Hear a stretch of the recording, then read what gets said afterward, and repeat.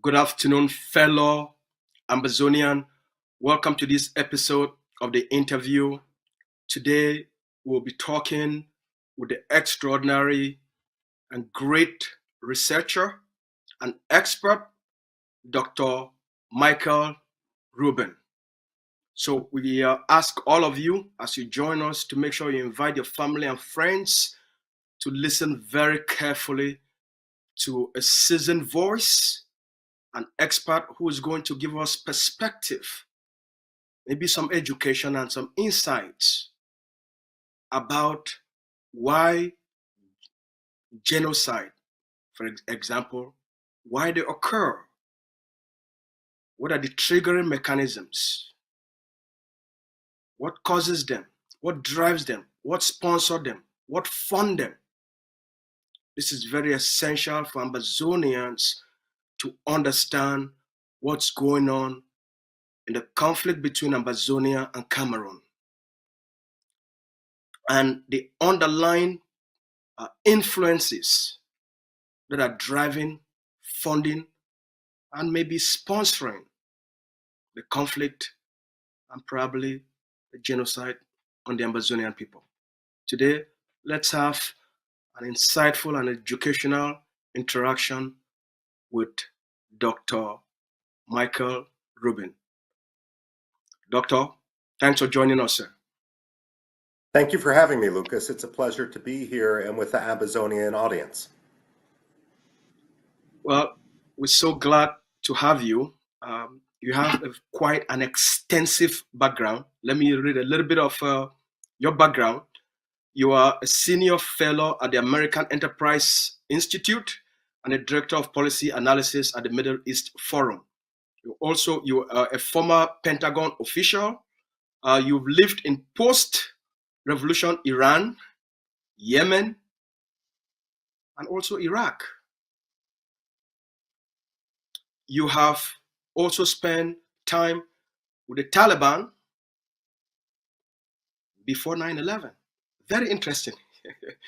For more than a decade, you've taught classes at the C for the Horn of about the Horn of Africa, the Middle East conflict, culture, terrorism, to deployed U.S. Navy and Marine units. Dr. Rubin is the author and co-author and co-editor of several books exploring diplomacy, Iranian history, Arab culture, Kurdish studies, and Shiite politics. Holy smokes. You've been in the most contentious parts of the globe. You've lived in places most people are scared to go there except your special forces. How have you been able to do all of this? Well, thank you very much, Lucas. As you know, there's no better way to learn about a region than to be there. And I should say what's actually not on my biography, but explains a great deal of my interest in Amazonia, is I used to work extensively in Black churches in Philadelphia, where I grew up, and I was a Congressional Black Caucus Foundation Fellow in the U.S. Congress before my career pulled me a little bit more into the Middle East. But I often, when I go to these locations, will end up interacting not only with government officials, but also with students from a bottom-up approach so that I can understand the ground truth. And my goal, and I'm not in government right now, I'm in a private institute, is to help advise the US government on how to correct US policy, especially among the voiceless. And I should say that the institute where I work, American Enterprise Institute, is a nonprofit. I do not get paid for any of my work with regard to Cameroon or Ambazonia. I'm not a lobbyist. My salary is there to just call things as I see it. But I want to make that clear for the audience that no one is paying me or telling me what to say. I'm doing this because this is what myself as an individual conclude. And this is what I advise the US government when I have the opportunity to. First of all, we want to thank you. You've traveled, you've had a very long flight. You just came back from India. That was last night. And for you, a few hours later, you're conducting this interview. This means a lot to us. We're very grateful. Our people are very grateful. You have something very important and very special that will be worthy for our people to pay very close attention. You've written an article that is alarming in the first place, but it's also very exposing.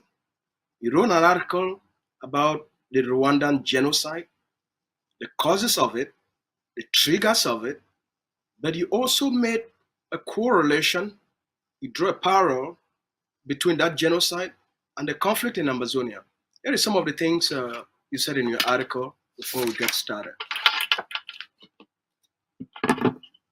You said the anti-Tutsi genocide in Rwanda was not spontaneous. You quoted Mr. Robert Muse, a respectful Washington lawyer who made an extensive research travel. You said the French trained and encouraged some of the worst elements known to advance the plan for the Hutus to slaughter Tutsi. French soldiers even mounted checkpoints. The French, after the genocide have started, even spun a cynical narrative blaming the Tutsis for provoking the genocide. This is like saying the Jews provoke the Holocaust. Help us, give us a background of that research, the article, what you found, the empirical evidence, and what first of all made you to write this article in the first place. Well, thank you very much. I'm a historian by training, and so I spend a lot of time in the archives and among other historians. And I also, while I've only been to Cameroon once, just in the airport in Douala, so I've never really been in the country. I do spend a lot of time in the Democratic Republic of Congo, the Central African Republic, Rwanda, and the Horn of Africa, as well as places like Mali and Burkina Faso.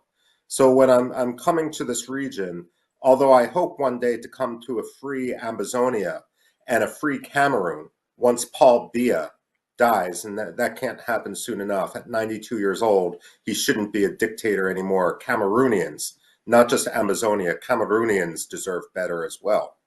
The point of this is that when it comes to the anti-Tutsi genocide in Rwanda, it's now been more than 30 years.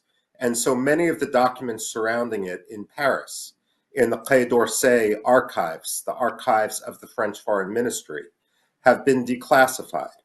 And what we see is a concern in those documents that Paul Kagame and the Rwandan Patriotic Front were Anglophones, and they wanted to make Rwanda Anglophone. And the French, for the very simple reason of their twisted perception of national honor, that everyone should speak French, decided to help the Hutu extremists. And they did this with the full knowledge. Now, not all Hutus participated in the genocide. There are many moderate Hutus, and they were killed too by the extremists. But for those of you who have seen the images of the anti-Tutsi genocide, you know about the machete-yielding militants at the checkpoints. Oftentimes, those people were trained by the French, or they even had French special forces with them in the run-up and during the initial days of the genocide. This is now not only undeniable, but last year or 2 years ago when this was exposed, Emmanuel Macron, the president of France, flew to Kigali to meet President Paul Kagame, and he apologized for the French role. Now, I would say that apology is insincere if we see much the same behavior from France today. And you know what? It's not just in Rwanda where people are tired of French cynicism, and it's not just in Ambazonia and Cameroon, where the 1972 abrogation of federalism was nothing short of illegal. We see people, Africans, reacting to the cynicism of the French in Mali, in Burkina Faso. The French need to come to terms with their own history, and they need to come to terms with justice and the illegality of some of the dictators like Paul Biya, whom they're relying upon. The French have relied on Paul Biya for decades, but again, he's 92 years old. He's going to die. And not only people in Ambazonia, but also in people in Cameroon want nothing other than the dictator to be gone, and they associate the French with that dictatorship. So tell us, what role does the French policy to make sure Rwanda becomes francophonized, influenced, drove, triggered, sponsored the Rwandan the genocide in Rwanda? Look, Because I mean, the archival documents, the archival documents show that was the whole reason for the genocide. The French wanted to rely on the Hutus because of Belgian colonialism, were more French speaking, and many of the Tutsis were not. That was enough. That language discrimination, that ethnic discrimination, was enough to drive French policy. At the same time, the French like a compliant dictator. Why? Because the French like to loot resources. We saw this in the Central African Republic. Rwanda didn't have as many resources, but Ambazonia does. Cameroon does. And that's why the French now rely on Paul Biya. And that's why, the same reasons as Rwanda, that's why they really are encouraging the perpetration of genocide in Ambazonia. Now, the difference between Rwanda and Cameroon is in Ambazonia, the problem is the abrogation of federalism in 1972. The problem is that in the original referendum, people didn't have an option to become independent. That the people in Ambazonia don't want to take over all of Cameroon. So I see a resolution, if the French would correct their policy, as being even easier in the future than in Rwanda, simply because in this area, the history devolves. The people of Ambazonia don't want to take over much of Cameroon. They only want their own homeland. And you said here clearly that the prime motivator for the French president at the time, Francois Mitterrand, was antagonism to the Tutsi for seeking to be Anglophones. The French policymakers, the policymaker class, sought to preserve Francophone even at the cost of genocide. Sir, is this the same policy Mr. Biya and the French are using in their war against the Ambazonian people in order to turn Ambazonia into a French type of a French type of a conquered territory, or is it something different? What is the underlying motivator of Biya's war on the Ambazonian people? The answer to that is yes.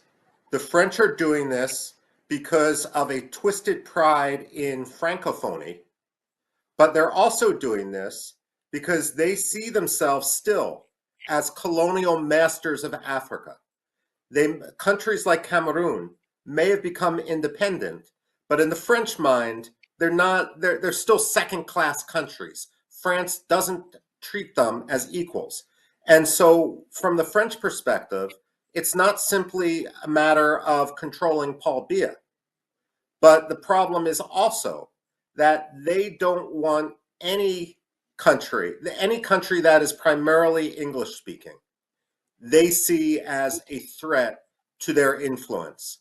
And they don't understand that this sort of 19th century mentality, this sort of mercantile driven colonial policy, is the reason why across the Sahel, people are turning to Russia or to other countries, and why the French are hemorrhaging influence. You know, this past August, I traveled to North Kivu in the Democratic Republic of Congo, where M23 is now fighting the Congolese government. And in the portions of North Kivu I was arriving at, some people spoke French, many people spoke English as well, and it is one of the main reasons why the French are supporting the Congolese dictator, Felix Tshisekedi, even though he's been a complete failure and has the aspiration to become like Robert Mugabe or Paul Biya. The fact of the matter is, the French may say one thing about human rights when they're sitting in Europe. The Norwegians, too, who have arrested your president. But they say another thing, and there's an inherent racism when they look at Africa and how their policy is driven in Africa. Help us understand, besides the language issue, which France wants to make sure it secures in Ambazonia. Help us also understand what is behind France's primary interest in supporting Paul Biya and the Cameroon government, besides their benefits in Ambazonia, which is where 65% of, I know you already know this, which is where 65% of the GDP is coming from, which is where most of the natural resources, the oil is coming from. Help us to understand what else is driving this French hatred or interest. You know, it's hard to explain the French, period. But a lot of it, I mean, when we look at what drives French policy, number one is pride. Number two is resources. When we look at the Central African Republic, the French tolerated a brutal dictator who declared himself emperor for years, because we now know from, again, archival documents and from police investigations, the French leadership was receiving diamonds, basically was receiving not just the benefit to France, but in a corrupt way to their own bank accounts. I suspect something similar is occurring with Paul Biya. The problem is that when you support a dictator, ultimately that dictator collapses. And to be perfectly fair, this is one of my criticisms at times of American policy as well. Too often in the United States, and it doesn't matter whether you're Democrat or Republican, we will support individuals over systems. But an individual can be gone tomorrow. Inherently, what you need to do is build up a system that can control your government. This is what Lucas Cho has been doing, or had been doing, before the Norwegians arrested him. Now, the point of this is that the French right now are probably even more scared and more worried, because the person whom they placed all their bets on, President Biya, is, again, he just had his birthday. He's in his 90s. He's not going to be there forever. And they're probably very, very scared that when he goes, that there's going to be chaos. So this is the reason why in 2016, when the president was already in his 80s, they cracked down so hard on the peaceful protests, because they're afraid of civil society. But, you know, you can only kick the can down the road for so long before the road ends. That's what we're seeing right now in Cameroon and Ambazonia. What's the influence of France's need for uranium fueling Mr. Biya's action in Ambazonia? Well, look, to some extent, yes.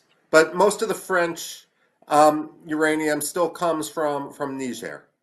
That said, the belief that there is, that the uranium exists and that in mineable qualities is also driving the French. Also, I mean, look, the 21st century economy is based on rare earths and various minerals. The former oil minister of Saudi Arabia, Zaki Yamani, famously said, the Stone Age didn't end for a lack of stones. And what he was implying was the oil age isn't going to end for a lack of oil. We're already moving on to a new age where so many of these minerals become important.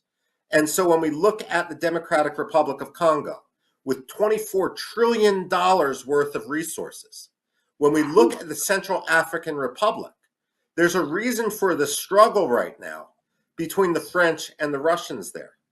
And Cameroon, of course, is right, if you will, in the same region. And therefore, I mean, there's a belief that Cameroon could be wealthy in the way that Kuwait or Qatar are wealthy in the Persian Gulf, only instead of having the gas and the oil drive the economy like in the 20th century in the Middle East, some of the mineral resources are going to drive the economy in the 21st century. And so one of the reasons why Cameroon doesn't want to have Ambazonia be free, and I'm not even just talking about independence, I'm talking about what the agreement originally was with regard to the federalism, is because of pure and utter greed. They want a greater share of this money. They are corrupt in Yaoundé, in Cameroon, and the French want their piece of the pie. And if I may, Lucas, this is the same thing that's going on with regard to Nigeria and Biafra. I mean, the two countries, Ambazonia and Biafra, have a lot in common. Of course, in Nigeria, language isn't the issue so much as religion, but really the resources are one of the most important reasons driving this conflict. So what could be Norway's interest then in all of this? What is Norway's interest? To arrest Dr. Cho? How is Dr. Cho a stumbling block to what you have said in terms of all of this economic interest, to protect this economic interest? How is Dr. Cho a stumbling block to that? How is Ambazonian quest for freedom a stumbling block to that? As you've quoted, as you wrote in your interview, will they do this? Okay. Yeah, Lucas, let me broaden out just for a second, and not just talk about Norway, but talk about Scandinavia. Talk about Finland, Sweden, and Norway. We often hear about the Scandinavians praising themselves about their respect for human rights, their respect for democracy, and all of that. But when you actually look at their record, it's rather poor, and if I may, it's also rather racist. So, for example, as you said in your introduction, I'm much more of a Middle East specialist, and I spend a lot of my time with the Kurds, not just the Kurds in Iraq, but also in Turkey and in Syria. Now, when the United States and NATO wanted Sweden and Finland to join NATO, the way NATO works is that it's a consensus organization. When you take a new member, everyone has to agree. You can't just have a vote. And so Turkey was able to blackmail the military alliance by saying, we're going to veto Sweden joining unless Sweden betrays the Kurdish dissidents who lived in Sweden. Stockholm has one of the largest populations of Kurdish dissidents and also Turkish dissidents, all the journalists that the police state in Turkey tried to arrest. And you know what? Sweden caved in and even sent some of the Kurdish leaders they arrested back to Turkey, where they would be tortured and perhaps they've even been killed. So Sweden, of course, is cynical. And now that brings us to Finland when it comes to the Biafrans. Now, the reason why the Finns cracked down and arrested the president in exile of Biafra was two reasons. First of all, because because Finland had a lot of dealings with Nigeria in terms of energy and other products. And for all of Finland's talk about human rights, what mattered only to the Finns was the money. I mean, what do they have to worry about Biafra? If Biafra doesn't yet exist, they can pretend it's not a problem. But in reality, by siding with the Nigerian government, they're actually encouraging the genocide in Biafra, because the government of Nigeria looks at the cynicism of Finland and concludes that they literally can get away with murder. So this brings us to the president of Ambazonia. And I'm afraid the same thing is going on with regard to Norway, in terms of simply wanting to address the status quo. It's easy to pretend that he doesn't have popular support, even though he does. And as far as Scandinavians are concerned, if all the journalists, if all the television cameras are in Gaza or in Ukraine, filming what's happening there, then they can pretend that the genocide isn't happening in Amazonia. Genocide only happens in the dark. It only happens when the television cameras aren't there, which, by the way, is one reason why I was so happy to do this interview today with you, Lucas, because the more we can shed light on this issue, and the safer Ambazonia will be, and the more likely it will be that Norway will be forced to release the democratic dissidents that it has arrested for cynical, money, and racist reasons.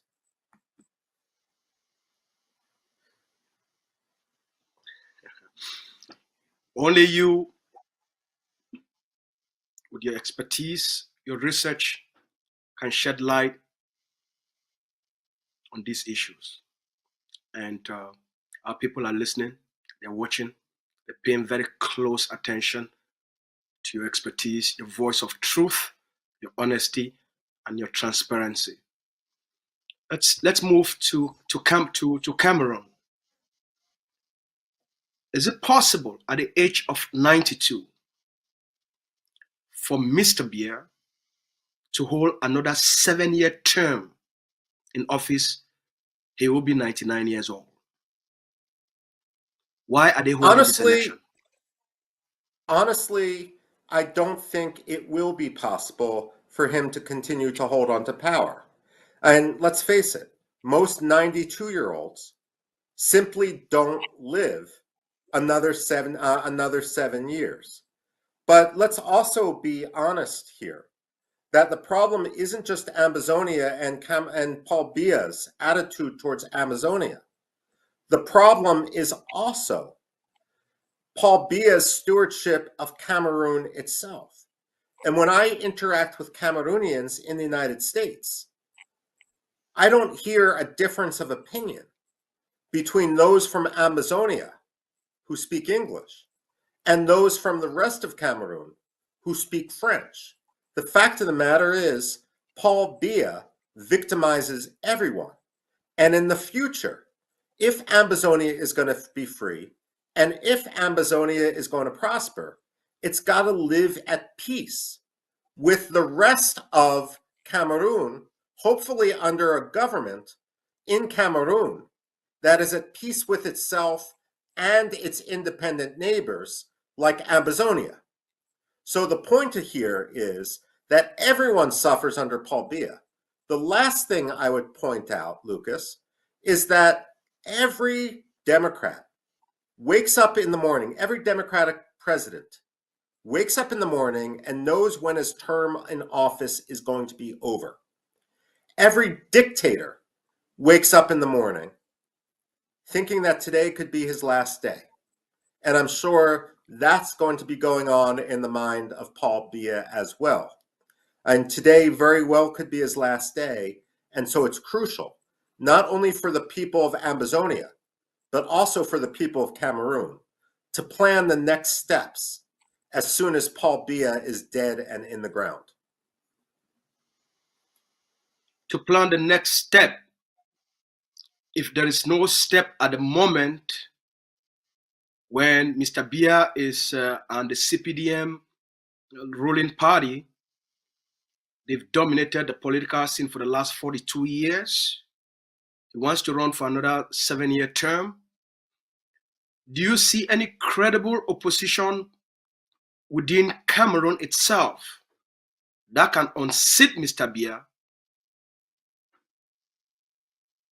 Yeah, well, let me put it this way. You're absolutely right. And this is one of the reasons why it's so important that Ambazonia continues to organize itself as the president has been doing up until the day that Norway arrested him. So you've got a situation there where in Ambazonia, it's going to be okay. You're absolutely right in the rest of Cameroon. The fact that he has strangled the opposition is a problem. That said, they're going to face a struggle, much like Iraq faced a struggle after the death of Saddam Hussein. But what I also like to point out in situations like this is that the next president of Cameroon is likely in a Cameroonian prison right now. The next president of Cameroon isn't going to come out of Paul Biya's party.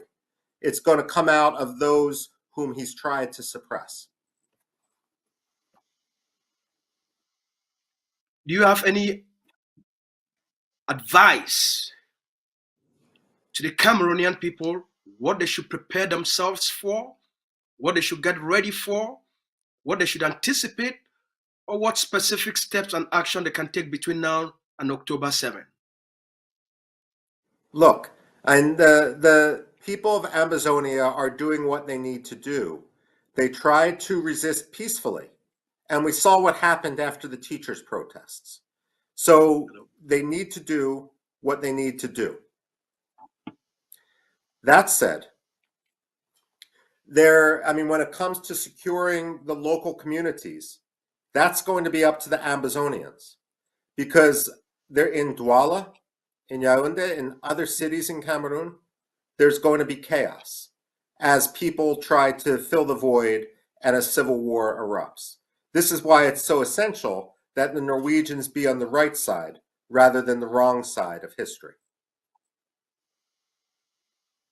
That's your advice for the Ambazonian people. What's your advice for the Camerooners? What should Cameroon do? What should the young people in Cameroon do? What should women do? What should civil society movement do? What should political opposition party do in Cameroon in anticipation of the chaos? Well, first of all, perhaps Cameroon's greatest export has always been its people, simply because Paul Biya is like President Isaias in Eritrea. Just an incompetent brute who cares nothing about his people and only about himself, who treats his country as a country of slaves. So it's going to be very, very difficult for them. But the diaspora community, especially in France, should be protesting every day in front of the Quai d'Orsay in order to make clear that Paul Biya isn't their leader, isn't their local leader, isn't their legitimate leader. In Cameroon itself, there is no magic formula, because look, I can sit here outside of Washington, D.C. and pretend that I have the answers, but I'm not facing Paul Biya's secret police. I'm not facing a prison term or torture in Douala. The fact of the matter is, I can say what I want and Paul Biya can't do a damn thing to me. So I have it easy. But if I were living in Cameroon, it's a very different situation. So they also need to ensure and be lobbying right now across Europe, in the United States, wherever they are, for the aid and the assistance to come in, and for the legitimacy to be denied for any new dictator. Cameroon is one of the most brutal dictatorships in Africa and one of the most brutal dictatorships on earth. And the African people deserve much better. There's no reason. Look, African solutions for African problems. So why shouldn't Cameroon be like Botswana or Namibia or South Africa? Why shouldn't it be a country that thrives? And the fact of the matter is, the Cameroonian people have the human capital to do this. It's just going to take the removal of the dictator Paul Biya, and that can't come soon enough. Welcome back, our fellow viewers. And this is the interview with a special guest, Dr. Michael Rubin. Doctor, welcome back. Back with you. I'm glad we've worked out some of our technical difficulties. You're very passionate about what you were saying. Let's get back to it. We're getting to the end of this program. Let's get back to it. Did Norway anticipated the backlash after arresting Dr. Cho? Did they anticipate the backlash? There was an expectation that by arresting the Ambazonian leader, Cameroon will succeed to decapitate the leadership, both in the diaspora and on the ground. 5 months later, the forces on the ground are much more stronger. Our leadership is much more focused, and we have intensified our diplomatic outreach and engagement. Did they anticipate all of this? No, it's clear they did not. The Norwegians were operating from a position of ignorance. They probably, look, the Norwegians only have contacts with the Cameroonian government. The Cameroonians lodged a complaint, and without knowing anything about the legitimacy of the complaint, the Norwegians acted. But the fact of the matter is, what's going on in Ambazonia is an attempted genocide. The Ambazonians have no place to, nothing, they can't do anything but to fight if they're going to remain alive, if they're going to remain free. They are on the correct side of international law. And so the Norwegians now are learning a lesson. What we need to do, what Ambazonia needs to do, and what Ambazonians need to do is not just condemn Norway for its imprisonment and persecution of Dr. Cho. What they need to do is also give Norway an off-ramp so that the Norwegians will release him in a way that helps them save face. And then maybe, as the Norwegians learn more about the true situation, they can play a positive role. What I don't want to happen is what happened in Rwanda with France, where it takes France 30 years to say, we were wrong, and to apologize, because that doesn't bring back the victims of the anti-Tutsi genocide. It's essential that Norway understand the truth now, and how they're siding with one of the world's worst dictators who's trying to perpetrate a genocide, rather than siding with the decolonization of Africa and siding with the implementation of agreements which were illegally violated back in the 1970s by the Cameroonian government. Now, as you already know, we have about more than 1,000 villages that have been burnt. We have more than 750,000 Ambazonians that are now living in the forest. We have hundreds of thousands of Ambazonian children that haven't been to school. We have more than 450,000 Ambazonian refugees in Nigeria spread across Africa, and some have moved even to the United States because of this conflict. We have more than 5,000 Ambazonian who are in Cameroon's concentration camps. With the humanitarian situation, coupled with the chaos that will be ensuing in Cameroon, how do we salvage this situation in the short term? Lucas, I wish we had a magic formula, but in the short term, there's nothing you can do but what you're doing right now. After the crackdown on the teachers' protests, the civil society protests of 2016, you tried to do things peacefully, and you were met with torture, murder, and genocide. You have to fight in order to protect yourself and your villages against one of the continent's most brutal dictatorships. And you shouldn't apologize to that, because people in Norway don't understand what's actually going on in the ground. You have to protect your forces. Now remember that in Rwanda, the genocide ended not because the Scandinavians came to some sort of deal, or they pretended in France or Belgium that things were just fine in Rwanda and Burundi. They weren't. It ended with the victory of Paul Kagame. And today, Rwanda is like the Silicon Valley of the Great Lakes region of Africa. So once you win, what I would actually do if I were Ambazonia is reach out to the Rwandans and say, how can you help us replicate what you have done inside Africa, inside the Great Lakes region, to pull yourself up and to change society after this brutal anti-Tutsi genocide? According to Transparency International, Rwanda has gone from corruption levels 20 years ago that were akin to what we see in Libya and Yemen. And today, it has the corruption levels of the Czech Republic. The fact of the matter is, businesses flock to Rwanda, and the new generation really is coming into its own. So when you look at a model, again, African solutions for African problems. Rwanda provides an African solution to the problem you face.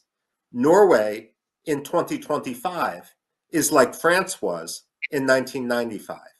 Don't be like Norway. There are some that will say, oh, what you have said so far is so nice. It sounds good. It sounds reasonable. But you know what? There are some Ambazonians that want a united Cameroon. There are some Ambazonians that said they want special status. There are some Ambazonians that want, they have been with Cameroon for so long. They are part of the elite class. They are part of the structure that has kept that society for so long. There are some that will even argue with you to say, oh, you know what? We are federalist. What do you make of this?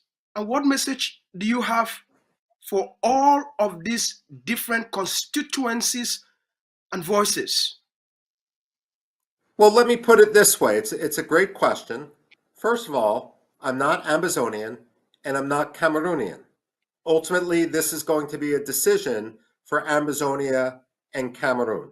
What I would say is perhaps the root of the problem historically was that the referendum, which was held in what is now Ambazonia, wasn't a full referendum.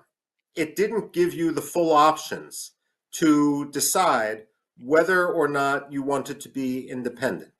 You had two options, and you chose to go into federalism. So why not have another referendum with more options? Federalism, no federalism, independence. But if I were Ambazonia's leadership, I would have enough self-confidence to believe that you would actually win. Now, at the very least, however, the time to return to federalism, which was agreed upon Cameroon's independence, is now, because it was illegally abrogated back in 1972, 1973. And so no one should accept the fact that the status quo in Cameroon is what is legal or legitimate. The last point I would make is the same thing I hear when I talk to, for example, the Kurds in Syria or the Kurds in Iraq or the Greeks and the Turks. That, for example, today no one likes Turkey. Turkey is a force of instability. Turkey supports groups like the Islamic State. But if you're Kurdish, you can't just be anti-Turkey because you're never going to thrive until Turkey is democratic and at peace with itself and its neighbors.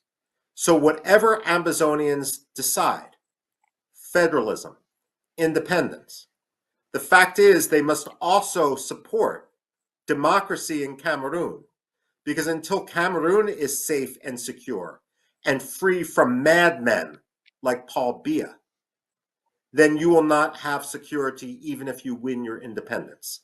So you need democracy in Cameroon and you need freedom and democracy in Ambazonia.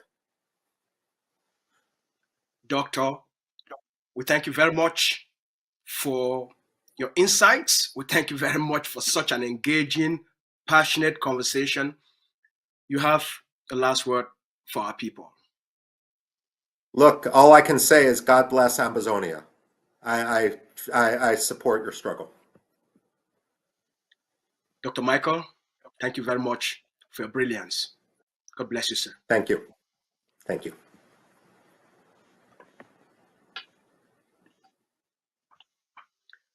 Fellow Ambazonians, you've listened.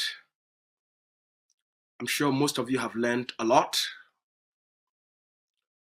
You've learned what is driving these conflicts, what is driving this genocide, these abuses, this exploitation.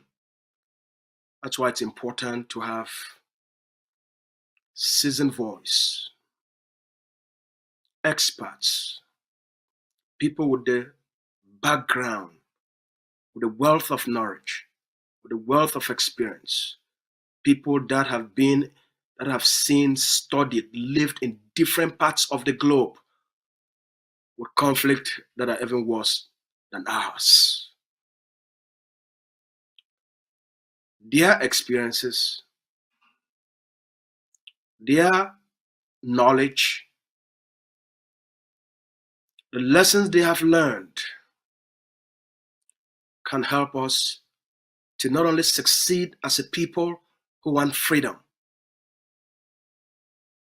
but what to do with that freedom. Most importantly, what we must do now with this knowledge.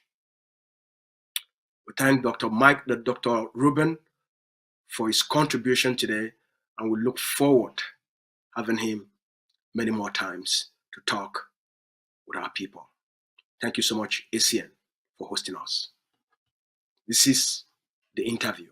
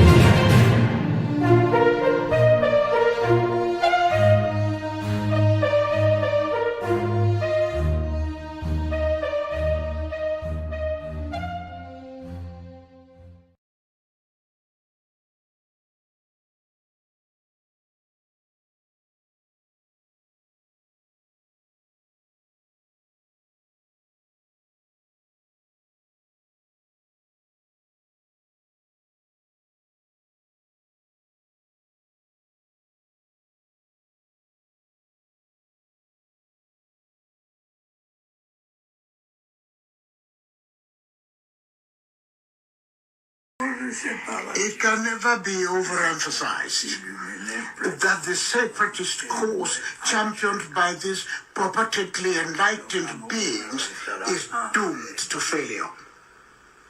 Cameroon will remain one and indivisible, Such is the wish of the overwhelming majority of our compatriots. This is the very essence of the mandate given to me, and I will never fail to deliver it. My dear compatriots, you know my attachment to national unity, progress, and peace. You are witnesses of the action the government has been taking for years under my leadership to bring an end to this security crisis that is undermining the development of these regions and plunging many families into mourning. I take this opportunity to remind the members of this armed band that the nation is still reaching out to them.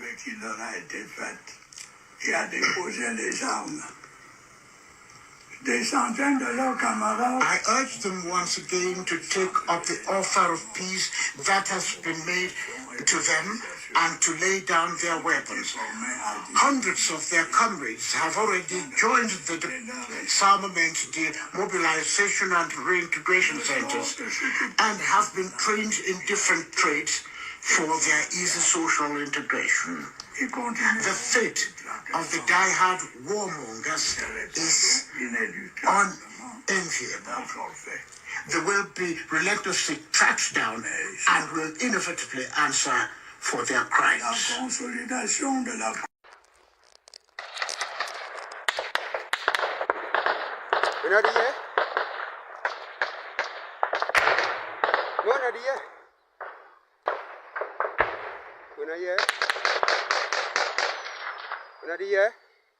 Now 1 month this from Biya, a 2024 end of year speech, where he threatened Ambazonia them. We must know, say, from the beginning for this war, we all don't see Cameroon strategy then. Same thing where they do UPC. Now the same strategy where them they use them for Ambazonia. Maybe we don't forget now France, a military strategy there for Africa. If you remember Kumba, we remember Dian, that school shooting when they happened today. We even Nyambere, after he don't run go England, he confessed, say true. He know because of a relation to Cameroon. Say na Cameroon send that boy the way to go shoot that picking Dian and Kumba. We all know why Cameroon do it. The atrocity of Cameroon army be done too much. International community start put pressure on Cameroon. Say that they commit war crimes and crimes against humanity. Cameroon will want to make it look one-sided. It will be too one-sided on their side. The pressure will be too much. They will want to spread them. What did they do?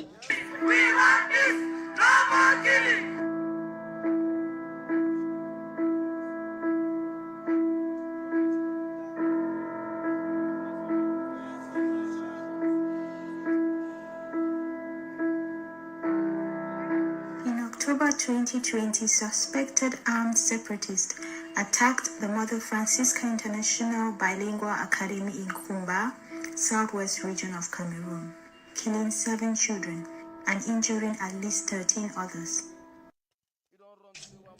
They get for dress soldier them and bought up Amber boy we don't hire and quarter, pay them money.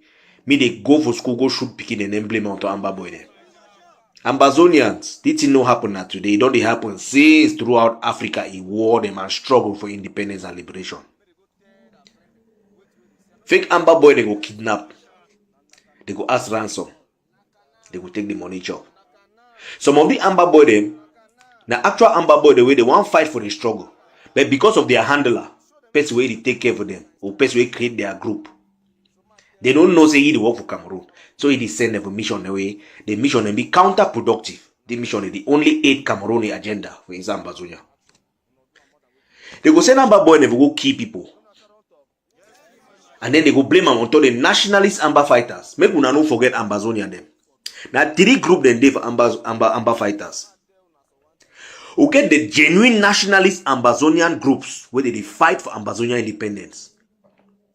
Then we'll get the fake Amber groups where Atanga create here in Cameroon government. Where they pay them. Only our own people where they hire and for quarter, they pay them money, make they go they commit atrocity them. So they go blame on the general Amber nationalist movement. Now strategy, war and narrative. It's all about the narrative. Then they go push and go front to say Amber Boy they commit atrocity. Civilian Amawe, he don't know who be real Amber Boy. He don't know who be real Ambazonian nationalist. Civilian don't know real, genuine Ambazonian nationalist. If John know say some group the way they become for quarter, they get gone, they fight army, soldier, Cameroon army them. So it be very difficult for civilian to distinguish between the genuine Ambazonian nationalist fighters and the fake Amber Boys. Then the third group, don't forget Ambazonian people, we don't forget the third group. The third group, now that one the way they are handler them, or the people where they create them, where they sponsor them, be paid by Cameroon for background. Most of them in Europe and America. Cameroon, they pay the money through embassy for those countries. Then they go send the boy in a quarter and they go commit atrocity them for destroy or stain the name of the whole movement. Now the three group them this for Ambazonia War. It don't reach time we'll get to start actually ask ourselves questions. No, we all man they carry gun, say they fight for Ambazonia, they actually fight for Ambazonia. Some of them, plenty of them, they sabotage Ambazonia. They go bribe fighter them and activists them. Me they leave the struggle. Plenty of our Amber generals, plenty of our Amber fighters don't leave the struggle. Go join DDR, so on and run go Nigeria. Make una not forget. No be all man wanna start race together, they finish the race with una. But you know go stop Ambazonia from pursuing the final goal when independence. The one the way they no fit bribe them, they go kill them. If they see they no fit bribe you, they go kill you. If they don't get access to you, they go lobby foreign government them for arrest you, lock and go prison. Now strategy in that way they not start today. Now so war day. And all leader them get to be ready for the outcome. White man no be our friend. White man no think about, oh, let's make we take care of black people. No. White man they think about one thing. The white interest. Which will benefit them and their people, and they are picking them, and they are picking them. Now we black people be chop broke pot. Now the reason that way every time we want our people rise for fight for their liberation or freedom, white man will use only one of we for kill them. We not still get sense even till today for understand these small little intricacies. They will send their paid activists, they will come online, put Ambazonian flag for their back. When you see Ambazonia flag, oh, he fight for Ambazonia. But see where they do I know the fight for Ambazonia. That Ambazonian flag now for cover your eye, make you not see a real agenda and a real purpose. It go cause confusion, sabotage all the genuine fighter and group them. Now that activist work that he be paid from behind. When I know they want to receive his money, so when I know if you understand, the civilian man don't really understand what it go on. This war, place where we dey for this situation now. Now person will go win the narrative. Now person will go win the civilian the heart. Cameroon is main target now with all the people we don't hire for work against this struggle. Now for win Ambazonian people their heart.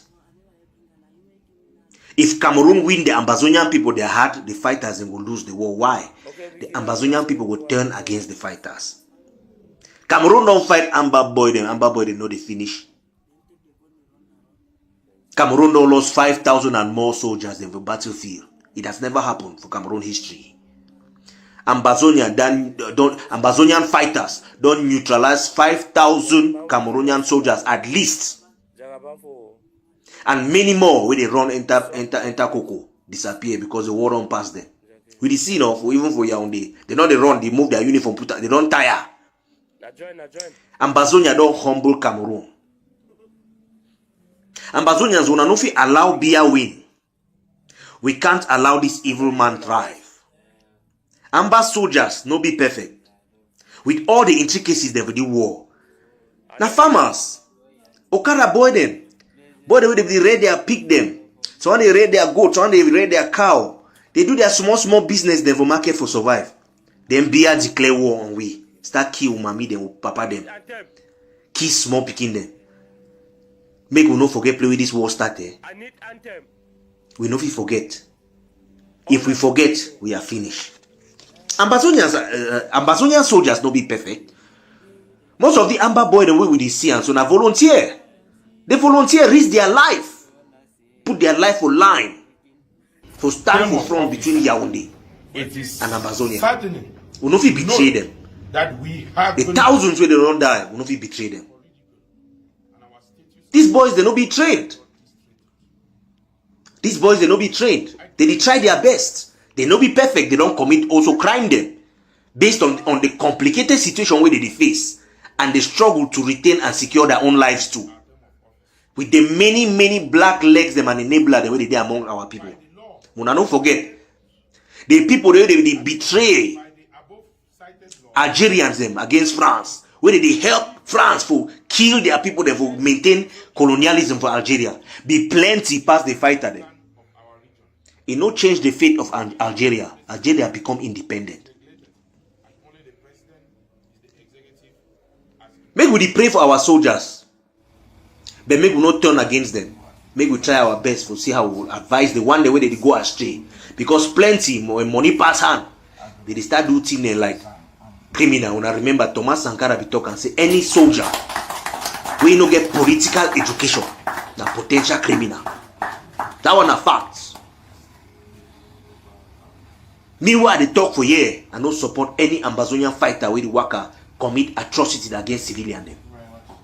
I no go ever support them.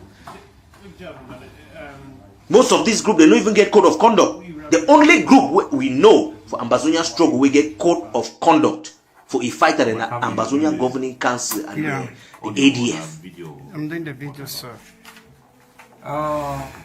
This code of conduct is struggle to regulate fighter their decision making in the battlefield. When boy who gone, he be faced with Cameroon army. Then some other brother they say quarter where they say their location, make Cameroon army can kill them. No be easy decision. You go she don't leave and make Cameroon army can kill you, or you go do how for stop their brother from selling out to Cameroon.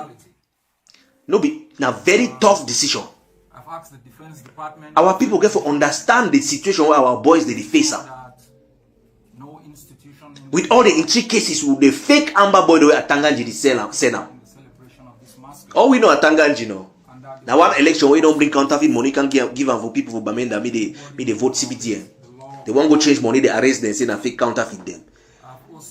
Ambazonia make una no underestimate una enemy. Soon to be talking for a book Art of War. The biggest mistake we make of a battle now for underestimate your enemy. When you get handled away, now Cameroon they pay for back. What do they expect if a fighter never do? They could do exactly what way Cameroon they talk. Money they change hands. Which Ambazonians they give no. Biya won't win all by all means. Biya won't win by all means necessary in okay. Now illegal here, Cameroonian they go judge Biya, history go judge Biya based on what will happen between Cameroon and Ambazonia. Okay, thanks a lot. History no care about the strategy where Biya use them. History no care. The outcome. Now wait till history judge them. We have the second endorsement for the United States of Biafra within 2 days from Ambazonia. Biya don't corrupt all Ambazonian elite them completely. From the politicians, the chiefs, the funds, our educated people them, religious priests, pastors. Biya don't corrupt all of them. Now the level that we fight a great enemy from Angola. The only people where they stand between Biya and total victory now the brave Ambazonian nationalist fighters. Without this boy then we are finished there completely. Biya in main target now the mind of the Ambazonian civilians and I be talk. I be tell you now. Now for the way Biya won't win this time. If he win that mind, Ambazonia is finished. And when the judge we say, oh, you come over Atlantic State, you come over Savannah State, they look all we. the Biafra. They don't trust none of we, even the one way they work within them. Their main objective is to capture we back, put we under their control, suck all resources, build their country. That their main agenda. That is their main agenda. Atlantic states, they go join them. They go join them for Littoral with capital for Douala. Savannah states, they go join them for West Province for Cameroon. Attach them headquarters for Bafoussam. They go completely ban English. When you lost war, no, anything where the person will win the talk, now you accept them. You don't get no choice. When I see what happened between Russia and Ukraine, Russia don't capture the Donbass and all that eastern area. You no go ever go back for Ukraine again. Because when I know what happen now, Ukraine banned Russian language for all that Russian speaking region then. He make that Ukraine boy, they boy them from the east where they speak Russian, ethnic Russian them. Start their own fight, say they must separate from Ukraine. They create their own Donetsk Republic. Now, so in the everyday when you lose war, you don't get no choice. Anything way they talk, now what they do. Cameroon will ever allow Ambazonia never rise again. If they win this war, they go suppress we to the latter. They go ban English, all our customs, our culture, our chiefs. They go daily houseboy. This battle, that the determining battle for the future, that the determining battle for our future and the future of our children and our children, their children. Here today is just the first step. What he and the rest will define here this day, what we will explain here today, will begin that journey for all of us. It will be a long journey. No man be tossing the independence go be easy. Dr. Ayabe be talking about New York. Say no be walk for park, some of we be feasting and bonbon. All forces for this war will turn against you for independence. They will call you all kind of name, terrorists. Say you commit war atrocities. They will blame you for all kind of way, put you on top banning list them. But the time when you win, they will start call you say you're honorable. They will start call you honorable. White man na hypocrites. Our independence no go come for white man. We go lobby the best we fit lobby. Me white man put the case for international community. But Ambazonia be getting independence for 1st October 1961. Ambazonia will remain independent. Cameroon is not coming back. Me go now don't forget what Cameroon do during their own war for independence. France lost battle with the Dien Bien Phu. That Vietnamese then deal with France. Africa to start the own independence war them. France does not go allow that very to happen for them. For Asia, for Vietnam, for happen for them, for Cameroon. All this strategy they were don't list down for years. France used them against UPC and UPC lost the war. UPC no be win war for independence. Cameroon getting a de facto independence from France. When France take a boy the way don't train them for Paris, send them to go continue to govern. When you see black man, you believe say you will be free. Amba, when I wake up, me would fight the cold boundary. I don't see what you come. See, when I just see him, see things, innocent civilian for nothing. Okay. Me would fight the cold boundary, the back him. Yobe, they is a basalan. He don't organize the war. UPC they do good job. France do it the time where you see how popular UPC don't become. France caused the division between the two UPC, between UPC. UPC splinter into two. Divide and conquer. So one start criticize the other. Yobe faction, they really struggle inside bush. France do it again. He send boy the way they dress the UPC fighters. They call them maquisards. They go Douala, go bomb. Put bomb for Douala, kill people. France blame on who? UPC. Why? That very people where France send and they shoot some of them. So they can't capture them. They confess in a UPC. When a France don't pay them for background. What's happen for civilian then? Civilian then start turn the catch UPC fighter and they hand them over for French army. France go send fake UPC fighter then. They go cut people, they hide them pin for road. Then they go make propaganda. When I see na UPC they kill all the people, put their head them for road. He make a Cameroonian then turn against their very freedom fighters.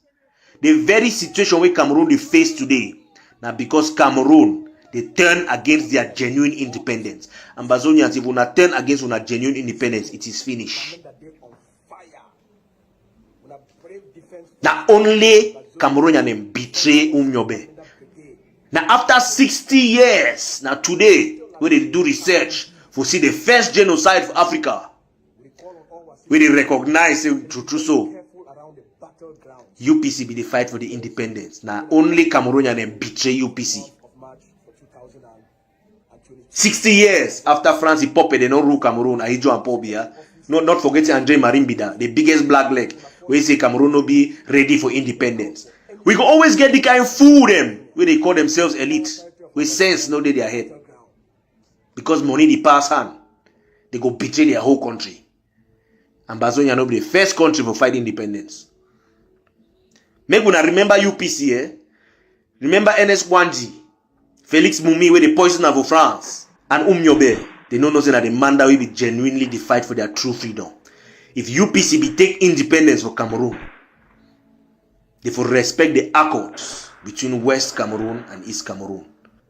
Ambazonians, una future, they for una hand.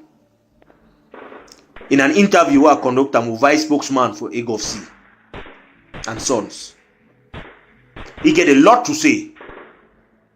Make una take a listen. Welcome to the program, comrade. My first question for you, what do you think about the threats that we Biya make 1 month ago exactly towards Amba fighters and people where they propagate for independence for Ambazonia? Thank you, the nationalists. To answer your question, where they ask me say, now what you are thinking about the threat where this terrorist leader Paul Biya the issue against our soldiers. I go tell you the empty threat. The empty threat. Because the Ambazonian forces they teach the Bulu terrorism a lesson. Paul Biya them with the terrorist regime, they say they go use 2 weeks for eliminate our soldiers, for eliminate our freedom fighters. But if you go back to 2017, 2018, 2019, you go agree with me. Say this Bulu terrorism, they not be able to fight our soldiers. Which way they do not say when our soldiers shoot and kill them? This terrorism, they go attack our civilian population. They go burn houses or they go catch some innocent civilian, they kill them, take this country gun, they put them for their back. They talk say this so now Ambazonian freedom fighters where they don't kill them. I think this way all we would only witness some. Even some of the La Republique bloggers and citizens they be aware of this manipulation by the frustrated Cameroon government. So instead, now we get for threatening their forces threaten the Bulu terrorism, threaten the military Cameroonese, the terrorism. So if they don't leave Ambazonia, we go push them out by force. If they don't surrender, we go eliminate all of them. It's just a matter of time. We are building capacity. So let them be threatened by our forces, because our forces, they be brave, they get resistance, they know the blink, they know the tire, they be more determined than ever before. And as you see Cameroon army, they don't really tire, war fatigue don't hold them. The country itself is bankrupt. With the Pobia, all of them are bankrupt. Their soldiers don't even have the morals again to fight. They don't even have money to bury their soldiers. Cameroon is finished. So that threat will probably the game now empty threat. We're not gonna help you for any way. We don't give them a defeat. We don't inflict Cameroon terrorists, military, with a defeat that they will never forget in their history. So the only thing where they go do now say, they go withdraw, they go surrender.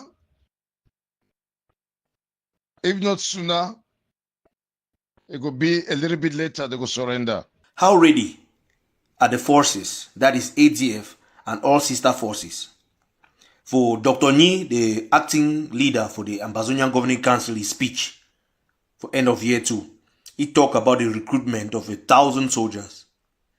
And also information what I get now say through the Ambazonia Education Board in collaboration with the Ambazonia Defense Forces, they want to create an Ambazonian Military Academy where they go recruit 1,000 soldiers.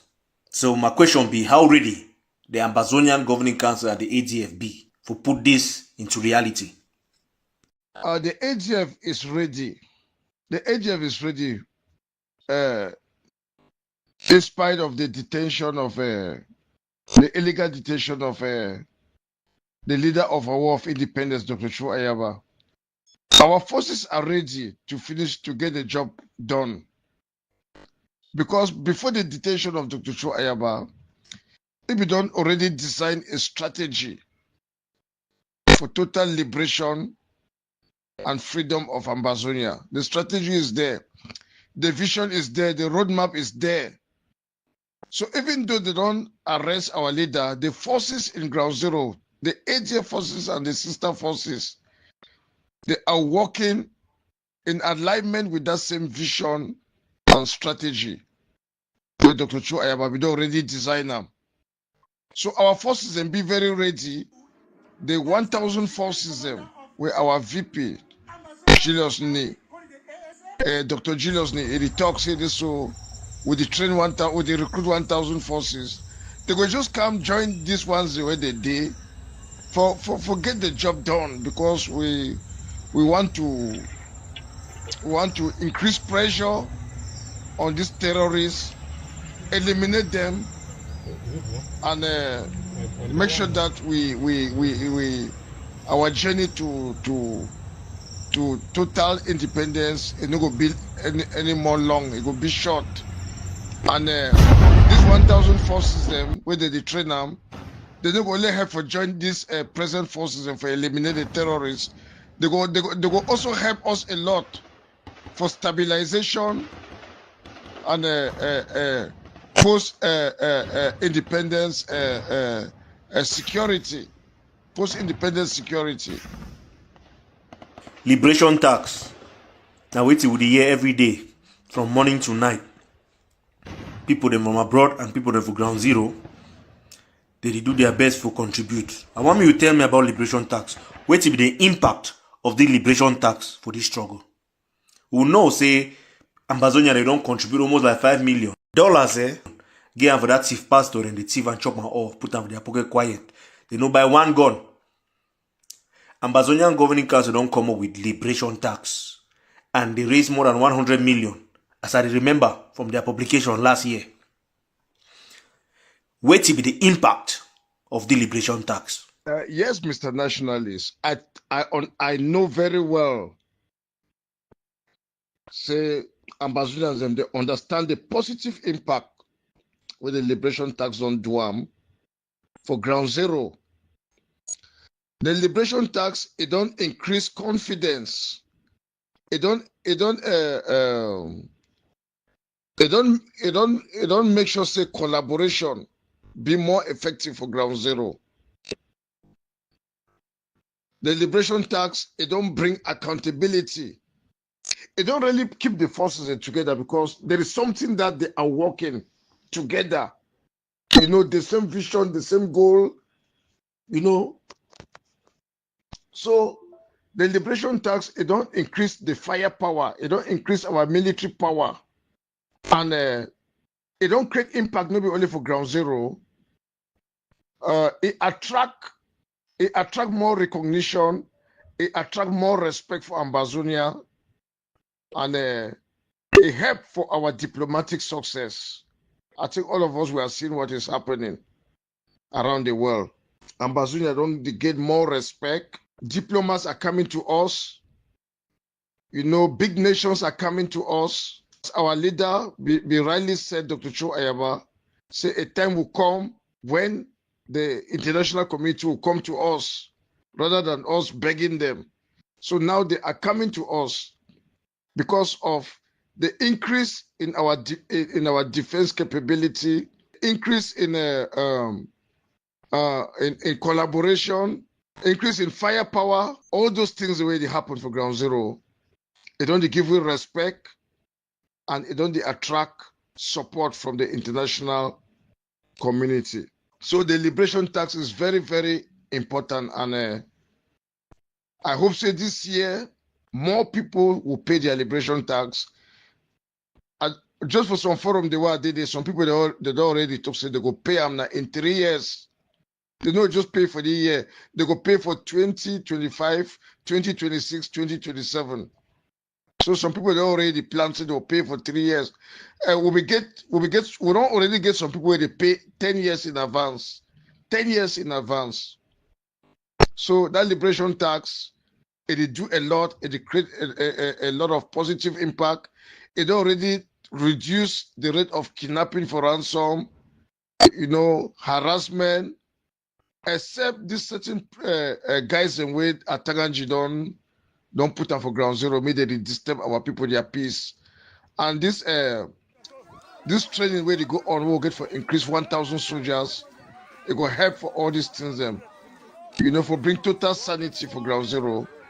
You know, for fish out these guys them where they pretend to be amber, where Taganji don't plan them, you know, and then get bloggers and their so-called Cameroon activists where they pretend to be Ambazonia, where they speak for them. All these things them it go stop when those 1,000 soldiers them they go don't be trained and armed. So we are moving forward. There is progress, and our expectation is getting higher and higher every day. From the estimation of the number of Ambazonians where they don't be killed by Cameroon for this war, wait till the egg of sea it data be concerning this case. What do you think about Dr. Matsanga, a case for the International Criminal Court and the European Court of Human Rights? Do you believe or you think, say, Paul Biya will face justice alongside the minister then? Yeah, 70,000 Ambazonians they don't die so far. We don't outnumber the ones for East Timor and for Gaza. 70,000 Ambazonian civilians. Yes, if you look at the Ambazonian war, they did deliberately target civilians, just as it happened for Gaza. They deliberately target civilians. And the reason why the case for Ambazonia it was past Gaza, and I say the enablers, the blacklegs, the Cameroon agents, they help Cameroon. Now they even beg Cameroon for can't target our civilians, kill our civilians, because they benefit from the occupation.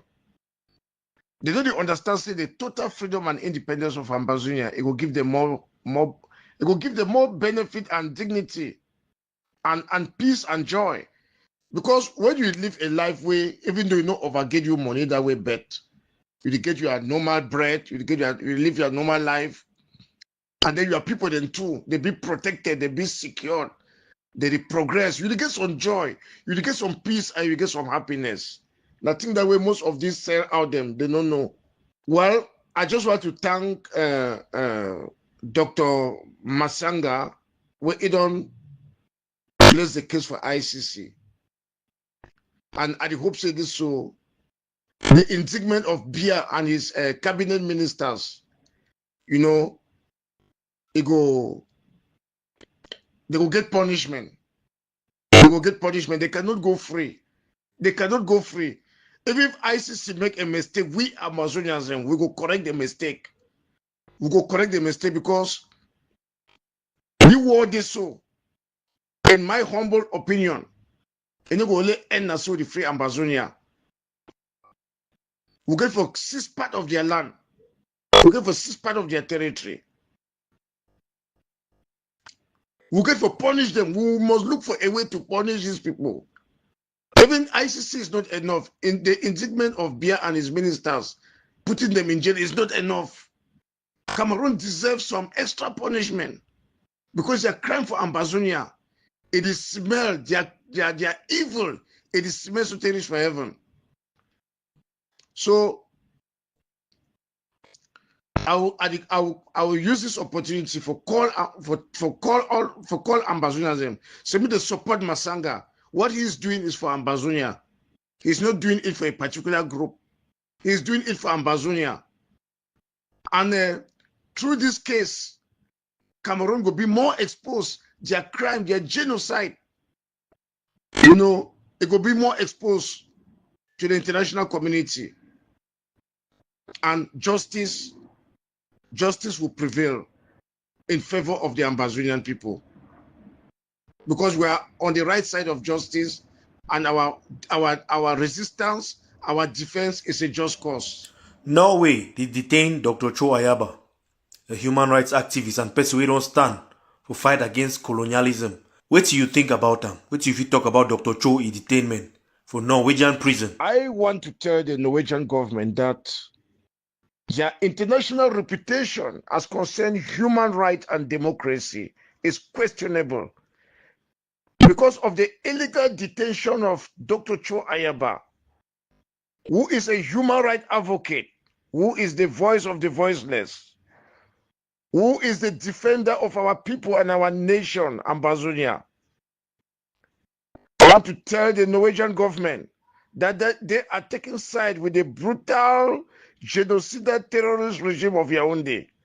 And I ask them to release this innocent man, to release Dr. Cho Ayaba, because they are inflicting more pain on the victims of oppression, on the victims of genocide, because of this their illegal act of detaining the leader of the Ambazonian War of Independence, Dr. Cho Ayaba. They should release him. Deputy spokesman for the Ambazonia Governing Council. Stay tuned to the next edition of Amba This Week.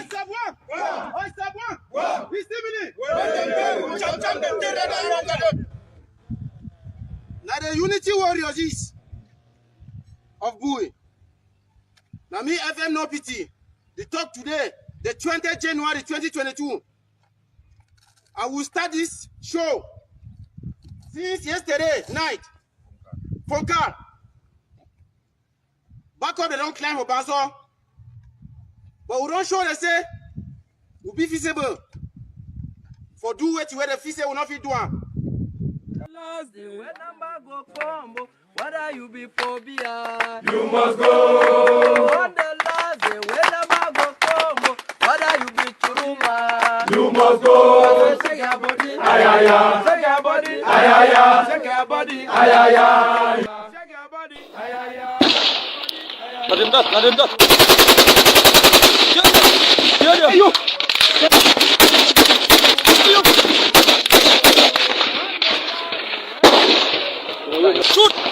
Shoot again! Shoot it! Come on, man, shoot them!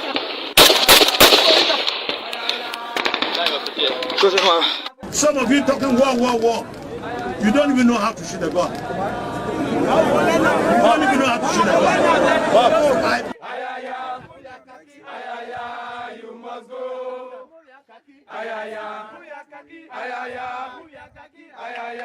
You must go.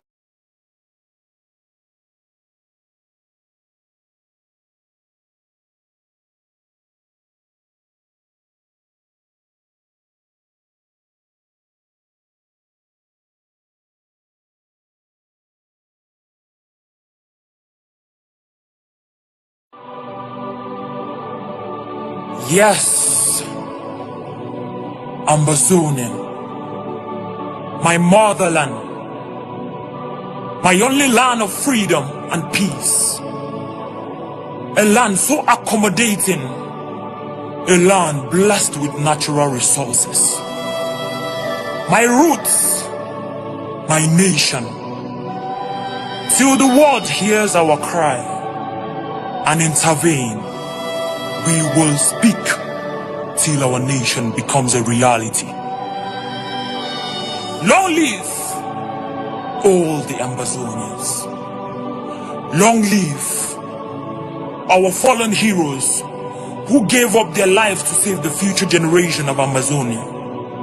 Long live Ambazonia. Our hopes are alive. Peace. We are not giving up. We are not giving up. Amazonians, we are not giving up. We need freedom. We are not giving up. Amazonians, we are not giving up.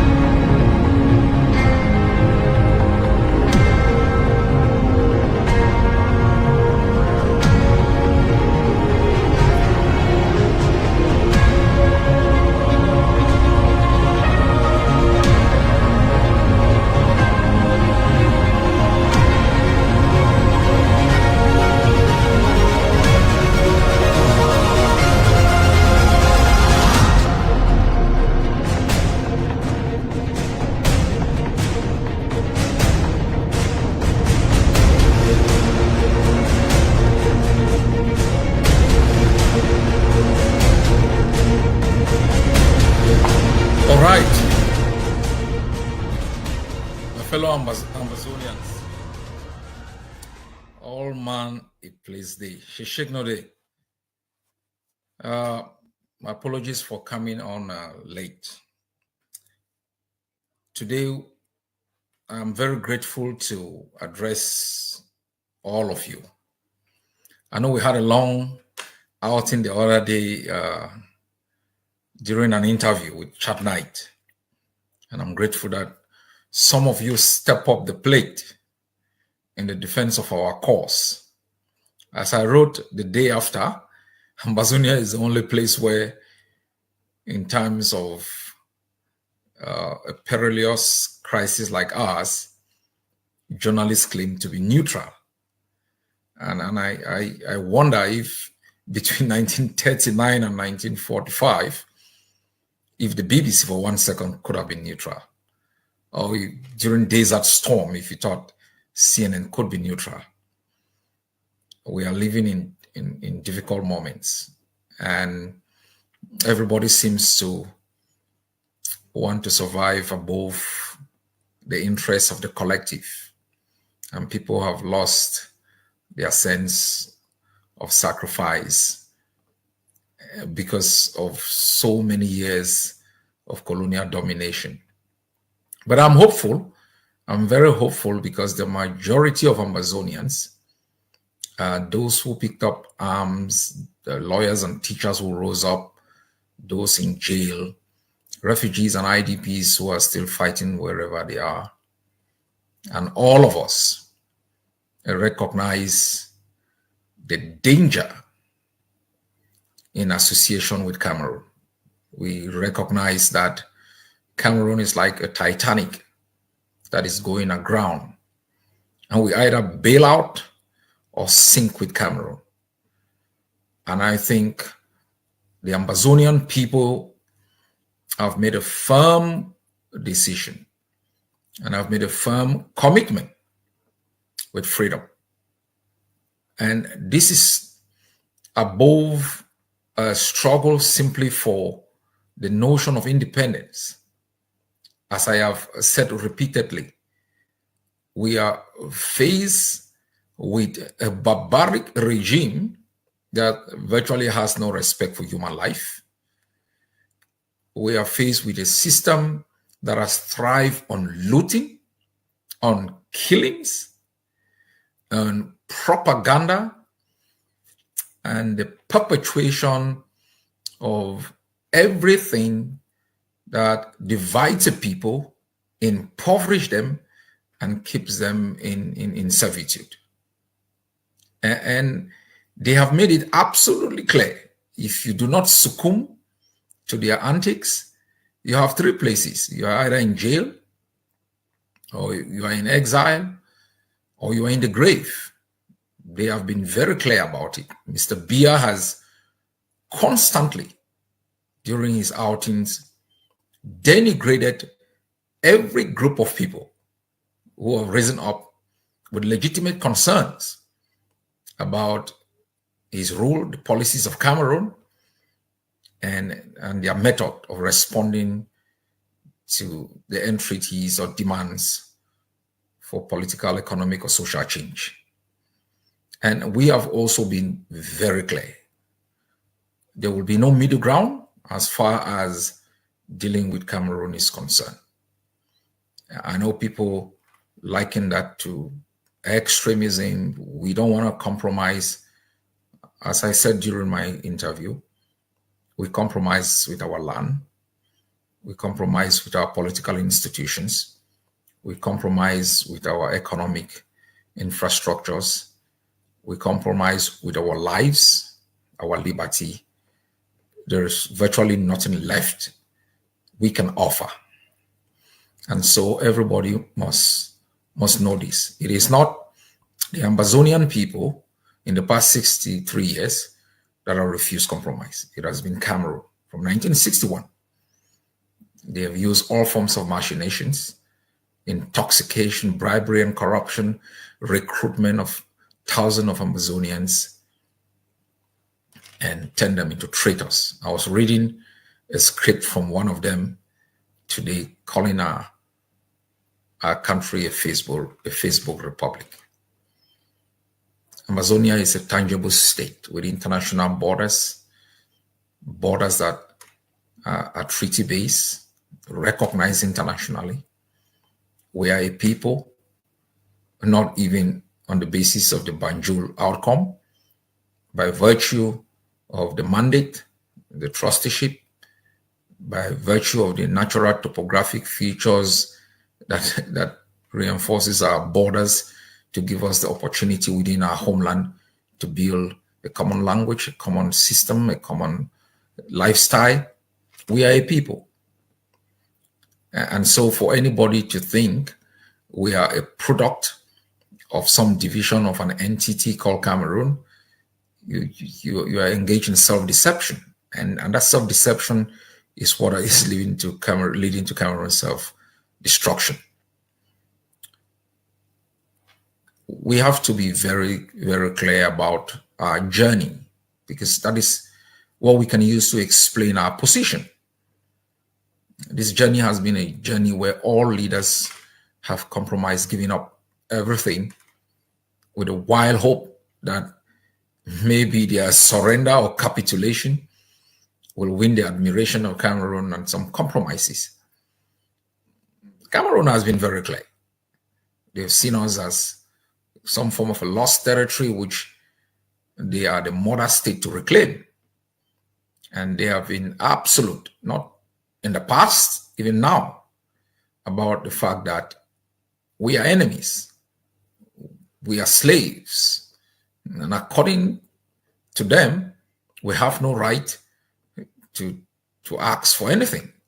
Because after all, human rights are only assigned to humans. And because we are not considered humans, we do not have the opportunity to enjoy human rights or even civil rights. So my people, Cameroon has not only denied our right to exist, it has made it impossible for us to survive as individuals and as a people by the very destruction of the foundation of our economy. They made it impossible for us to trade, to develop, and to create wealth, which is necessary for our survival. By the very fact that they destroyed completely and took over our political institutions, they made it impossible for us to organize, to make laws, to protect, or to codify norms and values. And they knew from the beginning that the foundation of Ambazonia's strength lies in their education. And I'm not talking about some classroom education. In our upbringing, in our nurturing from our homes with our parents, we were tailored to tilt towards values of compromise, tolerance, community, hard work. They knew that even the destruction of our socio-economic and political institutions will still leave us okay through hard work. They then took over our educational institution, revised our history, determined the curriculum of education that we were supposed to have. The curriculum of education of every educational system is the most important barometer that you can use to measure economic development and growth. When your educational curriculum is designed by people who are bent on eliminating you from the face of the earth, you can expect the outcome of any education through that system to be worthless. And that's what most of us became. On the left, people line up on the road to exile. They decreed schools that they could never invest in.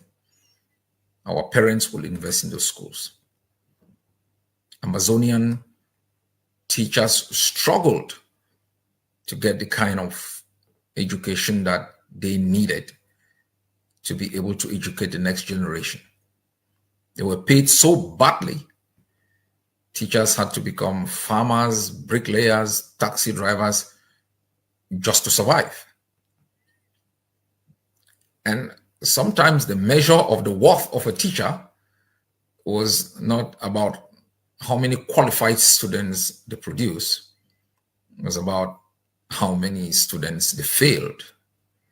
And nobody cared. Because why should they, considering how they are treated?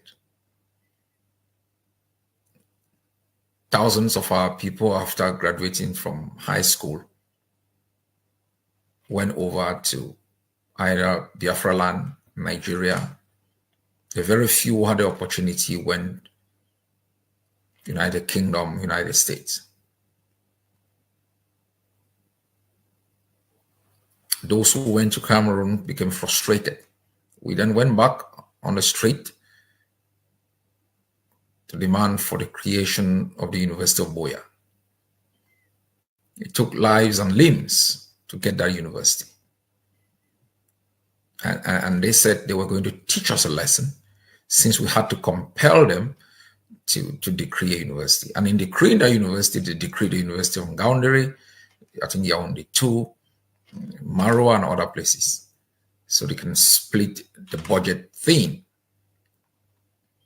And so Amazonians ended up in a university where there were neither computers within a computer department nor a lab within the science department. Everybody was struggling for certification rather than knowledge. Nobody understood the foundation that they needed to lay if they needed to be qualified professionally. And that's how the university has become what we call the glorious high school.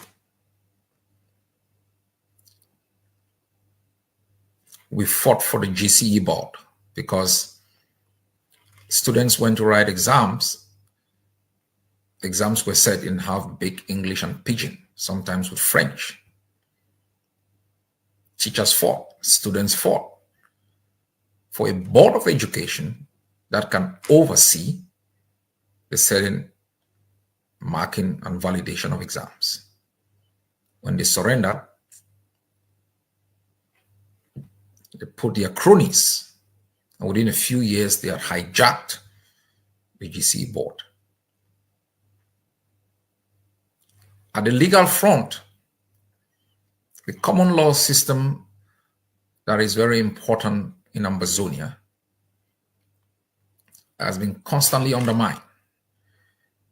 The presumption of innocence, which is the foundation of the criminal justice system, totally destroyed. Every accused was already guilty. You have to be extorted to prove yourself.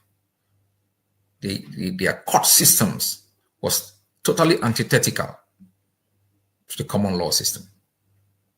Political opponents were moved from one jurisdiction to the other, where they were passed through kangaroo trials, locked up incommunicado, subjected to torture, no proper legal representation, no financial support. We became hostages. Nobody could really provide an alternative. We had a wild dream that reforming Cameroon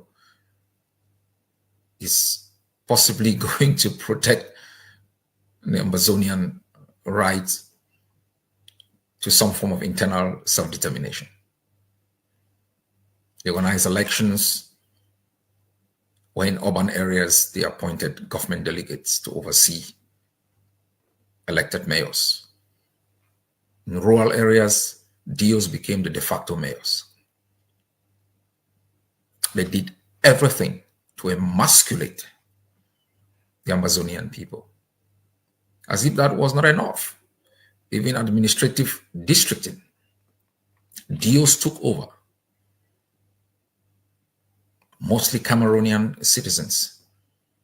The few Ambazonians who became DOs had to succumb or be fired or be transferred to long-distance places totally separated from their families.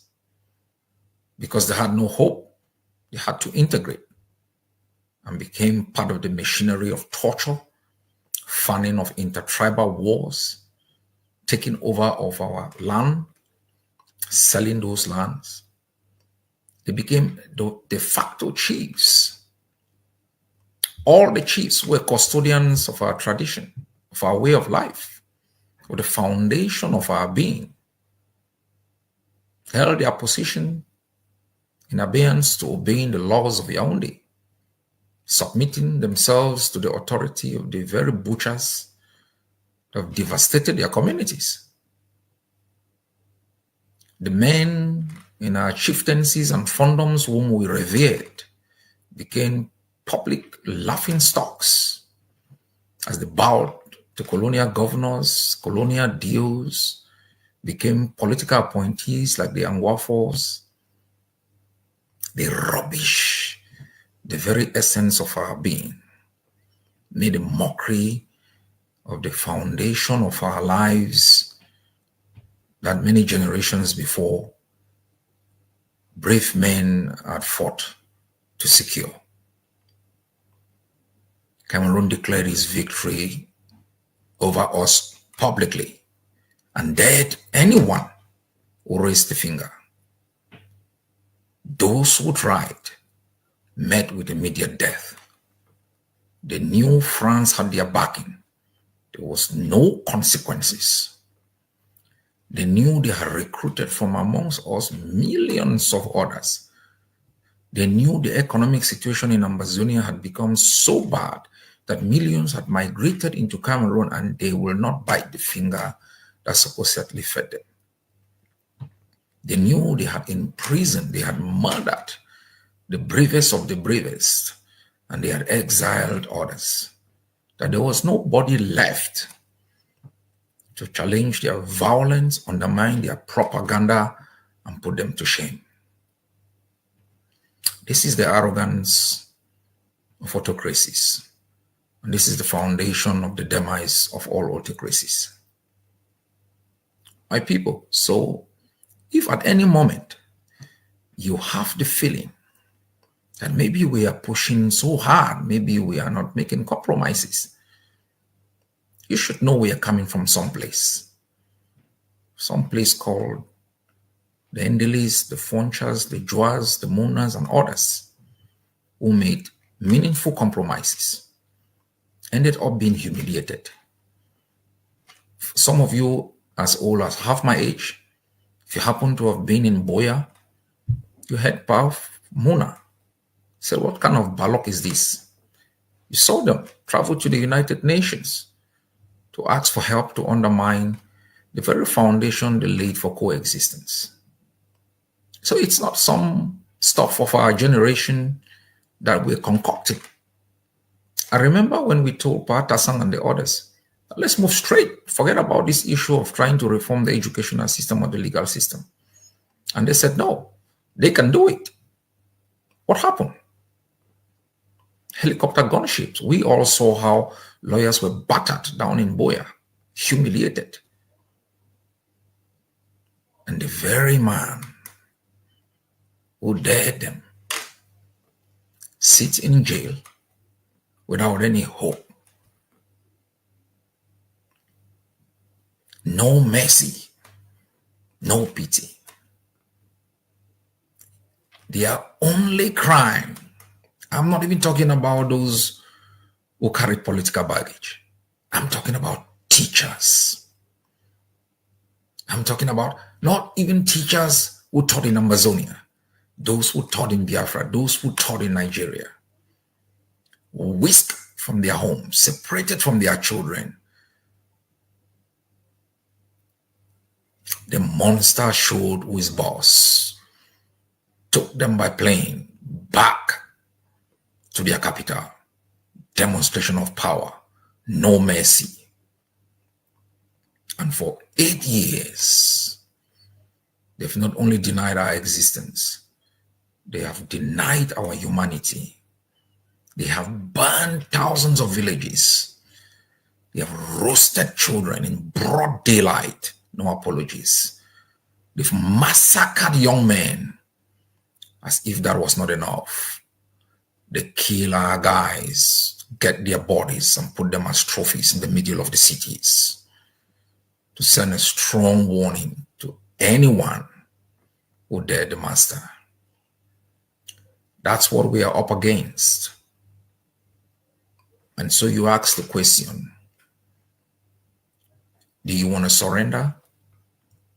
Walk back through all the burnt villages, limping over the body of Mami Api, watching Baby Mata looking at you with a glaring disdain, walking over the bodies of all the fallen soldiers who fought so bravely for our country, back into the arms of the tyrants who laid bare our coast. Or you want to muster the courage, continue this journey that was started more than 130 years ago by the great Kuvalekenyes. Scale the highest mountains, swim across shark-infested rivers, knowing fully well that if you make it, there will be hope for millions of our people. Those who have died must not have died in vain. Those who've lost their liberties, separated from their families, wouldn't have done so in vain. Today, I come to talk to you about why we must muster that courage and keep going forward. And to let you understand some of the measures that we will institute will have some level of pain. We have to bear it. Some haven't even gotten the chance. They lost their lives. Think about the children of Ngabo. Think what happened to them between the moment their murderers showed up, the pain they felt. Think about you being a parent and having your kids killed on Valentine's Day. Think seriously like one of those parents, knowing fully well how painful their death must have been, but that the enemy had enough time to put the bodies together, poured fuel on them, lit a match, burned the bodies, stood by and made sure no parent could identify their child. That is Cameroon. And so for the measures we take and the disturbances that may create, that is far lower than the pain the parents of the Ngabo victims still feel up till this moment. My fellow people, national lockdown in the entire territory of Ambazonia begins tomorrow.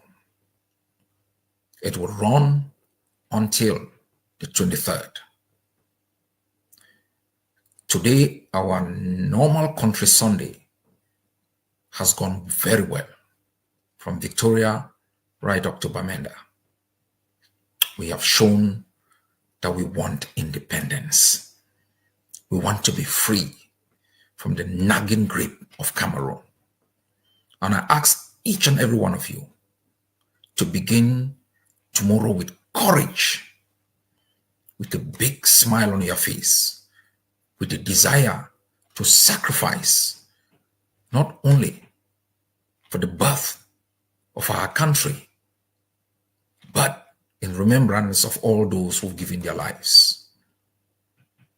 Just imagine how those in Kondengi got up today and saw the videos of the various cities and closed their eyes and said to themselves, thank God we have not been abandoned. Whatever you do in furtherance of our cause of freedom, you must know you are impacting the lives of those in jail in a very positive manner. You're giving hope to the mothers and fathers, the brothers and sisters who have lost their loved ones. We must vomit Cameroon. We must reject it in all its entirety. We must hate it. It has caused enough pain in us. And I know you ask, what's the alternative? We have presented the alternatives to you. And I'll take a few points in terms of education.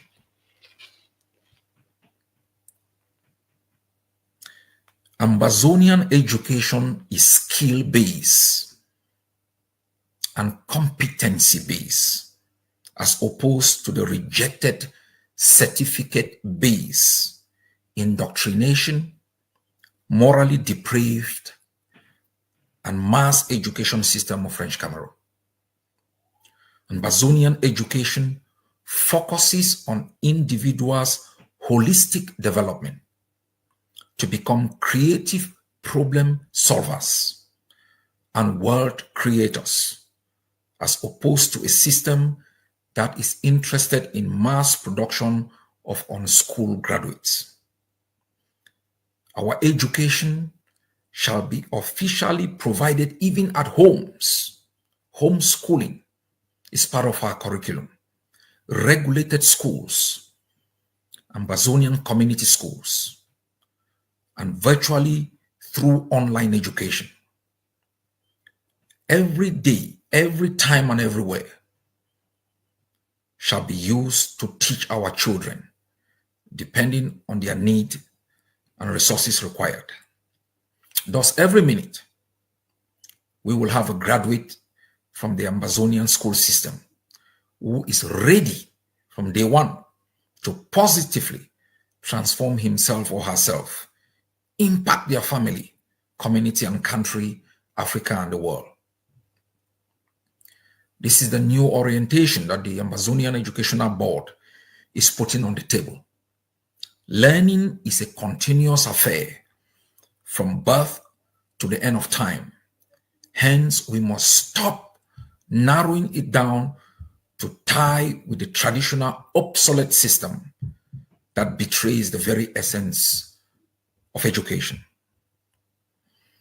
On this note, I call on all of you, even those in exile, to log on to www.orionambazonia, one word, orionambazonia.com, to register for any course of study of your choice. Study at your pace, graduate, and you are done. Ambazonian communities should also meet under the leadership of the Ambazonia Transitional Authority, agree within their means, set up community schools, and run them following the Ambazonian curriculum of education, policies, and guidelines. Parents and guardians must not let their children get missing in the crowd.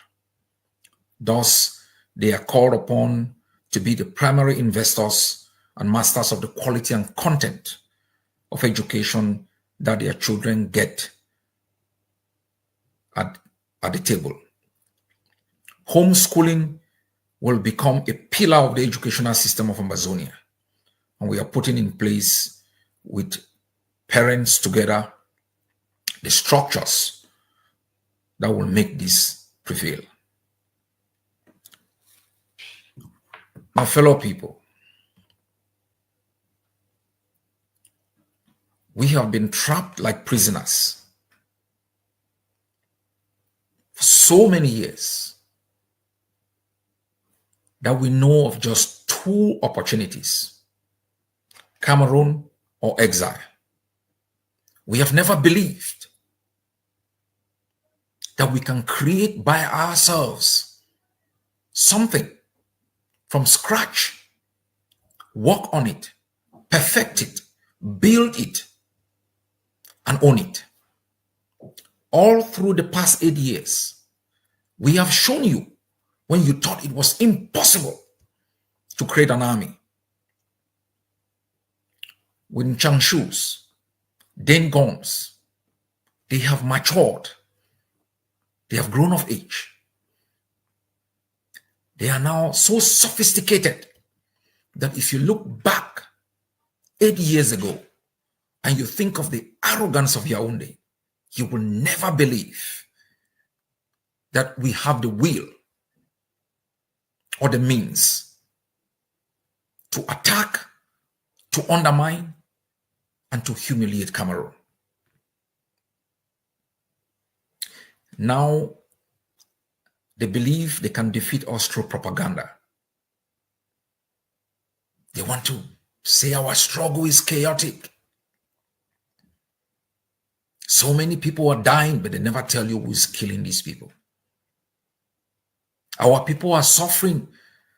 Nobody explains to you who is the architect of the pain and suffering. As though you were stupid to know the looters, bandits, cartel bosses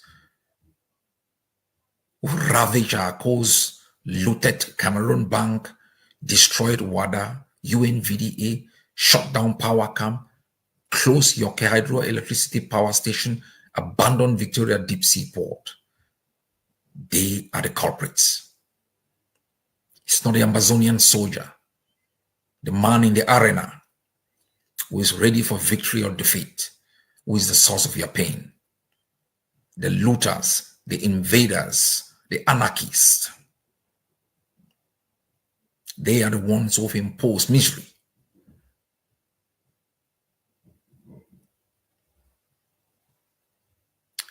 We shall overcome as a people together, and we must stick together. God bless you all.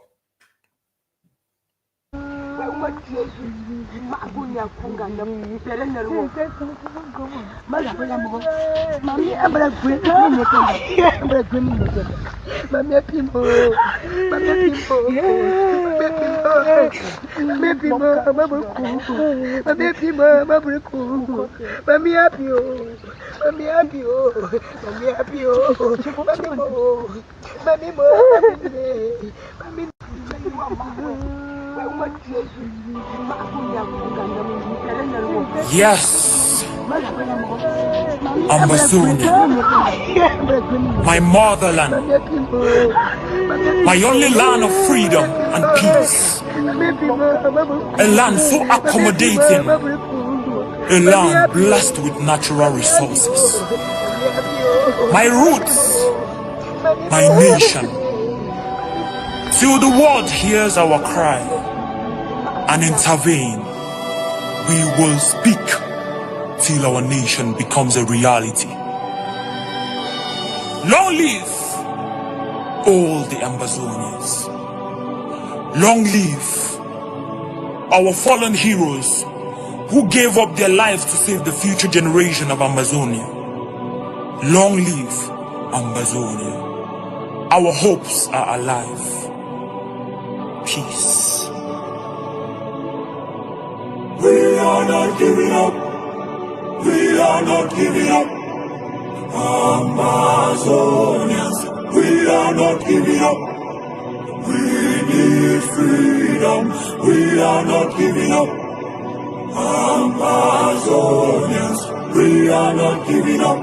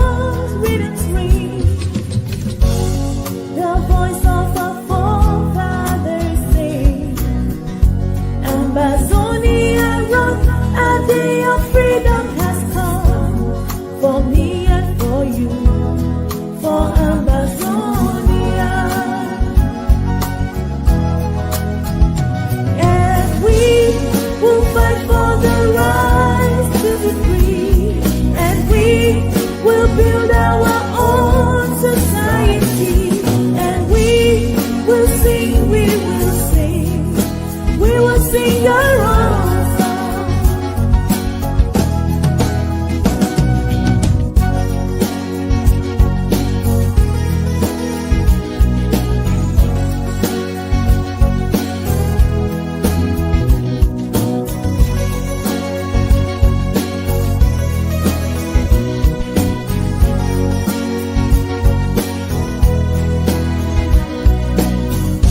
When the ancient drum rhythms ring, the voice of the forefathers sing.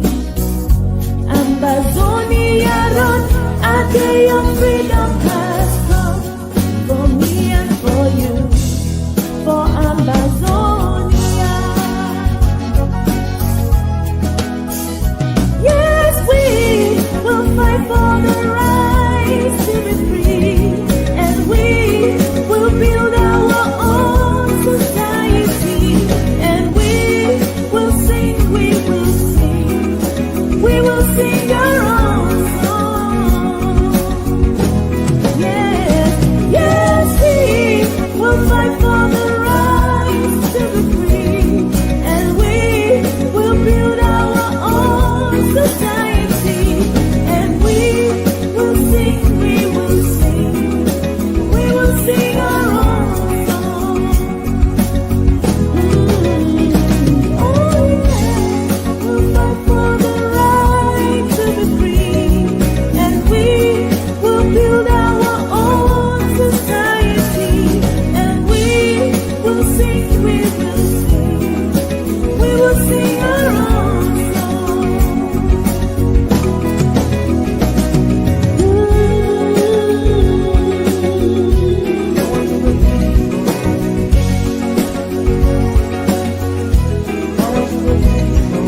Ambazonia, fighting with you. Ambazonia, fighting with you. Ambazonia, fighting with you. Ambazonia, fighting with you. Ambazonia, fighting with you. Ambazonia, fighting with you. Ambazonia, fighting with you.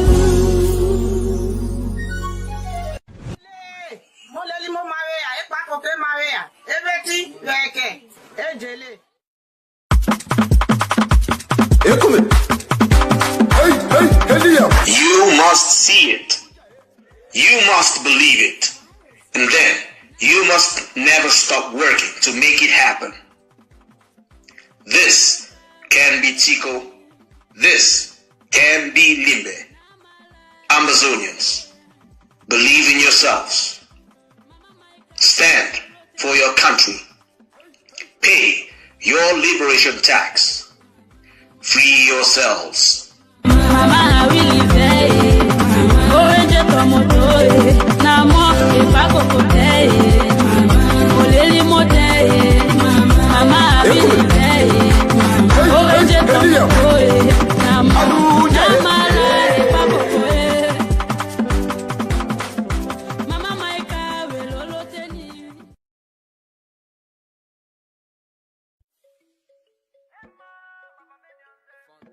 It is not the mountain we conquer, but ourselves.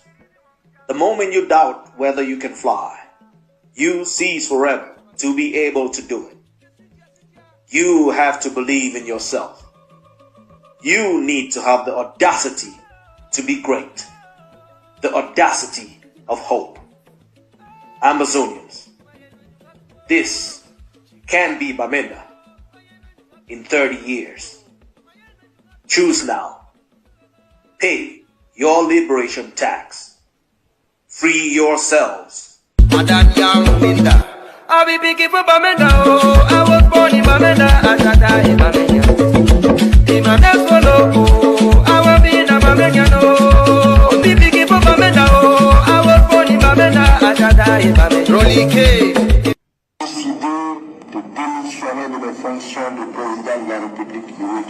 Le destin présidentiel se dessine peu à peu avec sa nomination comme Premier ministre d'Amadou Ahidjo.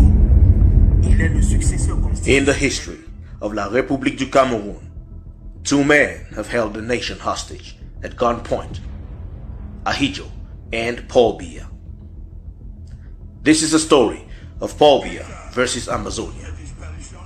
His entire life, Biya has believed he is untouchable, that no one or group of people can dare hold him accountable. He murders, loots treasuries, exiled opponents, jail others and bribe the rest into surrender. He murdered his wife and killed the husband of the current wife. He has murdered Ambazonians who rose up. He killed baby Martha, burned Mami Api in a house. He butchered Samsoya and got his head chopped off.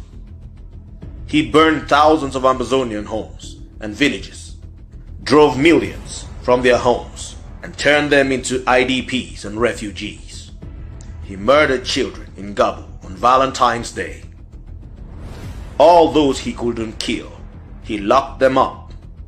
Some who escaped were kidnapped from abroad and brought back to Cameroon. This is the story of a lifetime of a cheap murderer and a war criminal who has survived every opposition until the Ambazonian people rose up. Have you heard of Ambazonia? We now have an army determined against all odds to defend the land. An army which is armed, disciplined, and equipped to stop this war criminal from escaping justice again. And most importantly, a nationalist, no-blinking, uncompromising leader who stands up to bullies, murderers, looters, and cheats. All what it takes. If we fail, Cameroon has promised to put every Ambazonian in a concentration camp, kill all those in jail, and make everyone else work in CDC plantations as slaves. We, the Ambazonian people, have the powers to render our verdict on Biya. We are his nightmare. Stand with Ambazonia. Suffering, get schools reopened completely, and to get our suffering people back into a life of normalcy.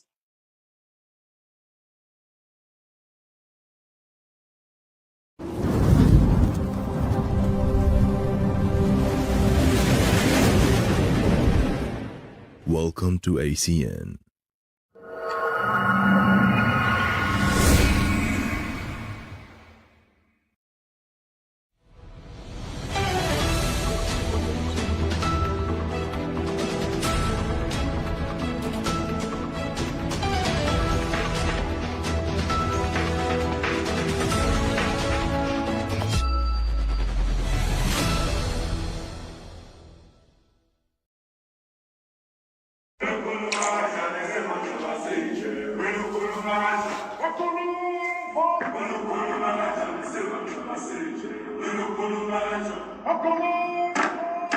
Resonant chants are tempered by the approach of King Quechwayo.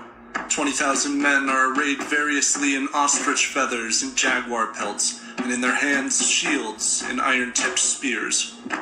The king addresses them. I have not gone over the seas to look for the white man, yet they have come into my country, and I would not be surprised if they took away our wives and cattle and crops and land. They want to take me. What shall I do? The clans of the Zulu kingdom answer him with loud professions of loyalty. From the beginning of time, man has always resisted tyranny and occupation.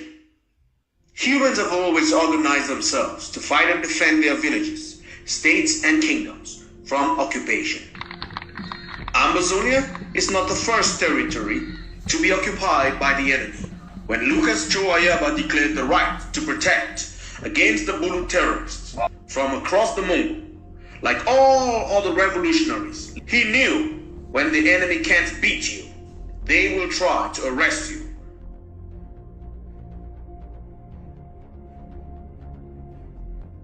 October 2021, with the AGF Akko Brigade, the Marine Force, the Force of Intelligence Program.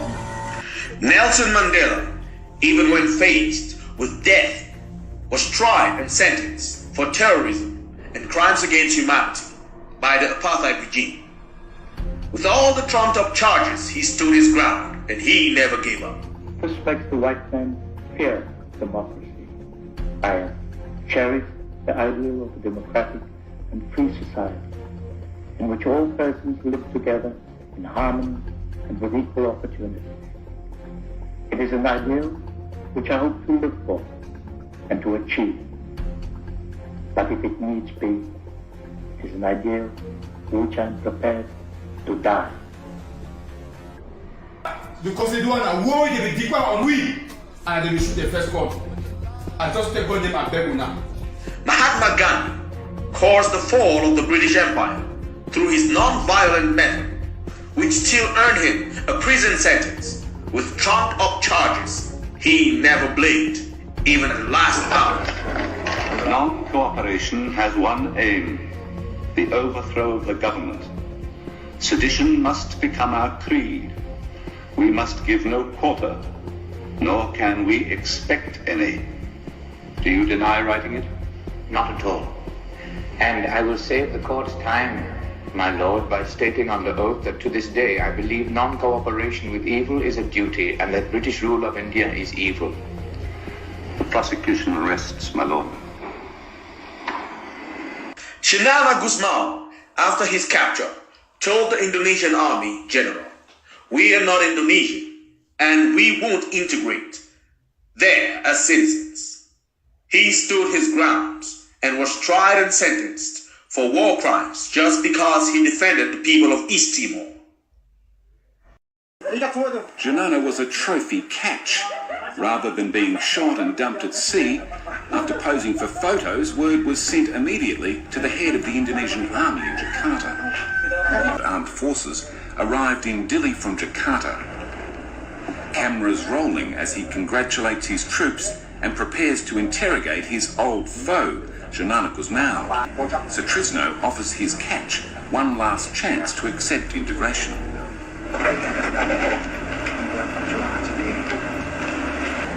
Everyone in the room knows that a public statement from Shenana could end the war, but his reply wasn't a helpful one.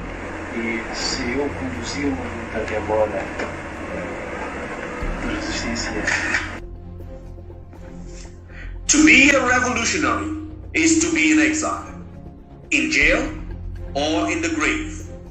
Dr. Lucas Ayala factored this possibility from the creation of the AGOC and the ADF.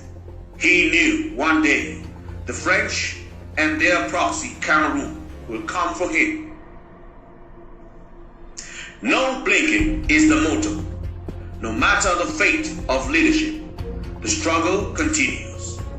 We will not blink. We will not forget. Over 30,000 of our citizens killed, 1,000 villages burned to the ground. We are not Fonchar. We are not Endele. This is the never again generation, and the world is about to be lectured on our rights to self-defense and self-determination by Lucas Joe Ayala. Happy Independence Day, Ambazonians. Our people to keep the resistance on Mondays, to keep swimming on their journey to the promised land. My people, I am grateful to have been born during this time, and you can be rest assured that I'm not going to blink. I will not blink. There will be Ambazonia, or there will be no Cameroon. When they there for diaspora, one put their noise for house. First month, When they say we're not a fight, 22. I want that move take place. And I'm here there for day. I there for leaving for battlefield. I'm not gonna say when I'm for battlefield. But I there for leaving for battlefield as they always do. When mission day when I know say party for down.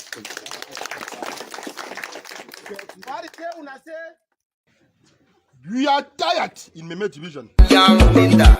I'll be picking for Bamenda. Oh, I was born in Bamenda. I shall die in Bamenda. In my next follow. Oh, I will be in a Bamenda. Oh, be picking for Bamenda. Oh, I was born in Bamenda. I shall die in Bamenda. Rolly K. In my next follow.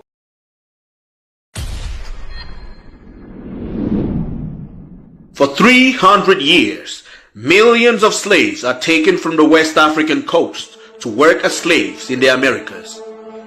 Many from Ambazonia and Biafra, thus connecting our will to be free with those of the Haitians, the first black republic to gain independence from France. Ambazonia is a name derived from Ambas Bay, which was a colony of freed slaves in our territory.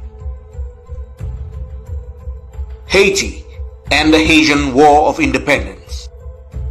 Fueled by the ideals of the French Revolution, the Haitian Revolution begins when slaves rose up against France and its exploitation on the land of Hispaniola.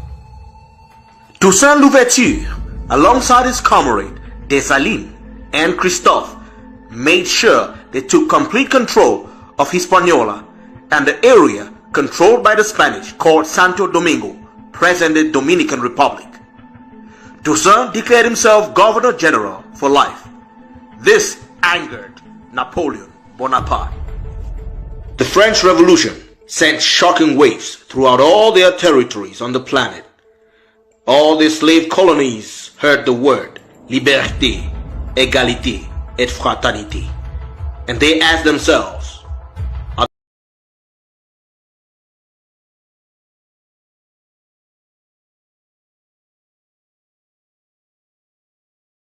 and more information is going to come.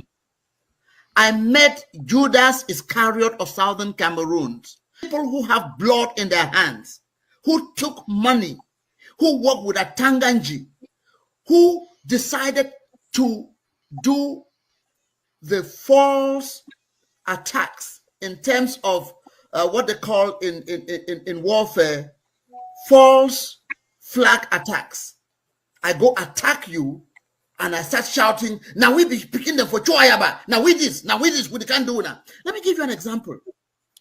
2 CPDM Manu people in North America, whose names I will keep, are fighting for a chieftaincy dispute in a Manu village. One of them realizes that he is losing. He sends money that Amber boys should go and disrupt the event. These are not people who have anything to do with the Ambazonia struggle. They are just Southern Cameroonians, but they know that war is a racket, so they're going to use the Ambazonia struggle and sully the movement. To the gullible Cameroonian, oh, Namba people don't kill him, but you have to dig deeper. This is what we call false flag attacks. I want to go kill you, Lucas Sassou. I take the t-shirt of your enemy, and after killing you, I throw that t-shirt there. I set up the scenario for misleading this investigation, so that when people come and say, oh, now who is t-shirt this? Now this man, now he killed Lucas. You don't see him, he run, he leave his t-shirt here. So Southern Cameroonians, let me tell you, the first casualty of every war is the truth. A lie can go halfway around the world. During that time, the truth is lacing its boots. When the truth will lace its boots, it will overtake the lie. A Tanganji, who formed a whole militia, Ngongo was paying him, let the children go and terrorize the population so that they should turn against Ambazonia. Right now, what they did was, these Ambazonian leaders, we need to buy them. Give them money. Let them be quiet. Those who don't want to take money will kill them. I know this. I was the first press secretary of the SDF when it was formed in 1990. I was a journalist at CRTV.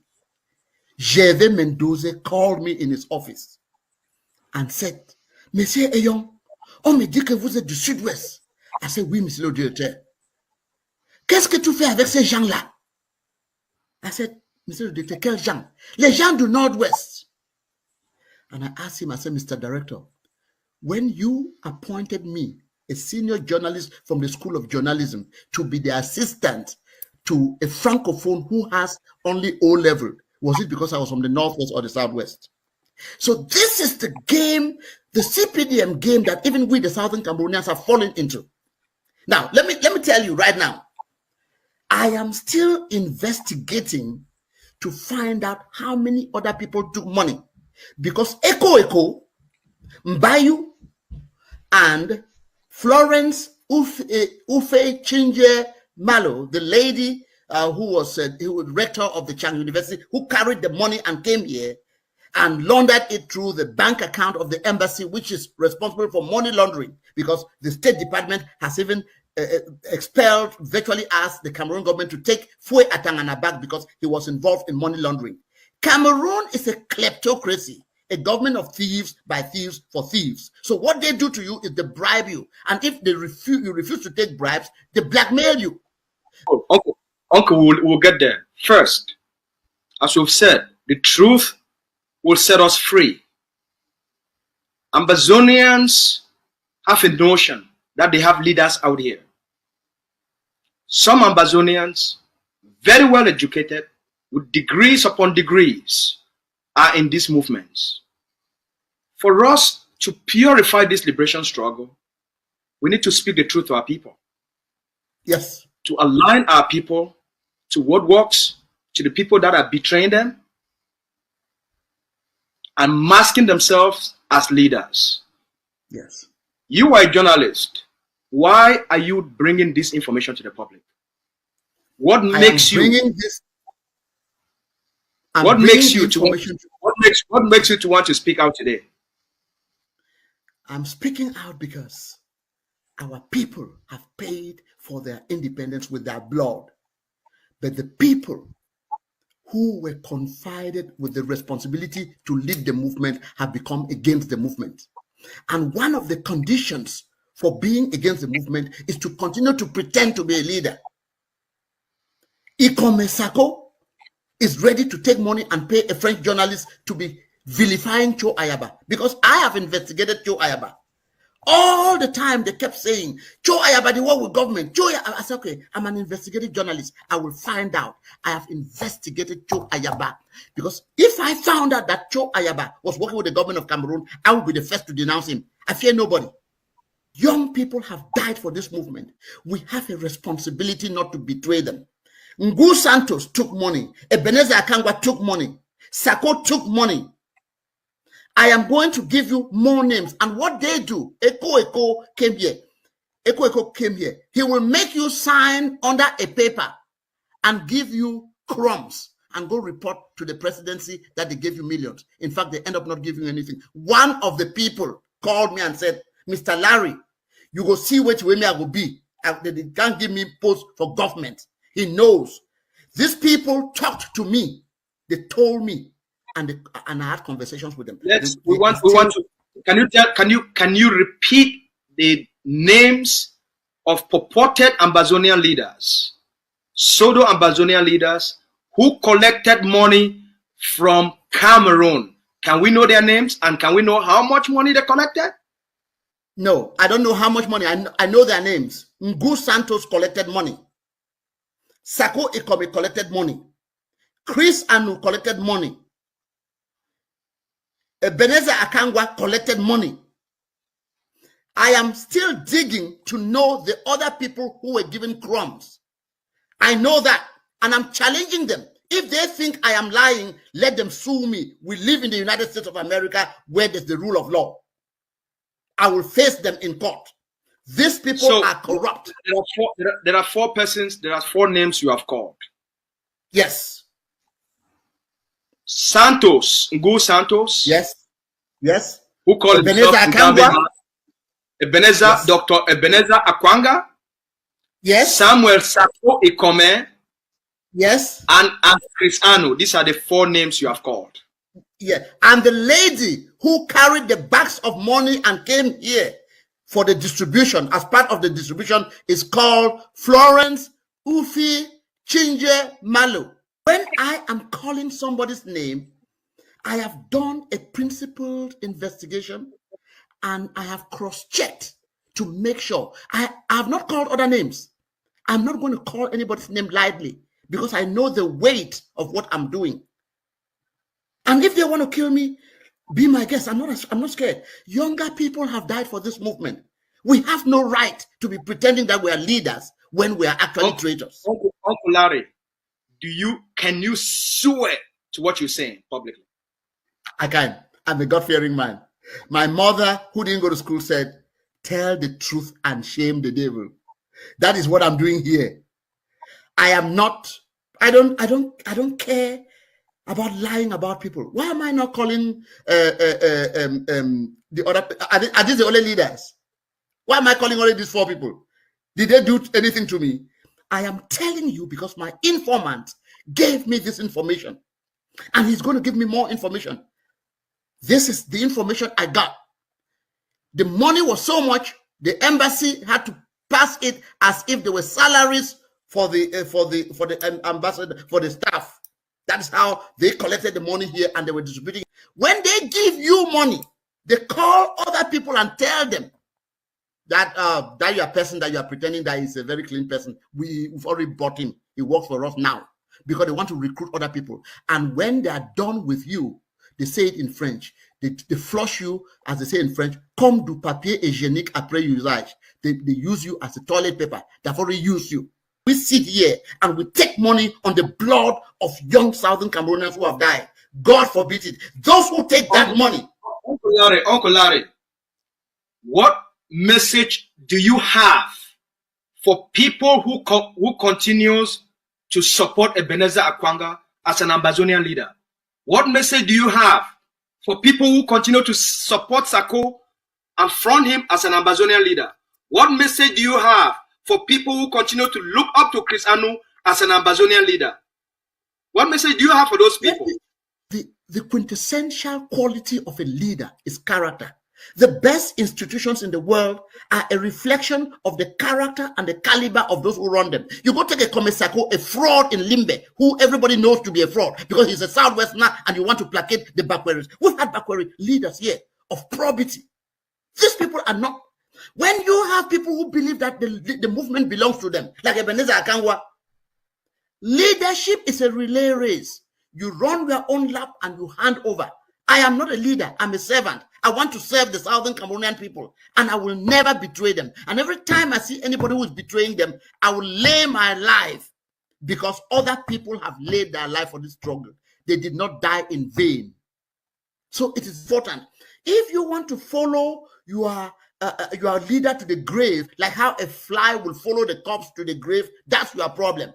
Dr. Choluka Sayaba, was he arrested by Norway because he refused to collect Cameroon bribe? Yes. They wanted him to take money and be quiet. That is what they did with Frundi. Frundi, take money and be quiet or we'll kill you. I was his press secretary. I was the youngest member of the national executive of the SDF in 1990. So I'm talking as somebody who has been there.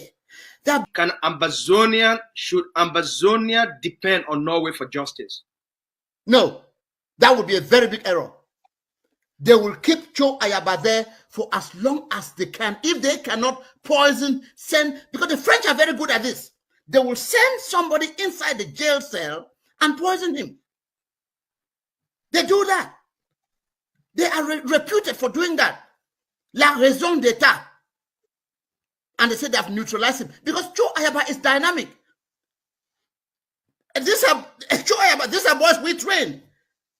He himself admits that, Larry, I was coming to the meetings, your meetings in Carrefour Obili when you were the press secretary of the SDF. Some of the things that I'm saying, I heard them from you. So we cannot sit here and allow Cho Ayaba to be locked up and then we fear. I told you, they came for Ayoktabe, I was quiet. They came from Fongalan I was quiet.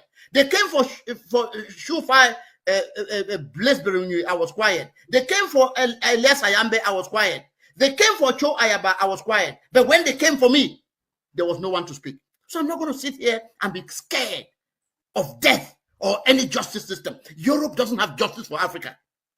Chirac said, democracy is a luxury for Africa. That Africans should aspire for clean water and 3 meals a day. That democracy is a luxury. We cannot afford it. They don't want us there. They want our oil. They want to keep overseers of the white man's plantation in Africa to be controlling them. Watch whom they're going to put in power in Yaoundé. Just watch. So what is the primary reason? What is the primary reason at this stage of Ambazonia liberation struggle for the arrest of Dr. Cholu Kasayaba? Is it to help cool down the temperature on the ground and help with the transition of Cameroon? Or is it to use Ebenezer Akwanga that they have bribed, Samuel Sako that they have bribed, Chris Anu that they have bribed, Samuel Santos that they have bribed, and the other one in Canada, you haven't mentioned his name. Why did you skip that one? The one who they helped to transition from Hong Kong to... Let me tell you, Mr. Asu, I talk about the principled investigation that I've done. It is not conclusive. It is not exhaustive. The information that my informant gave me, I verified that information. But now let me answer your question. There are two words you must remember. Isolement et étouffement. Isolation and asphyxiation. You isolate the leader so you can suck the oxygen out of the movement. Because the French are very, very Machiavellian. They believe that when a leader, a charismatic leader like Joe Ayaba is removed from the battlefront, everybody will fear. But guess what? The United States was in Afghanistan for 20 years. They were not able to suppress the Taliban. Famen Dongo said that they were going to end the war in a week. We have no choice. Bismarck said it. If the great problems of the day cannot be solved by parliamentary speeches and debates, they will be solved by blood and iron. We love this land. This is our land. We have a superior culture. We are not going to submit to the francophones. Paul Biya has even admitted defeat. Nous avons tenté de les assimiler, ça n'a pas marché. So this is what they do. They caught Ayoktabe, they caught Mfongalamfo, they thought, because at one time, Yaoundé was scared of Mfongalamfo. They caught him now, they put him in jail. They think that will end. Choyaba picked up. One spirit, one love. One spirit, one love. I've just heard the Ngoketungia audio. I'm going to stand with them publicly. We must encourage these children to take bold escalatory stance. I love the tone of Divan Awata. They must learn one lesson that they've never learned. And I have told the soldiers on the ground, and I tell you people, the day people hear that they've taken me anywhere, don't forget about me where I am. Escalate. Yes, escalate. Nobody should be sitting and thinking where Dr. Chuayaba have arrested him or killed him, whatever. These people must leave the land. And I've told the soldiers this morning on the ground, you get up one day, you hear that your papa is not there. Just keep shooting and keep going.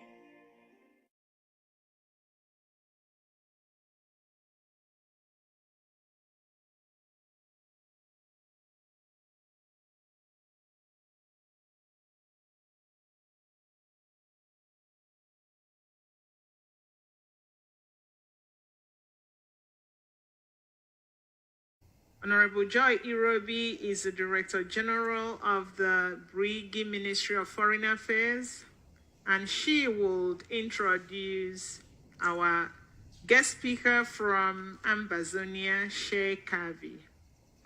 Before I introduce our Ambazonia guest speaker, who is representing the Ambazonia Governing Council, specifically their leader, Dr. Chua Ayaba, I want to tell us a little bit about our alliance. Now, if you remember, last year, 2023, in Helsinki, we already had the Ambazonia and Biafra Defense Treaty, and this was signed in person by Dr. Chua Ayaba with our Prime Minister. And that is how we declared the Biafra Ambazonia Helsinki Declaration of 2023. Now, what was the main goal of this alliance? For us to work together, for us to combine armed forces, for us to have one purpose and one purpose only: the freedom of the Ambazonian and the Biafran people. Now, also, December last year, there was a press conference held by both leaders. And in this press conference, they were able to establish the creation of the Ambazonia Biafra Council of International Affairs and Economic Council. Now, this council, we were charged to do various tasks.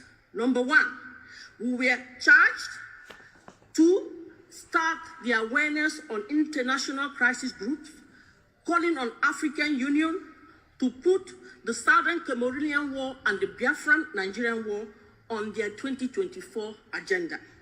Now, the council was also charged with lobbying against businesses that undermine the sovereignty of Biafra and Ambazonia and the ownership of our resources. One of the things that was very important, I remember, because Dr. Cho Ayabo also mentioned this to me, he said that we have to start working on the refugee situation of our nations. That our citizens, that we have to devise strategy to take a hard stand on Nigeria and Cameroon regarding the kidnapping of our citizens. Now, this council also were charged, and this is something that we will start doing more in the future, to create discussion panel focusing on creating awareness between the Ambazonia and the Biafrans, that to join forces together. And I'm talking about just the normal Ambazonian, normal Biafrans, to have conversation, create awareness, focusing on how are we going to deal with defense allowances, like we are now hearing about the taxes, diplomacy alliances, and economic alliances. Now, I do not want to take a lot of time. I would like to call upon Honorable Sheikh Kavi. He is the defense chairman of the Ambazonia Governing Council. I would like to say one or two words. Sheikh Kavi is the barefoot soldier. He is the founding father of the Ambazonia Governing Council and the Ambazonia Defense Forces, Ambazonia representative of the Biafran Alliance. Now, the Deputy Defense Chairman of the Ambazonia Defense Forces and the Special Advisor of the President and Supervisor of the Ambazonia Alliance is here to represent Dr. Cho Ayabo, which we all know is being detained just like our PM. Please, great Biafrans, I would like us to give a loud round of applause to Honorable Sheikh Kavi, Ambazonia Governing Council. Can sit down, please. Thank you so much. Thanks for that honor, and thanks for the reminder, Dr. Joy. Like I was saying, it's a pleasure for me to be here this evening and to address a crowd as big as this one. This is what we call defiance.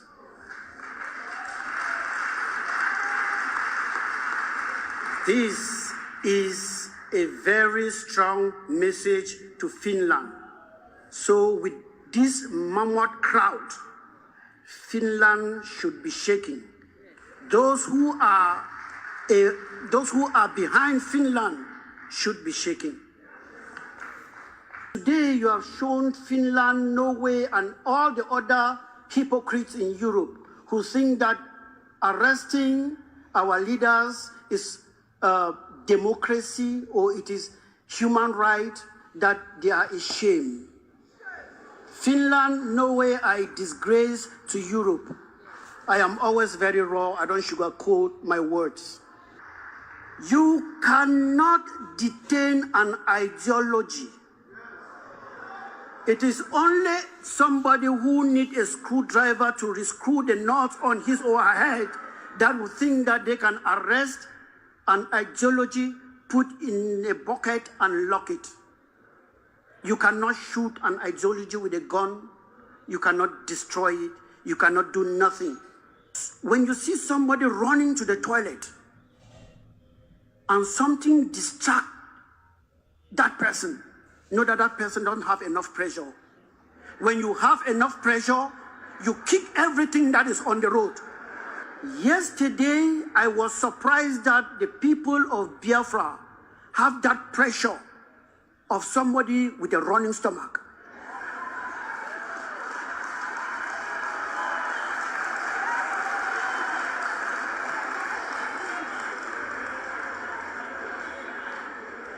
I was arriving here, ladies and gentlemen, with the anxiety that this declaration of independence will happen in my very before. I was surprised that it happened yesterday.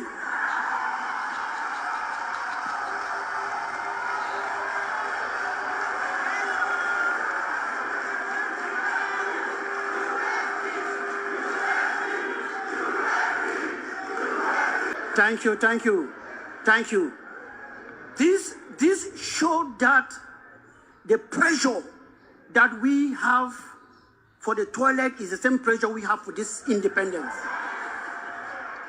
Nothing, even Finland, could stop us.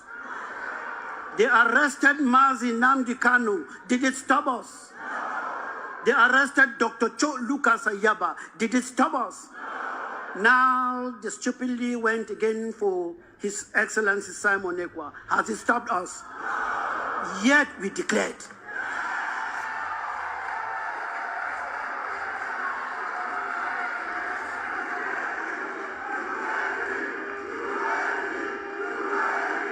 The president of the Ambazonia Governing Council, as you all know, is incarcerated in Norway under the same gymnastics that are happening here in Finland. We all know what they are looking for. They are afraid of this present African generation. They are afraid of this present African youth because they are enjoying the economic, let me say, the economic autopilot that they have instilled in Africa with our forefathers. So the wealth they receive from Africa is on autopilot. That's why you see our African presidents are all shaking and they don't care because the money keeps coming. But this Mazi, Simon, Mazi Nnamdi, and Dr. Cho Lucas Nyikwa generation is a no-nonsense generation.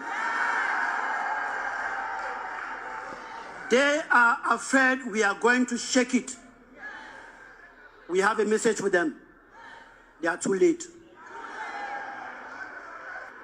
This generation of Ambazonian youth and Biafran youth are a no-nonsense generation. This is a stop generation. This is a generation that will trample on anything that wants to stop prosperity. We are all here because we want to bequeath a better future to our children than the nonsense we inherited. We are here because we want to do something to our children that is different from what our forefathers didn't do for us. We are not here because we love guns and we like to fight. We are here because it's the only way for us to stay alive. Ladies and gentlemen, the vice president of the Ambazonian Governing Council was supposed to be here, but because of a cold, he couldn't make it. But he's aware I'm stealing the show. When a man is born, he is taught and encouraged to creep. Then he is taught and encouraged to walk. Then a man is sent to the pre-nursery and nursery school for self-discovery. When you discover yourself, you are sent to primary school for further self-discovery. And the first step of that further self-discovery is how to read and write your own name. When you are able to read and write your own name, you have attained the first step of self-discovery. Then you start discovering that this is my mother, that is my father. My mother is different from my neighbor's mother. My father is different from my neighbor's father. This is my compound. This is our village. This is our city. This is our town. This is my country. When you arrive the level where you say, this is my country, you have reached the PhD level of discovery. The highest state of discovery is knowing your country. No matter how much money you have, if you don't have a country you can call your own, you are like a king without a stool. In Ambazonia, the stool is what makes the king, but I think in Biafra land it is the crown. So however it may be, if you have so much money, billions of dollars or pounds somewhere, and you don't have a country that you can be proud of, you are like a king without a crown. Ladies and gentlemen, we have come of age, we are now matured, we now know our country, but there is a problem. Let me use the case of Biafra. The crown of our country is on the head of a foreigner. In the case of Ambazonia, the person sitting on the stool in Ambazonia is a foreigner, poking us on our nostrils. We cannot breathe.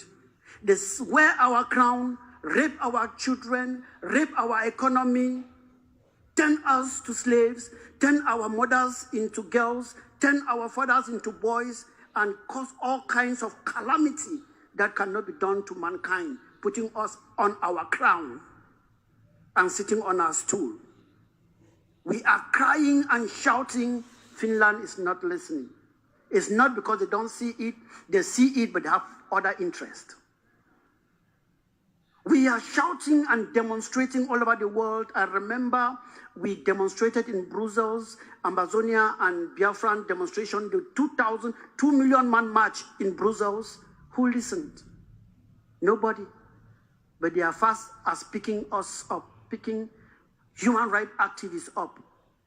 It is the same Europe who watched South Africa, the white people in South Africa turning black people into semi-humans. They use black people to train their dogs and cats. Like I said, when it comes to the freedom of Africa and African people, I'm a dog that is difficult to be tamed.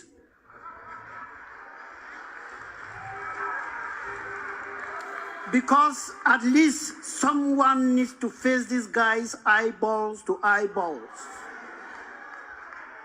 I am a soldier. I call myself the barefoot soldier. Man lives today, and tomorrow he is no more. Something must kill a man.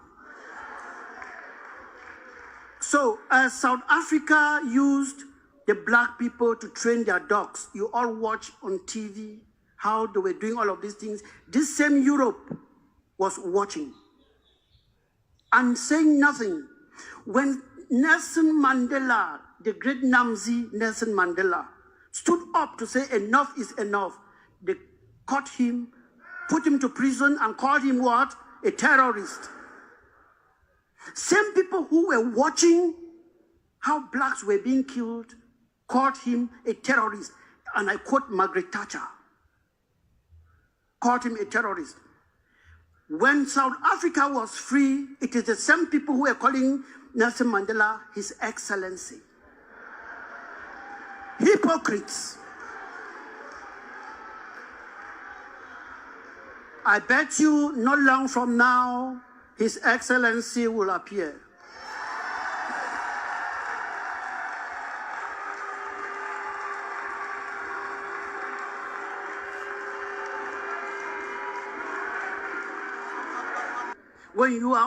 When your back is on the wall, there is one thing you should do: move forward.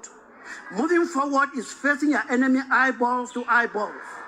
Moving forward is using the same stick that the enemy is using to beat you with. If the enemy is using an AK, use an AK. If the enemy is using an RPG, use an RPG. The right to defend yourself is an inalienable right, and no one should take it away from you. No matter how much they arrest or do what, never bow to them, because we are free. Akanchawa, it is written.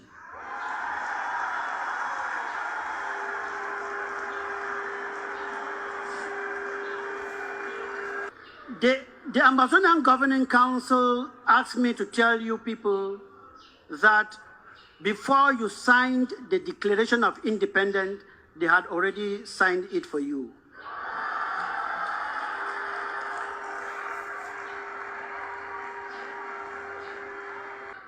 You know, Ambazonia declared her independence sometime in 1999 when Justice Elubede Ebong, Chief Ayamba, and a host of others seized Radio Biya and declared the independence of Ambazonia. But we had one mistake. And that mistake is something that my president, Dr. Cho Lucas Ayaba, told His Excellency Mazi Nnamdi Kanu, my brother, don't make the mistake we made in 1999. Independence must be defended. Don't declare independence if you don't have an army to back you up. You only can create a government when you have an army that will be protecting the people who are coming out to honor the activities that the government is putting in place. If you put a government without the defense first, you are taking the second step before the first. And today, we are here.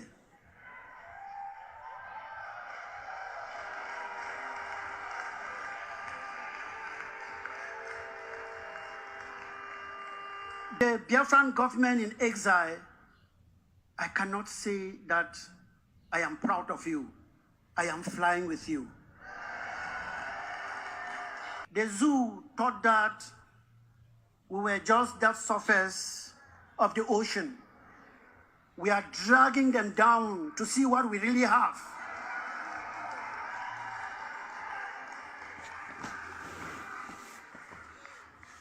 Only a man who is smoking something I don't want to smoke will not differentiate the difference between a river and an ocean.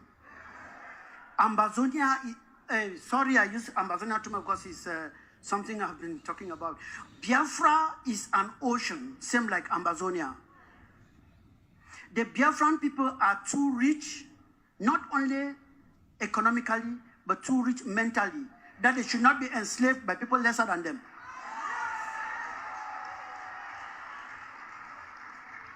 The Biafrans should not be slaves to cattle railers. It should not happen. That is the reason we are here today. Concerning the Biafra-Ambazonia relations, I can bet you and I can tell you we are in a very good foot because we are inseparable. Nothing can separate us. We go together like dynamites. We want to make sure that as Biafra declared yesterday, if they commission their men and they're looking at their 12:15, Ambazonia should be there covering their back at their 12:45.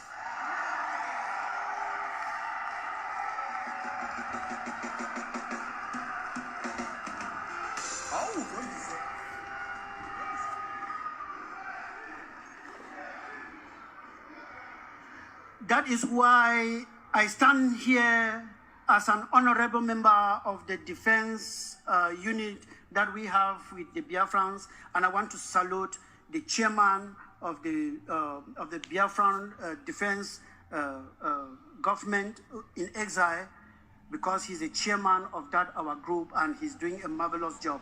And I cannot go without giving his salute. And we will make sure that as you have declared yesterday, that the movement of people from both regions will be as free as anything called free can be. Because I bet you the human psychology is very funny, that Ambazonia is under attack today and they are running to Biafra for safety. As you declared yesterday, don't be surprised that Biafrans will be running again to Ambazonia for safety. There'll be that crisscrossing. And what we cannot afford to do is to create a vacuum on that border stretch. Because when you create a vacuum, enemies take it over. Rooks take it over. Thieves take it over, and you'll be hearing kidnapping and all of those things. Your minister and myself were working very hard to make sure that there is a strong border patrol in that area.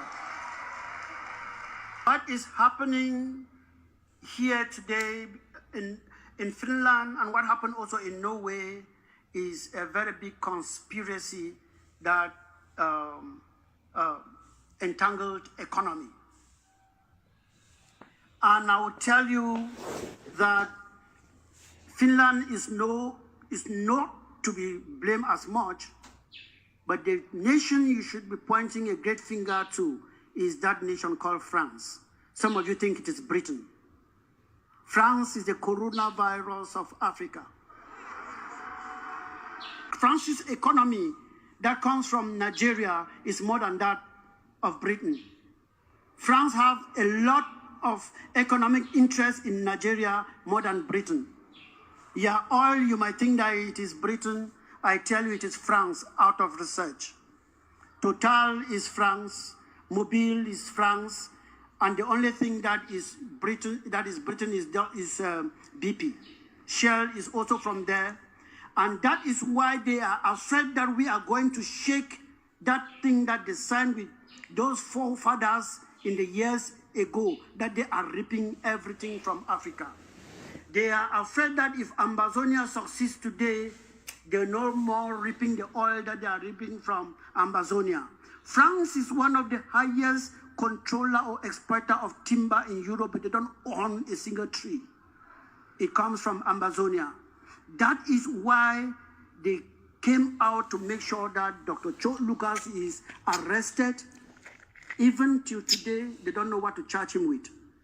How can you arrest somebody before looking for? They claim every day that they are a human rights organ, the European Union, they are human rights organ. They want to fool you. They are economic organs.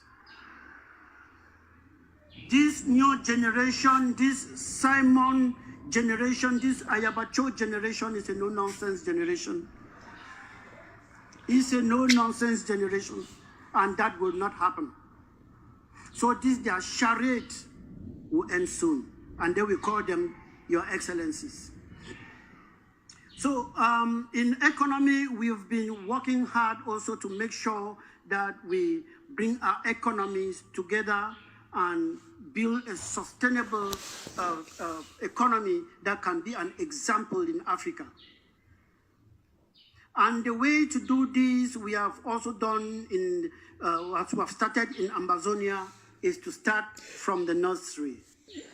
Because the pollution that they gave some of us and the type of education that they gave some of us cannot bring forth any economic progress. You cannot see somebody, a doctorate, defending a PhD, and his thesis or whatsoever is how do they give New Year wishes to the president of Cameroon. It happened a few days ago. That is a doctorate degree. And people will sit there to supervise it. What the zero, who discovered the zero to India? If people were not living there before. These are the type of educations they gave us. Fishing in Norway and all whatnot. That cannot put food on the table. So we have created our own curriculum that we are teaching our children now in our schools that are run by us, that are scientific and technologically driven. Because that is the future. Because what they implanted on us is only how to memorize things and not create any. When they create something, they send it for us to memorize. We want to make sure that our children are able to create things. So you should start looking at your own curriculum and choose whatever that you think that will be good for your people. Not everything that comes from the West is good. In communication, the ACN, the Amazonian Communication Network, is working and doing fine. We also shared some ideas with the Biafran communication team, and that is strength. That is the unity we are talking about. As you have declared your independence yesterday, be sure and be aware that you have commissioned men and women to hold materials and defend that land for you. It is easy to shout, of course, but let me tell you, it's not a walk in the park. I am saying this because when it comes to economy and population, Biafra is our big brother.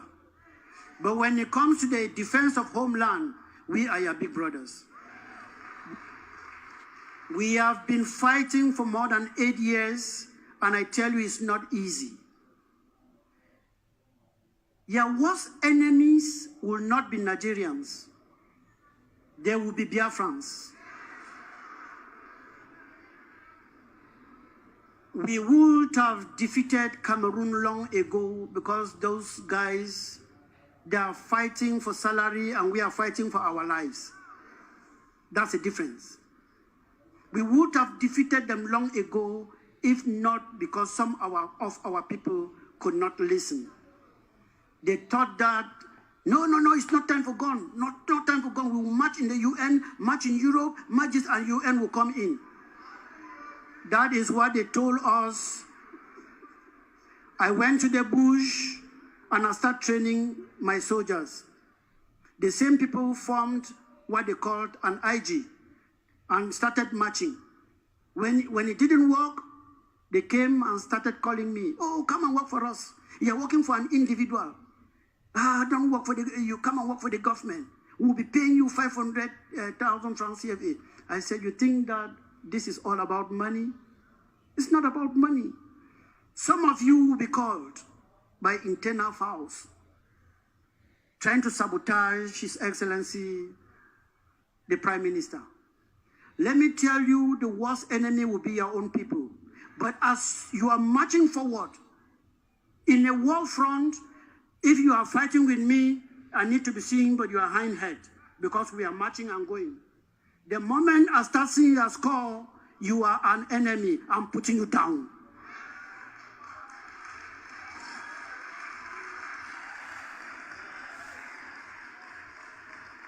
I am talking out of experience.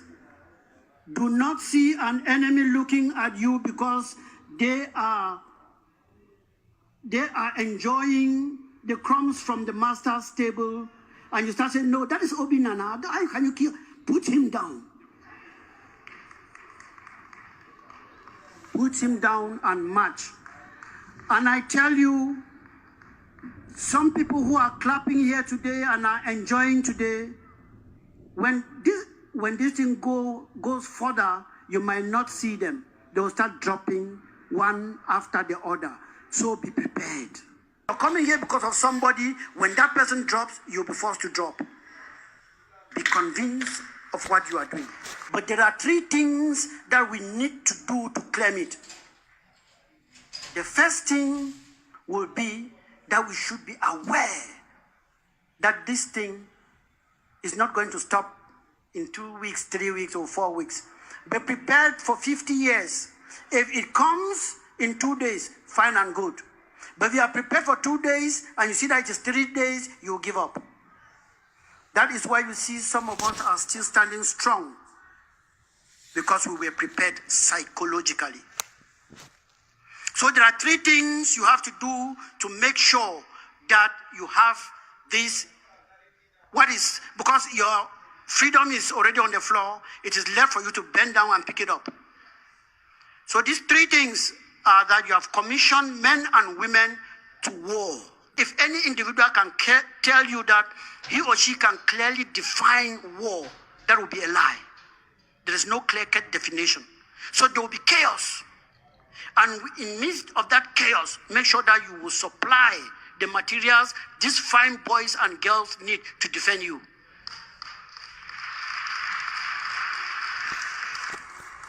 This will entail finance. This will entail finance. I'm talking out of experience. Cameroon is still in our land today because we are suffering with shishi. So I'm here to tell you so that you should be prepared. The independence of Biafra is the independence of Ambazonia. And that of Ambazonia is that of Biafra. So be prepared. So the first thing you should do is raise more money to supply these boys and girls you have commissioned. The second thing, and very important, is raise more money to supply these boys and girls you have commissioned. The final thing, and very, very important, you must do, raise more money to supply these boys and girls you have commissioned.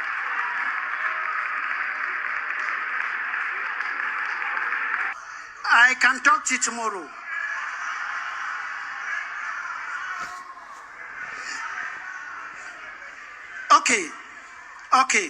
Okay. To defend that land, that God-given land that is yours, you should know that you are on your own. Do not depend on the so-called international community because they will put you on top of the tree and remove the ladder. It will be surprising to you that this same Norway that arrested Dr. Cho Lucas Ayaba in the United Nations on the 19th of April 1961, they voted for the independence of Ambazonia. The United Nations voted for the independence of Ambazonia. The chairman was Edmund L. Kennedy of Ireland, and the reporter was Adam Pachachi of Iraq. UN fourth session. When Dr. Cho Lucas Ayaba was arrested, and I went to the Kripos, that is the special branch of the FBI of Norway. I went there and I knocked the door. They opened the door and I told them that I am Sheikh Kaviwo Melim, an Ambazonian, and I hear that they are keeping a great human rights activist who is my president here.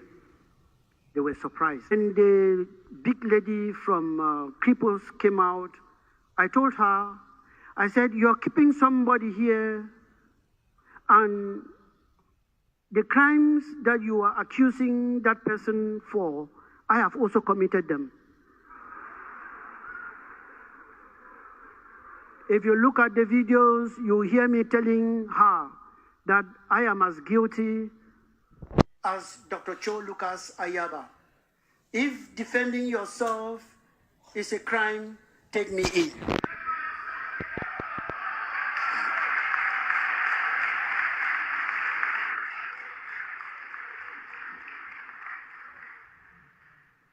If defending yourself is a crime, take me in. And I asked her, I said, look, Norway fought for her independence. And let me tell you most solemnly, my lady, the crimes you are accusing my leader of committing are not one-third of what Norway did when they were fighting for their independence. Show me a country that fought for her independence and somebody did not die. Show me one. Norway had to kill internal enablers. Norwegians who were supporting the oppressor, Norway killed them all of them. They didn't take them to court or anything, they killed them. And today they are shouting, human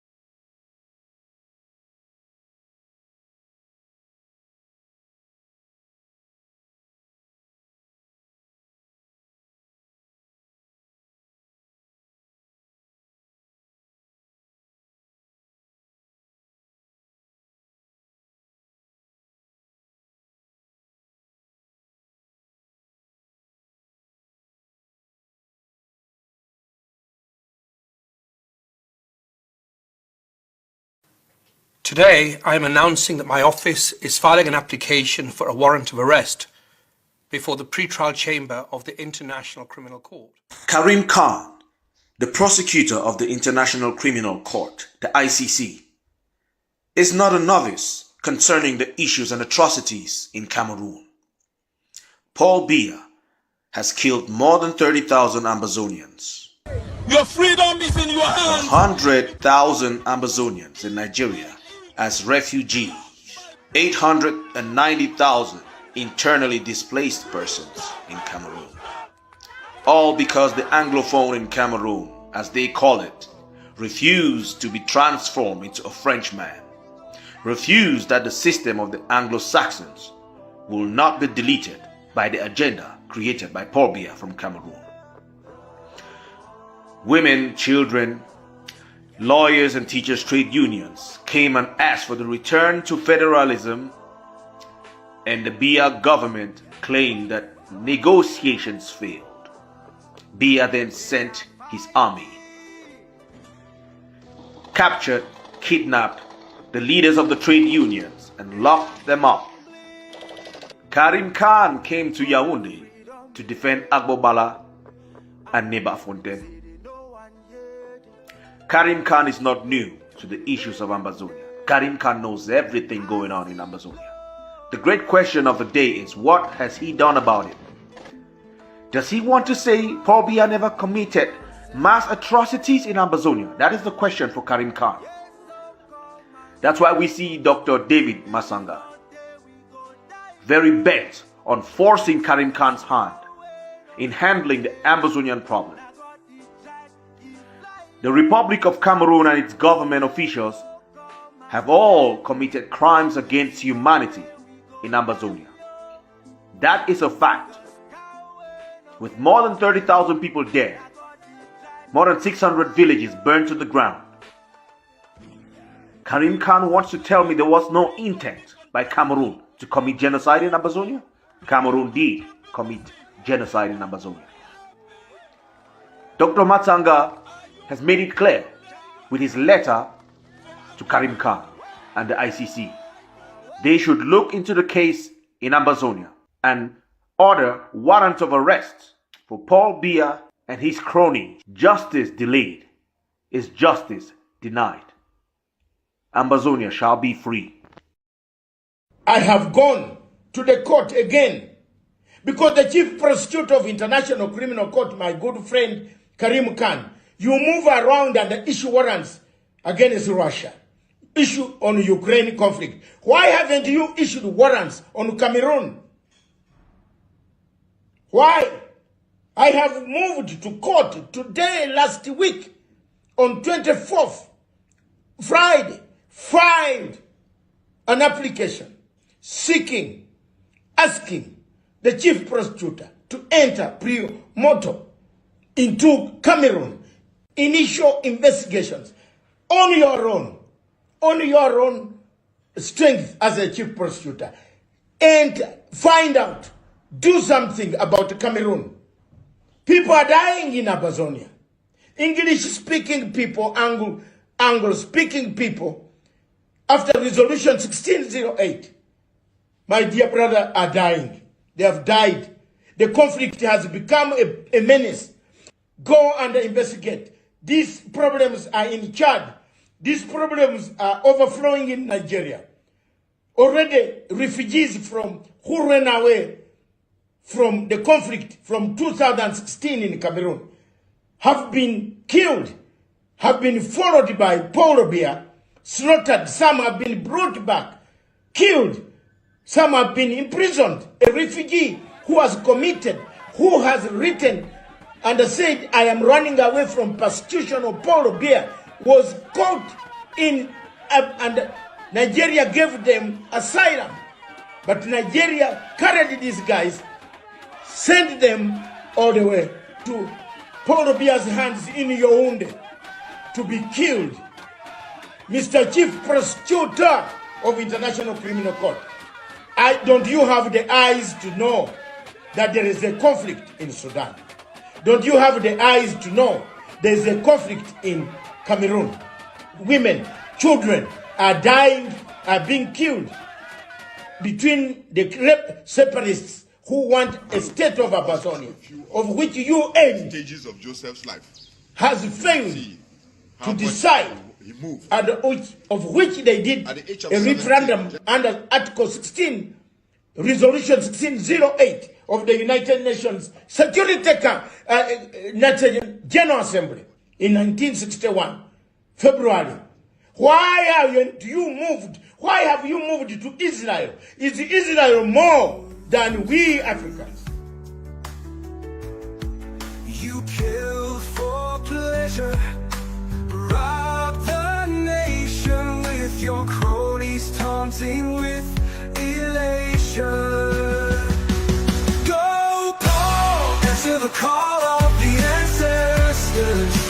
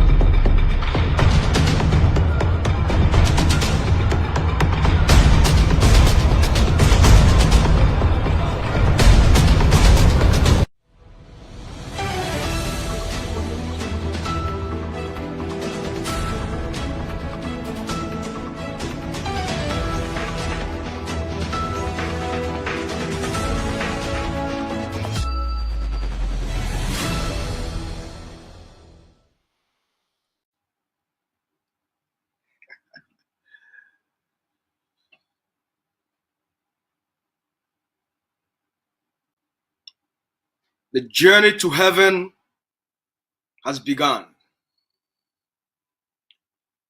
The king of Cameroon, Mr. Paul Biya, is being prepared for the journey to heaven. The king is being prepared for the journey to heaven. Let's take a look at John 14, verse 2. In my Father's house are many rooms. If it were not so, will I have told you that I go to prepare a place for you? John 14, verse 2. The journey to heaven. As Mr. Biya prepares to take the fall,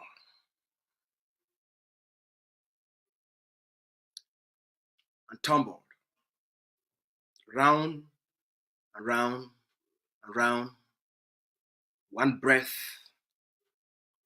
at a time, then another slow breath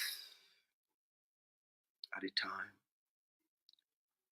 then another breath as the clock ticks and everyone is looking at what time it is. Something else is happening. While Mr. Biya winds down and the choirs in heaven rejoice, singing hallelujah, hallelujah, hallelujah. Here comes the King of the Bulu Republic. Hallelujah, hallelujah. Something else is happening. Cameroon is splitting.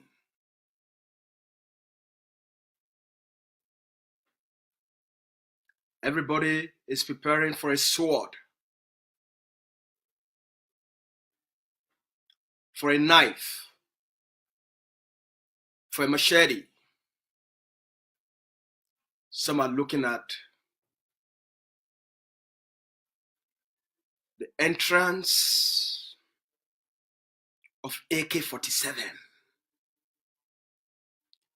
the beautiful rifle that has done magic in many places, has also caused chaos in others. In Cameroon, the rifles are making their grand entrance.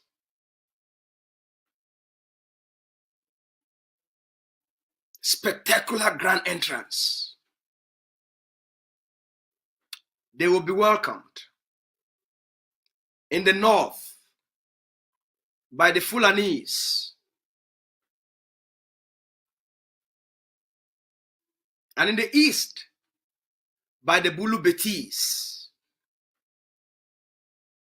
and in the west by the Bamilikes. Prepare yourselves. Prepare yourselves. It's good news. Ambazonia has dissolved. Whatever was once known as Cameroon, we, the Ambazonian people, we have dissolved whatever was once known as Cameroon, because it doesn't exist anymore.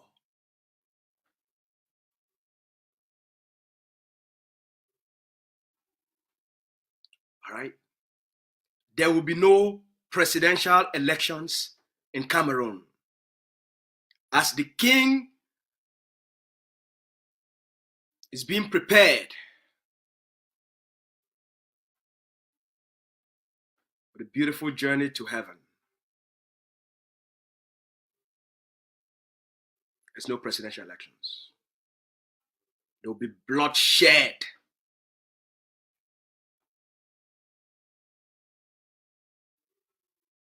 Everyone is preparing for civil war. Fellow Ambazonians,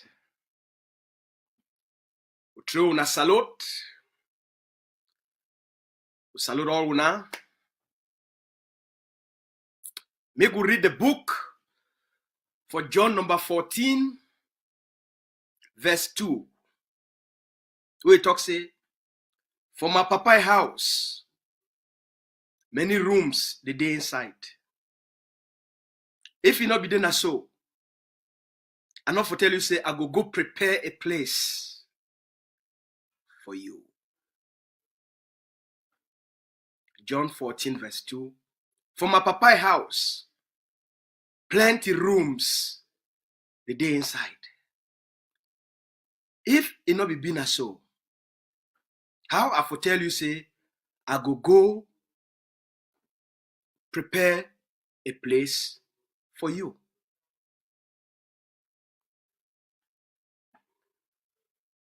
The king, Mr. Biya, he prepare a final journey. And the choirs of heavens, including the angels, they don't prepare a nice place for welcome the Bulu king, Biya. As they prepare the king for go heaven. The king, as they prepare for take one more, to breathe one more air. And then he go bring another, he go breathe another one. And then the king go come tumbling down. The king go come tumbling down. The king go tumble. The king go tumble. The king go tumble. And then he go reach for the final step for ground. And then all man go holler. King don't die. King don't die. Now wait till we go do him. Now wait till we go do him. The king don't die. Now wait till we go do him. Elections, go take place for Cameroon because the king, they prepare ye for go heavens. The Ambazonian people don't dissolve. We don't end anything where any person be known where they call and say Cameroon. When I don't hear the report with the journalists them for Al Jazeera, they talk am for una and we play a short clip for una some time ago, like last week. Yesterday, when I hear the interview we get them with Dr. Michael Rubin, he also tell una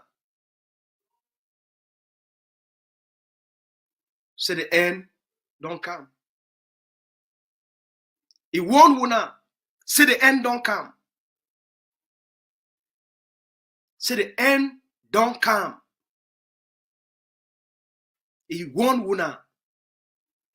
The researchers for Al Jazeera, Al Jazeera, they don't want una. Yesterday we bring in another expert. Make it can't tell una. We don't tell una. And they can't tell una again tonight.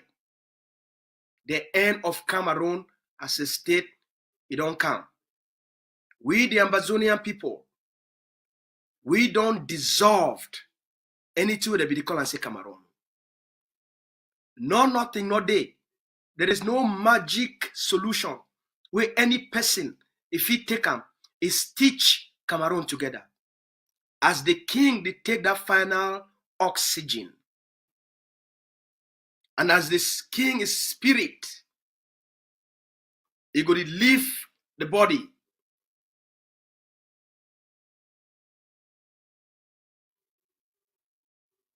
Now all that for Cameroon. The people for North, the Fulanis, they don't prepare. Every person for Cameroon, he prepare a sword, a knife, a cutlass.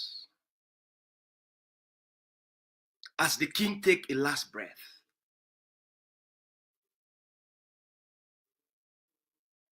John 14, verse 2. Ambazonians. So what did it go on? For inside La Republique, they don't start immediately for stop. What did they call and what did they call and say their opposition party them? They don't start for stop the opposition party them. But they don't hold meetings. And they don't hold political campaign rallies. It come. Today, we'd already been a Thursday for Ambazonia because we're still there for Wednesday for my own side here. The person where they call the Let it be this name. The governor for Adamawa. The governor for Adamawa. I'm gonna pull up your name very quickly. Just give me a moment here. Just skip my memory.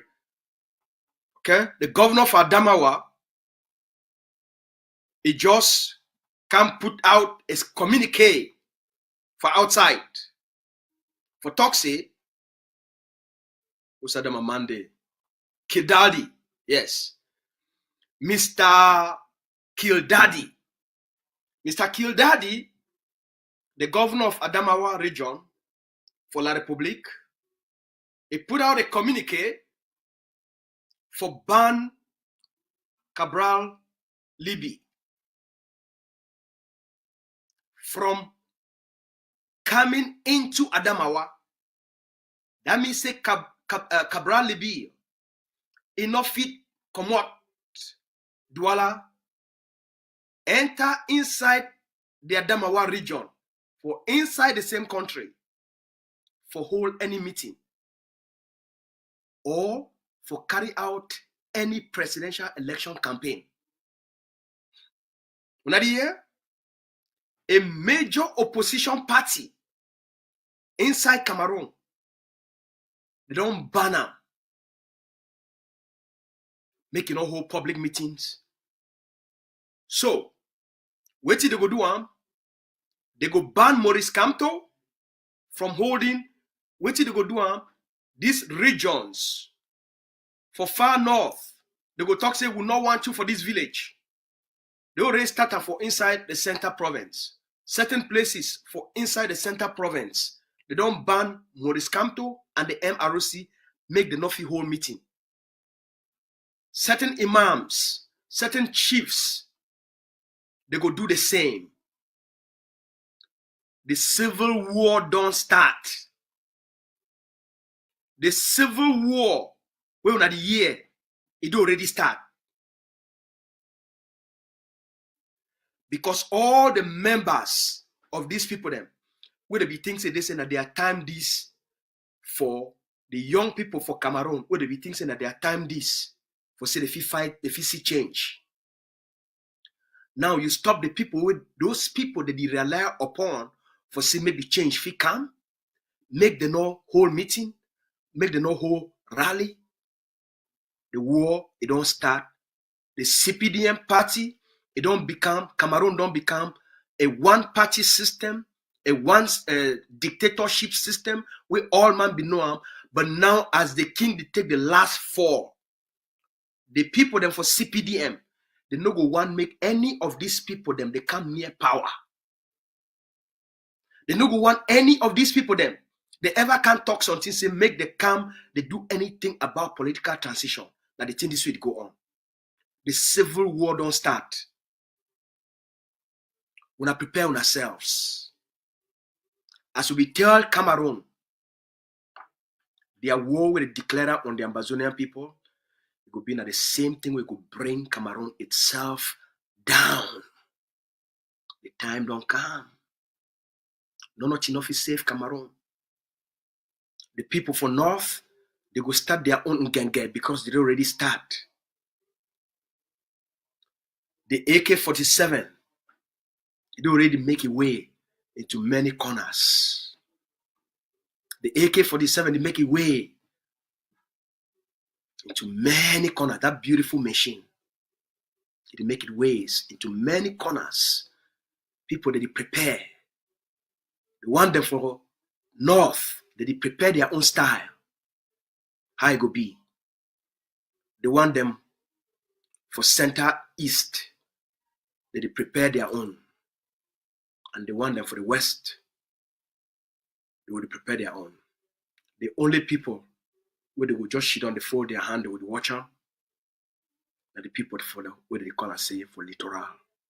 They would just the watch. Here they come. The civil war, the chaos, the killings, the instability for Cameroon, here they come. The king, it be prepared for go heavens. I want to take this moment for tell all our people, the Ambazonia Defense Forces commander for the state of Mezam, General Jesse, they are alive. We put out a message, a public message yesterday for inform all Rwanda. Say General Jesse, they are alive. Cameroon will not be succeed for killing. But Cameroon military, they be succeed for wounding during that attack.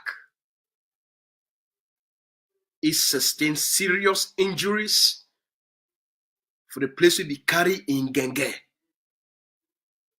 For a right shoulder, it sustained a serious injury. And that the only reason that it not be fit for even pick them up again. And that the only reason that way they be fit for succeed.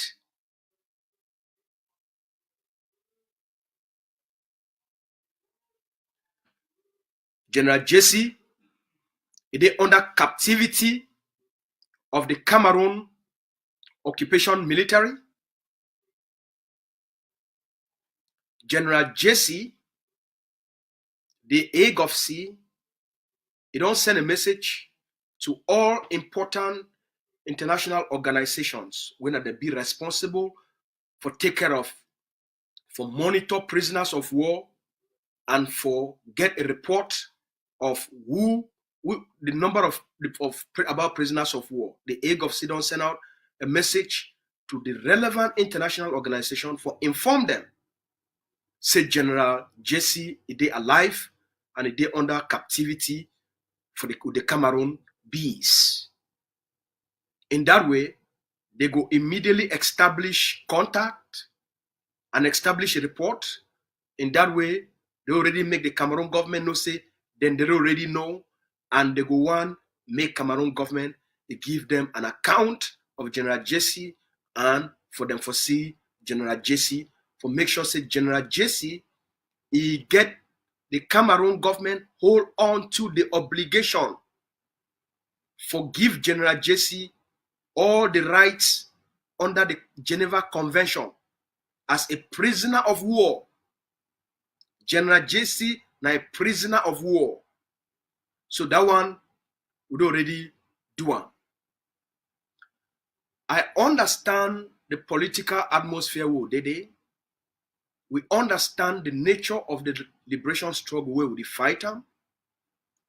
We understand, say Cameroon, it don't recruit thousands of Ambazonians for help them, for make Ambazonians, make them feel frustrated, for make Ambazonians make them look ridiculous for themselves, for make Ambazonians become a mockery to themselves. We understand. So this will not be new for us. It will not be new for us when a commander, where he don't lead the charge for the biggest urban guerrilla warfare for the last 8 years, for inside Ambazonia biggest city. Jesse don't lead the charge for hold Cameroon down, fight the bee, fight the gendarme, fight the army, fight the Jemi, can fight the police inside Ambazonia biggest city for the last 8 years. For the last 8 years. From a young man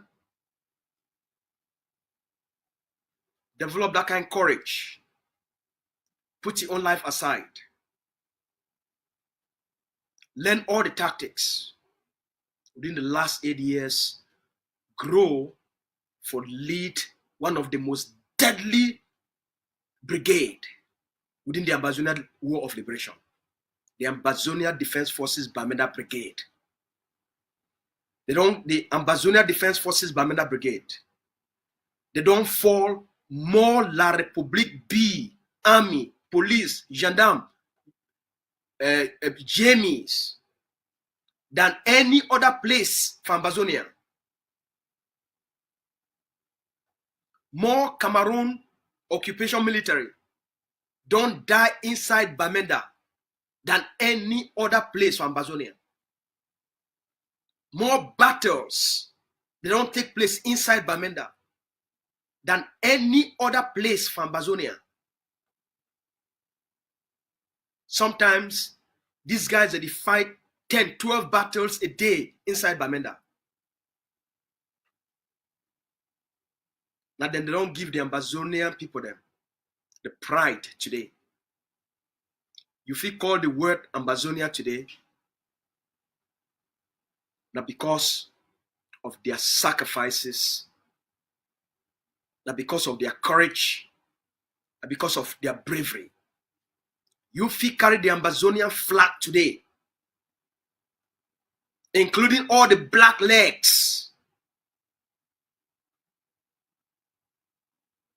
and the wusses and the wimps, where they carry Ambazonia flag rubber for their skin. The only reason why they feel carry that flag, now because we build an army where it give that flag a meaning. Now because we build a force where it make that flag become something. Now because we launch a strategy where today don't degrade Cameroon. And even Paul Biya don't hear the bells of heaven. Because we launch a strategy, we delegitimize them, bankrupt them economically, stop most of the economic exploitation until the same black legs, they go back, they go sell all Ambazonia and most places of Ambazonia and most Ambazonian back to the same Cameroon.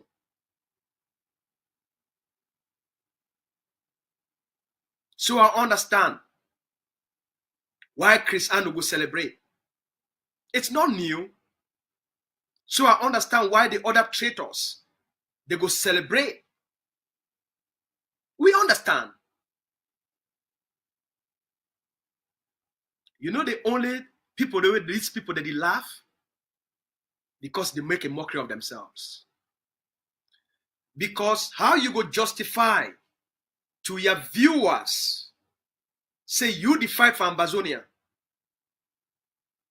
and then when an Ambazonia fall, you be the same person who will go come out, can celebrate.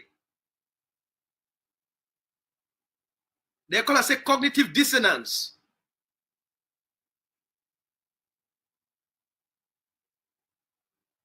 You be a person who will be disconnected within yourself.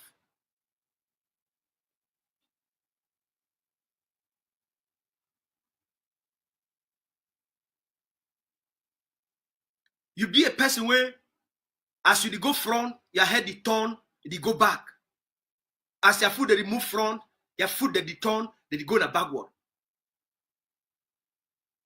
So that the nature of the comedians, where Cameroon don't create them, their character and their behavior in not reflect the nature of what people them and the nature of our liberation struggle. In fact, if we don't notice what did happen, all of these people, they don't fizzle out. They not even come off outside, can't talk again. They not get any policy. They not feel make a decision.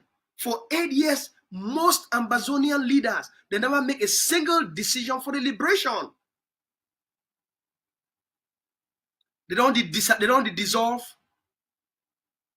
like sun, they dissolve snow, and like when you lick ice cream, it dissolve for your mouth.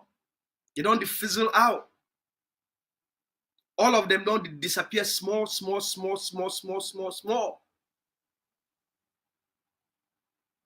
So the feet make noise.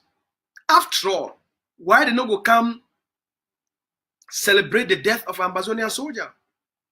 Because they not get any.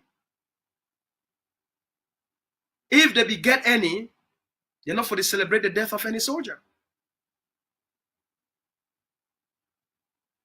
Because they don't know what to be a soldier. It be about. They don't know say even for them for talk for outside here.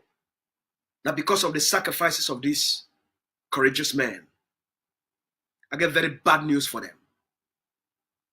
Jesse is alive. General Jesse is alive.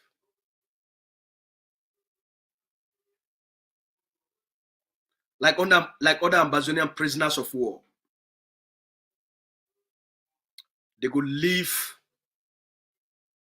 for see the rewards of which they fight for, of which they sacrifice for. General Jesse don't build a formidable force, equip them, build community schools, enforce the liberation tax, put Cameroon for a place. Now what they call and say courage.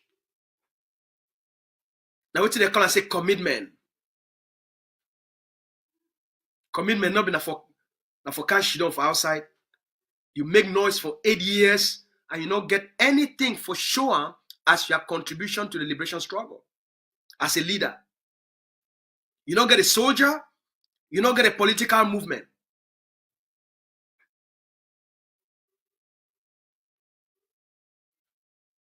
Jesse leave brigades.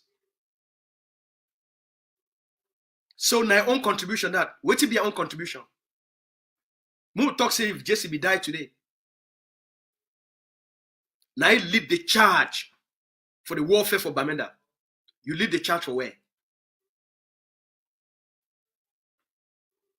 Enforce the liberation tax. Make big multinational companies they pay, including for whole Nijon Frundi until Nijon Frundi explain himself.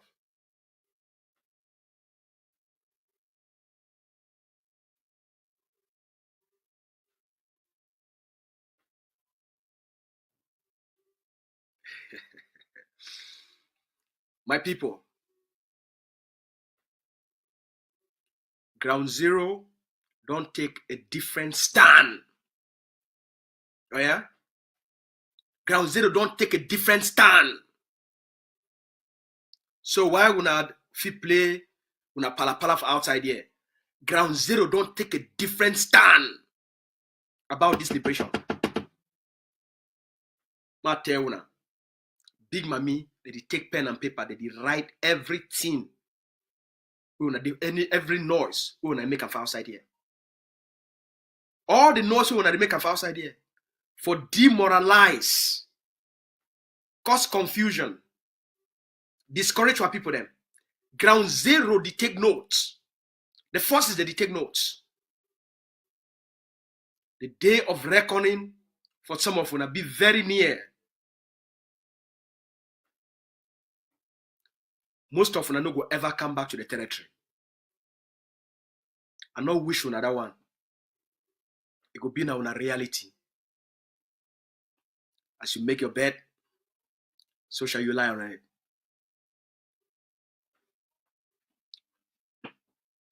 Today, a small community for inside Ambazonia, 100 big mami them, and 100 young women. They don't come together. They put all their money, they go around by themselves. By themselves. Collect. They call it say community mobilization.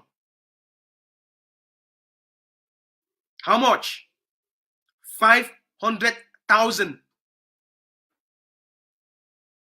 for one day. Where Big Mommy, they gather their community with young women. They lead the community mobilization. They collect all their liberation tax money. They call ADF, commander. They say, General, now liberation tax money this. Una take them.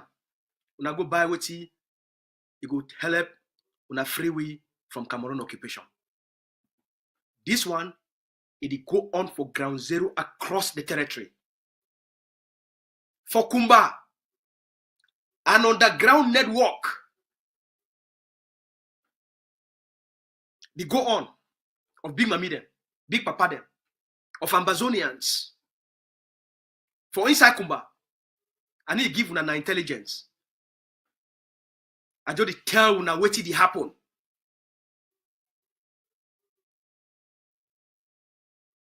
Today, so the Ambazonia Governing Council, through community mobilization on the ground zero, pay liberation tax of 1 million. I think that was 1 million. I think that 5,000, if I'm not be mistaken. I think that 1,005,000 will come in today from all the community mobilization. They did dig tunnels. Now here, Mami underground, they did dig underground for make sure say things that enter inside Ambazonia. So if you should not for the listener for noise for Facebook, it go make you not go fit for sleep. You don't know the reality will happen. They call it say reality distortion. So you go to live for this reality distortion field. You need to understand the reality where they on the ground. Big Mami that demobilize liberation tax. Young women that demobilize the liberation tax. Communities that demobilize that liberation tax. If you rely for year gossip, kongosa, foolishness, gutter politics, kosh, for Cameroon sponsor, she know why blast them. That one they have business on your own. Ground zero to do the work. And when ground zero don't finish or do that work, you will be busy for entertain the nonsense of the liberation. You go get yourself to blame. Because by that time, as I tell you now, as I put on yesterday for social media, hate. The first person we hate is the destroyer. Now the person where it do the hating. Hate now a poison where the first person where hate is the destroyer. Now the host. So if Cameroon it make you an agent of hate, maybe you know say Cameroon it don't make you an agent of self-destruction. Because the first person we hate is the chop them, destroy them, poison them, kill them, now the host.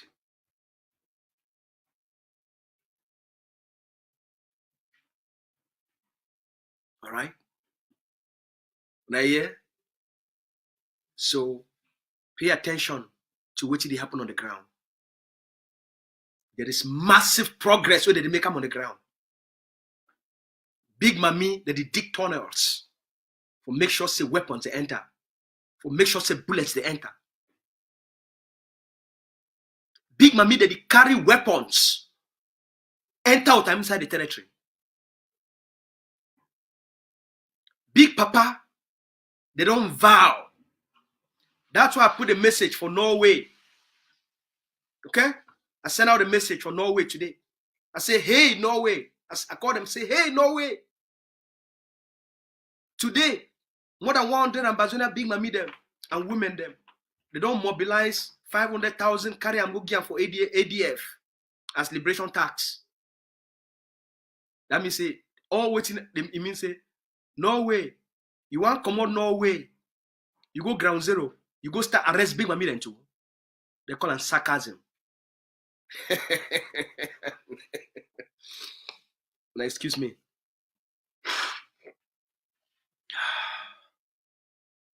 Will be people them for what they call and say complex intelligence. All right. So things are defined. The leader defined. God to watch over the leader and things that happen. All right. Things that happen already for outside here. God to watch over the leader and things that happen. You don't understand. Things that happen. Now, when I say when they read them, then when I see the clouds, it will be open. Or that will annoy them. That will mob them. They will lock. Will be egg of sea. Will be Ambazonia. We could liberate the land. And then make a talk one more thing for you. For last, I'll take 2 minutes or 3 minutes. For any conflict, whether not for the war between Russia and Ukraine, or not the war between Israel and Palestine, not only the consequential actors of that conflict that they enter into negotiation. Whether it be for the war for between the racist apartheid government and the African, the people of South Africa. The negotiation will take place. It will be a negotiation between the government of de Klerk and the ANC. Will be being at the leading movement.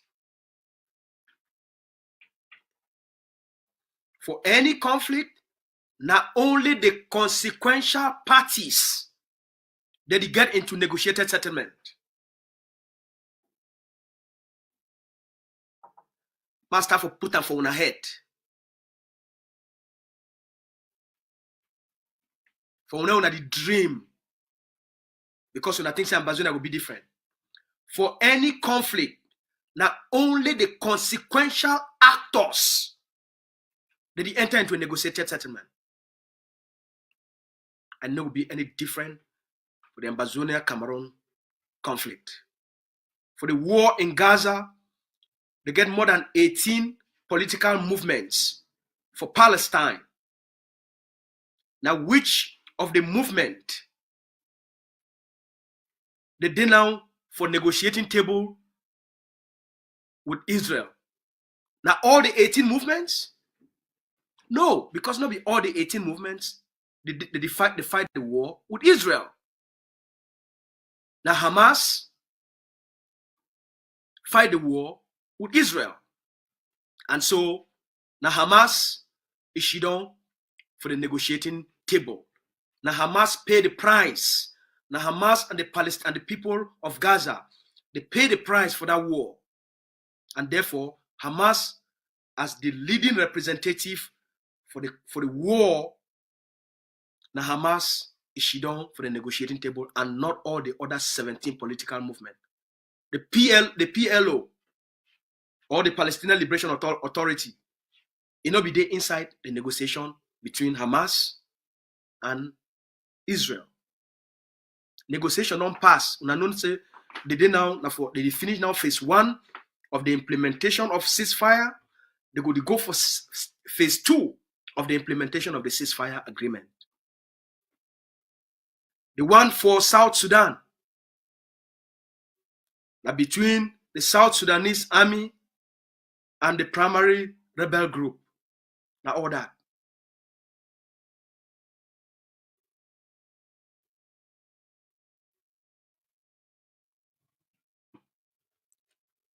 So, master for put her for her head.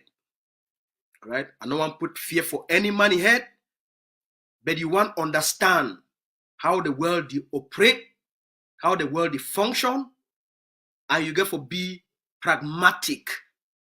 All right?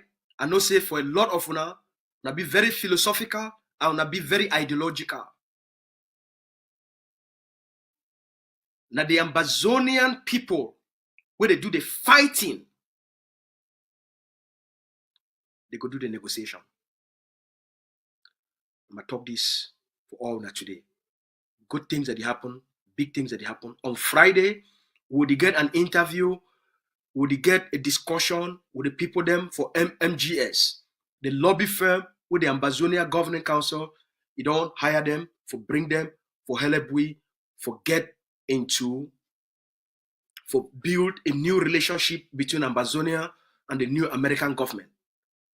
That lobby firm, they go come back over the last 2-3 weeks. They don't do extraordinary work. A lot of meetings. Meet all the biggest people there for inside America, both for Congress, the main leaders of the Congress, and for the Senate. One of the biggest centers of power for the United States. So they will come back, they can give a political report and tell una we need to expect big things from Ambazonia. Like 2025 this. The vice president don't tell all una. So they get a report, a briefing from a diplomatic team and from Moran Global Strategic or Moran Global Services or strategies. Okay? So we'll talk for una tomorrow. I will come back tomorrow at some point for tell una more about what did go on for La Republic of Cameroon. Object talks they say make una not go for bed tonight, or make we for out here not go for bed tonight, and this will not give us some form of update. All right? Follow man with no road. If you never pay a liberation tax, pay your liberation tax. Because the time become any man not pay liberation tax, that one near Wahala. Now take care. We'll talk some more time tomorrow. Good night.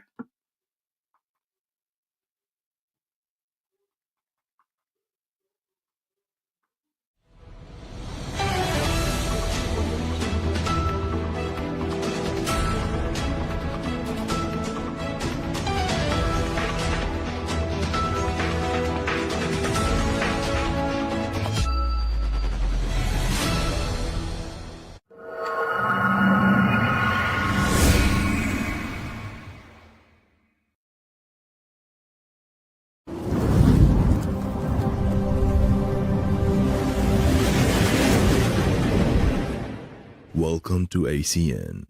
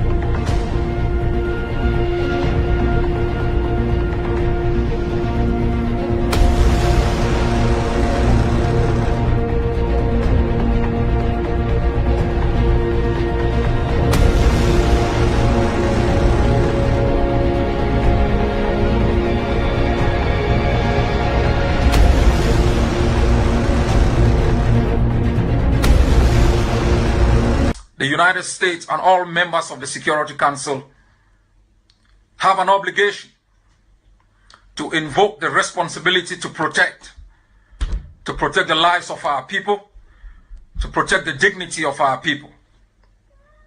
The United States and all other countries must show clarity of purpose and focus. The international system is disjointed in its approach. This ambiguity has always given Mr. Biya and Cameroon an escape route, believing in the use of force to resolve political issues. This has gone on for the past 37 years because of the lack of a focused stance by the international community that should show Cameroon that the world is unwavering in its stance.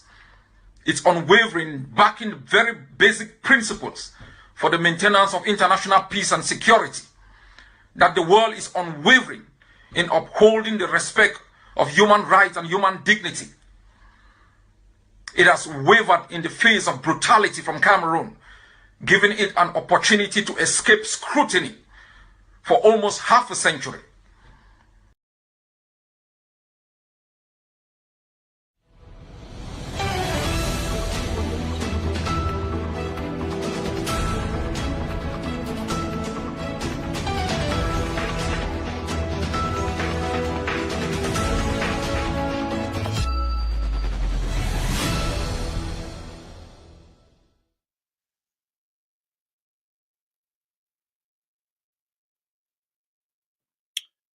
Today is a sad day for all Ambazonians. It's a day we remember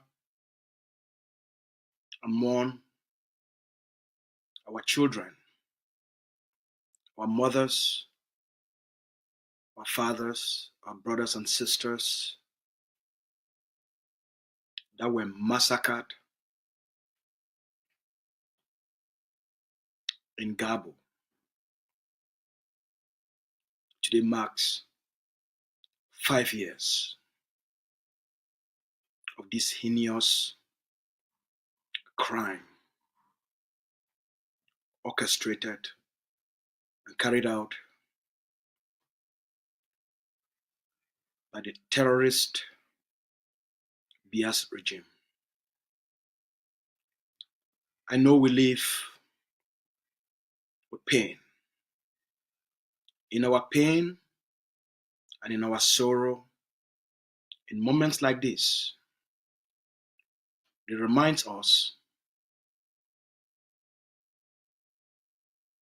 of what we are fighting against, of what our people are going through. It informs us who Mr. Biya is, what Cameroon is, and what the beneficiaries of the occupation, those that have been recruited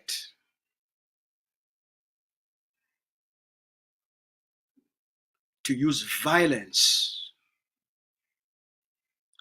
as a means to gain power, wealth, and influence in Ambazonia.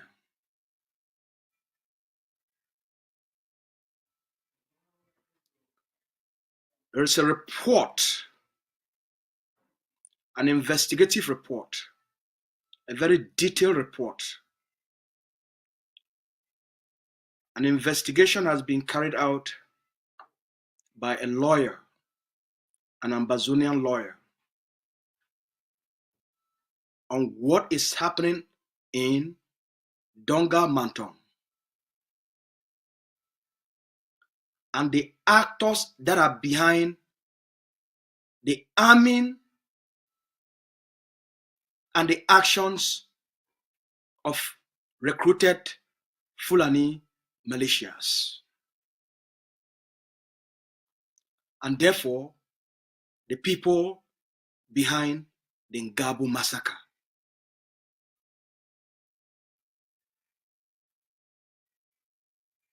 This report gives us an idea of how the state of Cameroon operates and the key actors Cameroon has recruited to make sure the Ambazonian people live in eternal pain, suffering, and destruction in order to maintain Cameroon's authority and governance in the occupied territory of Amazonia.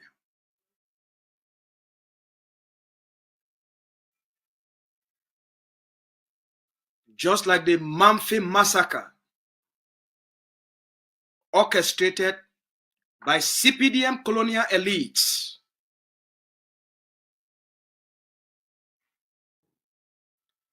there are many of such taking place across Ambazonia.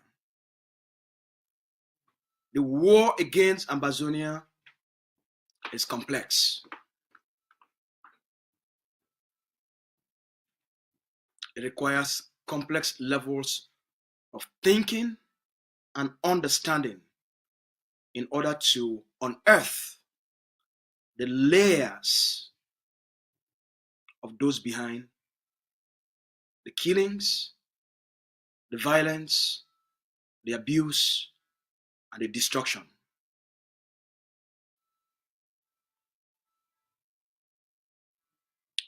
This outing is first to honor and extend love to the Ambazonian people. In the midst of our pain, we must remember who we are. We must remember who we are as a people. We're a peaceful people, a loving people, a caring people. We should not allow Cameroon, tyranny, barbarism, and destruction to change our nature, to make us become like Cameroon.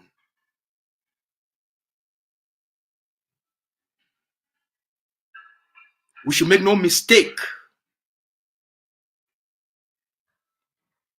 that we will always respond.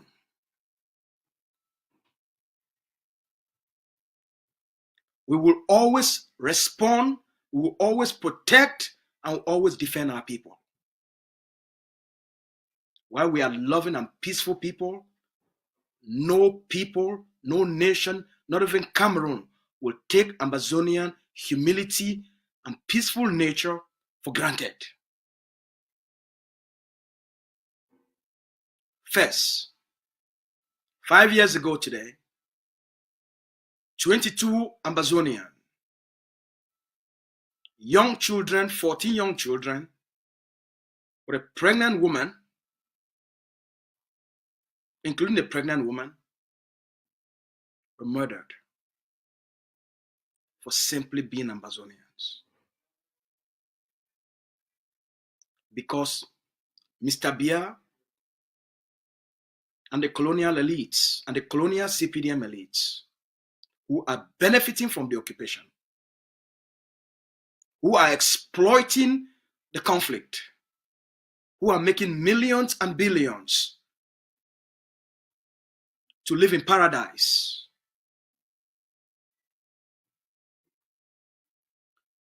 They want to change the context of what our people are fighting for, to redefine it, to reframe it into something else.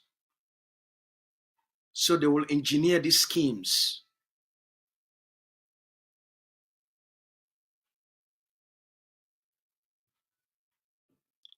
They will engineer these actions.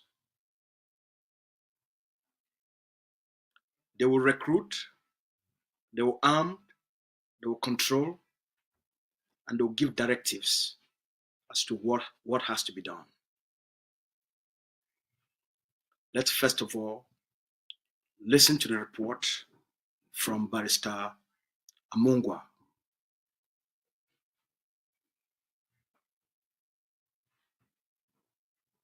In times of crisis, there should be something wrong. Yes, so fascinating to hear my senior colleague and elder brother put it there, because I think you were part of the press conference that I did, and I think we should face this issue squarely, and we should be truthful to ourselves. As you listen, pay very close attention. Pay very close attention. This is going to give you an understanding of what is going on and those that are responsible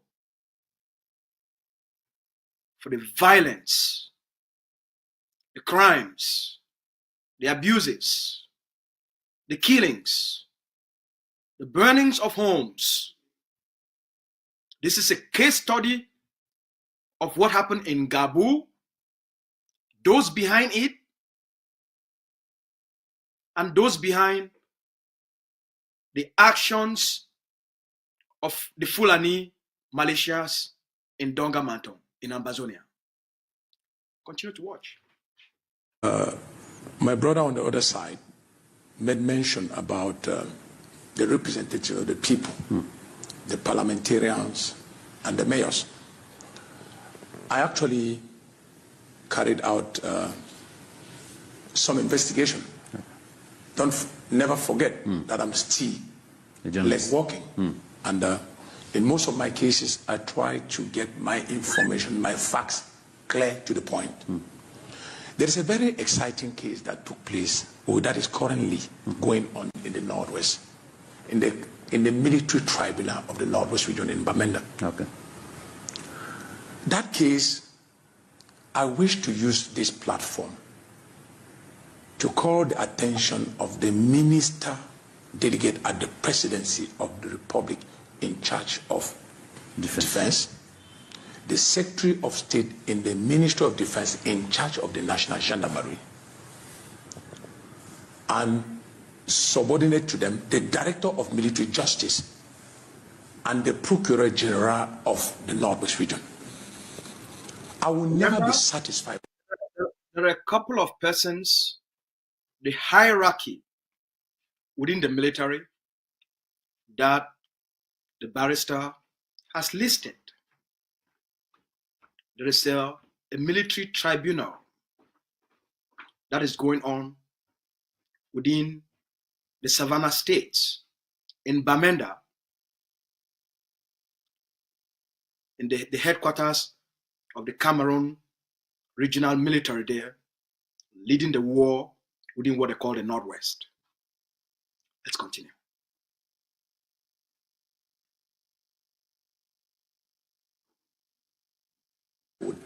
Whatever outcome that case would produce.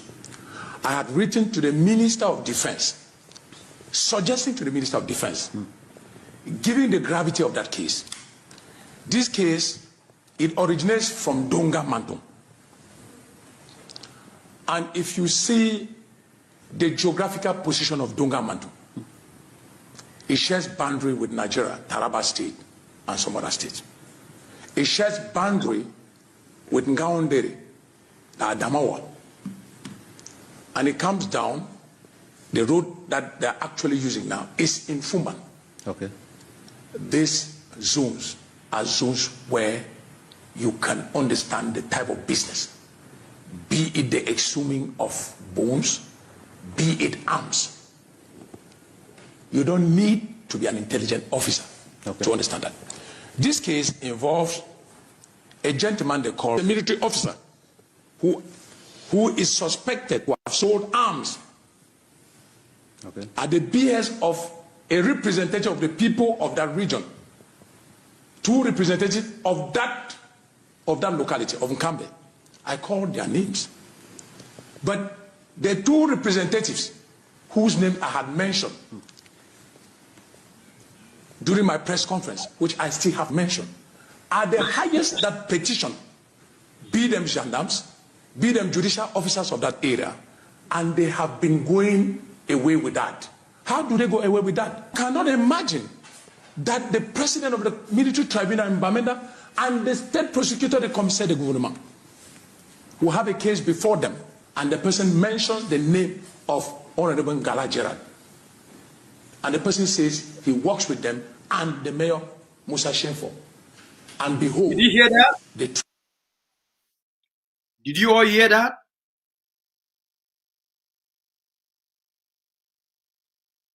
One of the Fulani headmen of one of the Fulani militia in the tribunal going on in Bamenda testified that the person funding them, the person providing them the arms, the person giving them the instructions as to what to do is the colonial member of parliament of Dongamanto, Ngala Gerald, and the colonial mayor of Nkambe.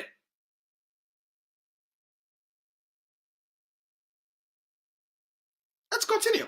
Very interesting. Treat that case with levity. But each day you point somebody in Bamenda to pick him, they give him 15 years of imprisonment. I wrote to the Minister of Defense suggesting, and I still suggest, as a whistleblower, and I talk with oath, and I wish peace to return to the Northwest region. In Nkambe, that people have been deceived. That is the most peaceful areas in the Northwest region. It's a farce. Let me come back to my fact check. We try to learn, Barrister. No, I will learn. We don't have much time, please. You know that Ngabu took place in Dongamado. That was on the 14th of February 2000. The killing of the Mborong community following the Njiron crisis. The abduction of the Joe of Bamenda too, and 12 others, and the killing of the driver and the police officer. All of this they happened in that. Killing of Jam Eric Achuk in Kambe. If you put all of this together, Northern in Kambe is one of the smallest. But since it is a capital, two politicians have decided to feed Yaoundé with wrong facts. Intellectuals are killed. Boss lost almost all of his equipment in Kambe. It was burnt down. They run a militia. And when you want to raise a finger, even you get calls, they say these people will kill you. What money will a Cameroon have that they can kill others because you are trafficking arms? Traffic of arms is first terrorism.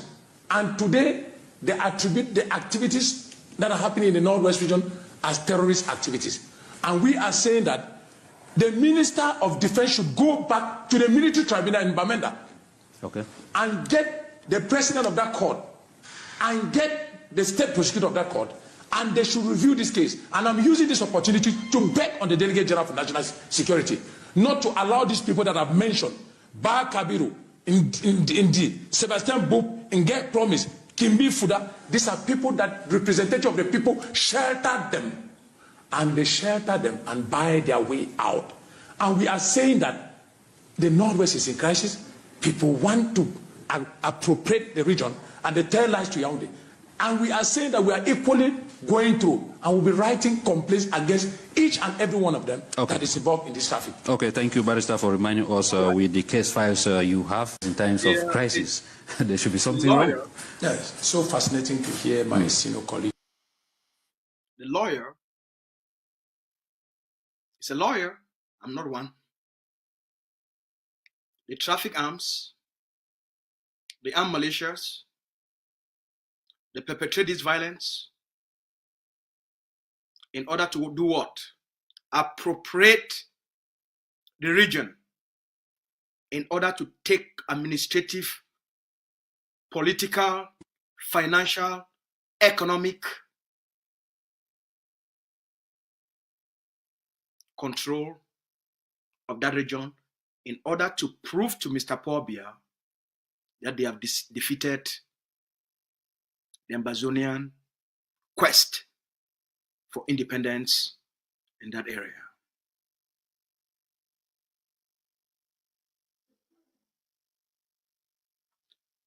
The gendarmes are aware, the bees are aware, the military, the army, they are aware, the police are aware,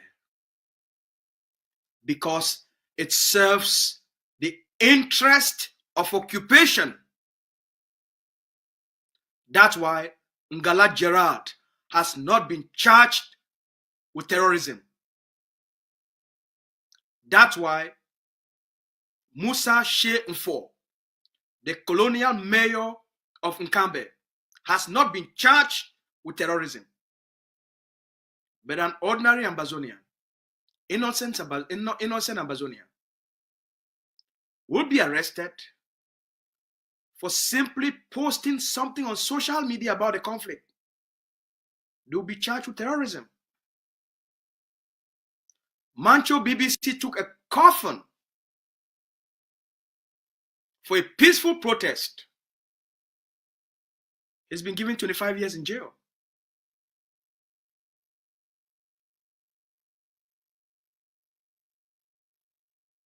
And you have a gang of criminals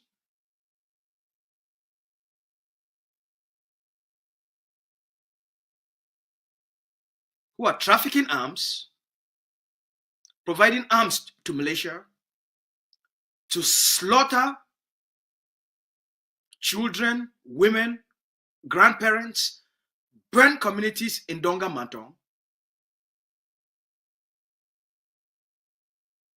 in order to redefine the conflict as an ethnic conflict under the cover of the military. They are aware of it because they are giving them a semblance of legitimacy and authority in Ambazonia, they cover it.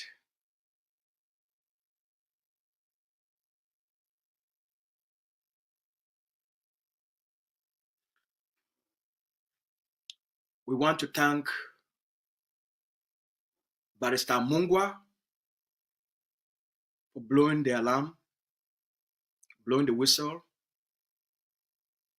and to continue with courage to speak up and to provide the facts, not only to the Cameroon government, but to organizations like Human Rights Watch, Amnesty International, and even other external actors and governments for actions to be taken. We know justice is very slow, but there will be justice and there will be accountability.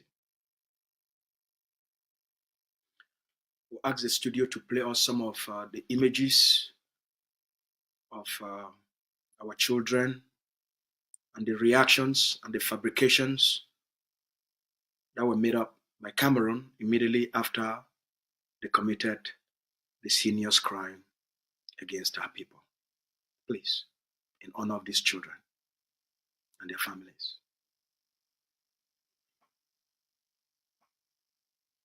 The United States and all members of the Security Council have an obligation to invoke the responsibility to protect the lives of our people, to protect the dignity of our people. The United States and all other countries must show clarity of purpose and focus. The international system is disjointed in its approach. This ambiguity has always given Mr. Biya and Cameroon an escape route, believing in the use of force to resolve political issues. This has gone on for the past 37 years because of the lack of a focused stance by the international community that should show Cameroon that the world is unwavering in its stance. It's unwavering, backing the very basic principles for the maintenance of international peace and security. That the world is unwavering in upholding the respect of human rights and human dignity. It has wavered in the face of brutality from Cameroon, giving it an opportunity to escape scrutiny for almost half a century. The United Nations has called for an independent investigation into the violence and has said perpetrators of the killings should be held accountable. Meantime, opposition parties and rights groups in Cameroon have condemned the killings, which they have attributed to the Cameroon army. The Ministry of Defense denies the army is to blame. It, however, claims that only 5 civilians were killed in an unfortunate accident which was sparked by an explosion. I'm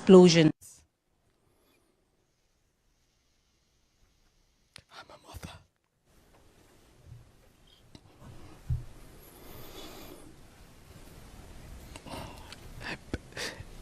It's been a lot of talk. We need action. People got massacred recently. We need you to take action.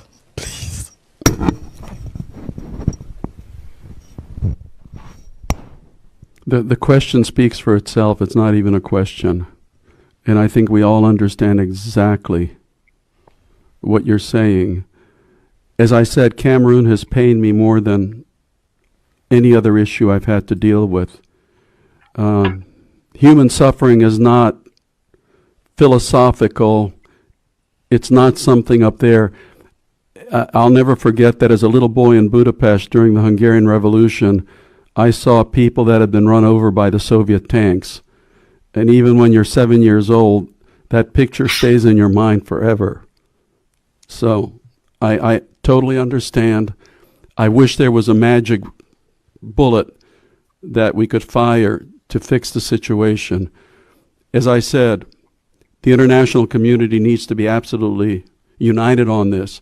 Because of the outrages recently, I'm hoping I'm very much hoping that there will be much more of a unity in our willingness to be firmer in responding to this with the Cameroonian government. I wish the Cameroonian government would recognize the fact that there's no way they are going to win this militarily. As Gandhi said, when you have a policy based on an eye for an eye, soon or later the whole world is blind. And that is exactly what is happening there. It's a disaster. It is absolutely needless. And I wish that there was a simple way to just put a stop to it at this moment. So thank you very much. Thank you so much. Fellow Ambazonians. Military will get mission from God. Fellow Ambazonians. As we continue to mourn our picking them, our brothers them, our papa them, our picking them with the kill them from Gabo 5 years ago today. We know, so all we get a lot of pain and sadness for our heart. And moments like this and days like this one, they remind we always who Mr. Biya be, who the state of Cameroon be, and who the colonial CPDM elites, where Cameroon don't recruit them, plan them for a land, who they all be about. We must understand what they fight against, and we must understand what they fight for. Things that need to just happen anyhow. A lot of the crimes, the killings, the burnings of homes, where did it happen for inside Ambazonia? The Cameroon government, they do them, they cover them. The case of Ngabu, my primary example, how they cover them and then they eventually can accept them when the evidence come off outside. Now the same thing with the massacre for Manfred. They did do these things deliberately because they want change what this conflict be all about for make them into something else.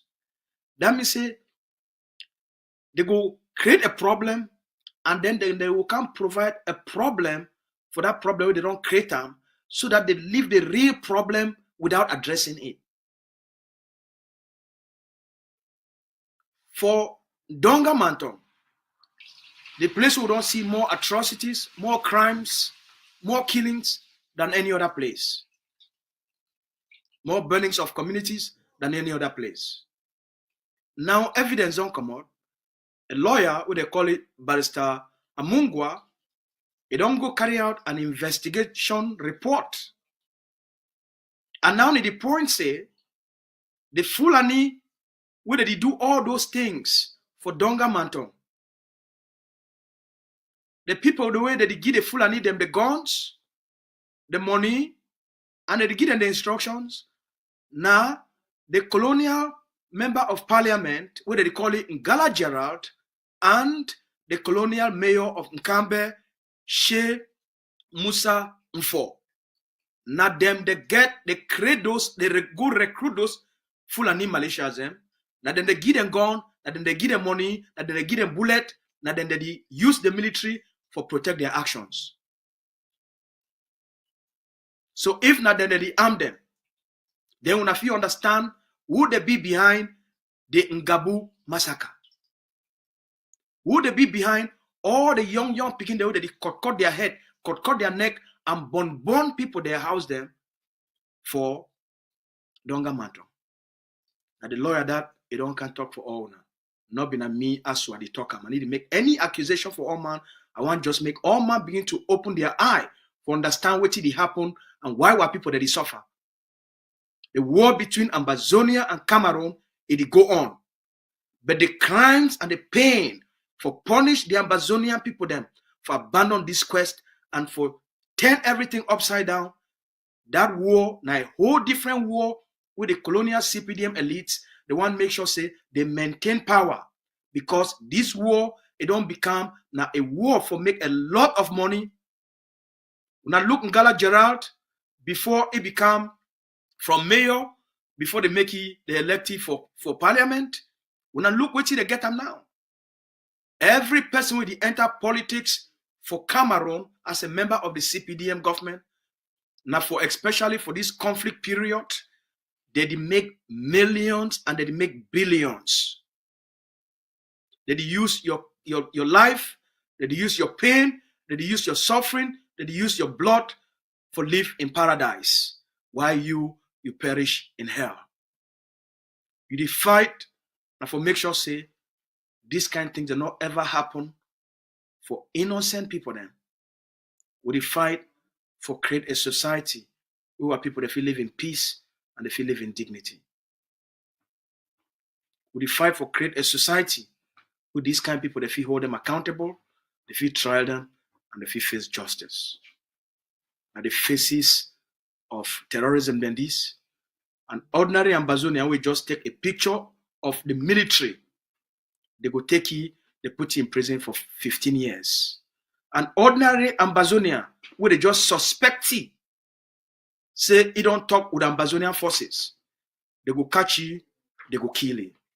Now you get public officials of the Cameroon government, they deal in arms, they traffic arms, they arm militias, they cause destruction, pain, and commit all kind of war crimes. But in this, it work in plain sight. We will leave now with the rest of this report, and at the end, make the studio people them they play Mr. Abongwa part of that report again.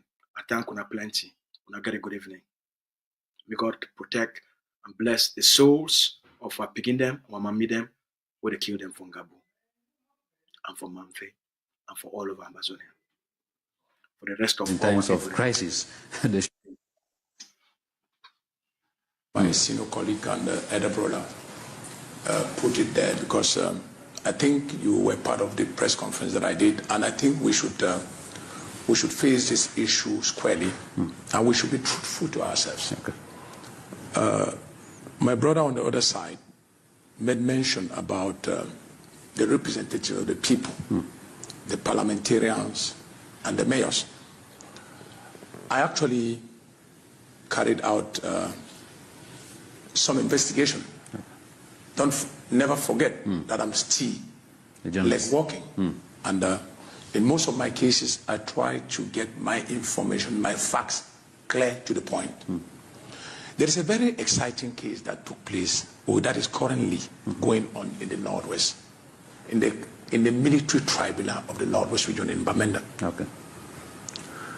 That case, I wish to use this platform to call the attention of the minister delegate at the presidency of the Republic in charge of defense, the Secretary of State in the Ministry of Defense in charge of the National Gendarmerie, and subordinate to them, the Director of Military Justice and the Procurator General of the Northwest region. I will never be satisfied with whatever outcome that case will produce. I had written to the Minister of Defense, suggesting to the Minister of Defense, given the gravity of that case, this case, it originates from Donga Mantum. And if you see the geographical position of Donga Mantum, it shares boundary with Nigeria, Taraba State, and some other states. It shares boundary with Ngaondere, Adamawa. And it comes down, the road that they're actually using now is in Fumban. Okay. These zones are zones where you can understand the type of business, be it the exhuming of bones, be it arms. You don't need to be an intelligent officer to understand that.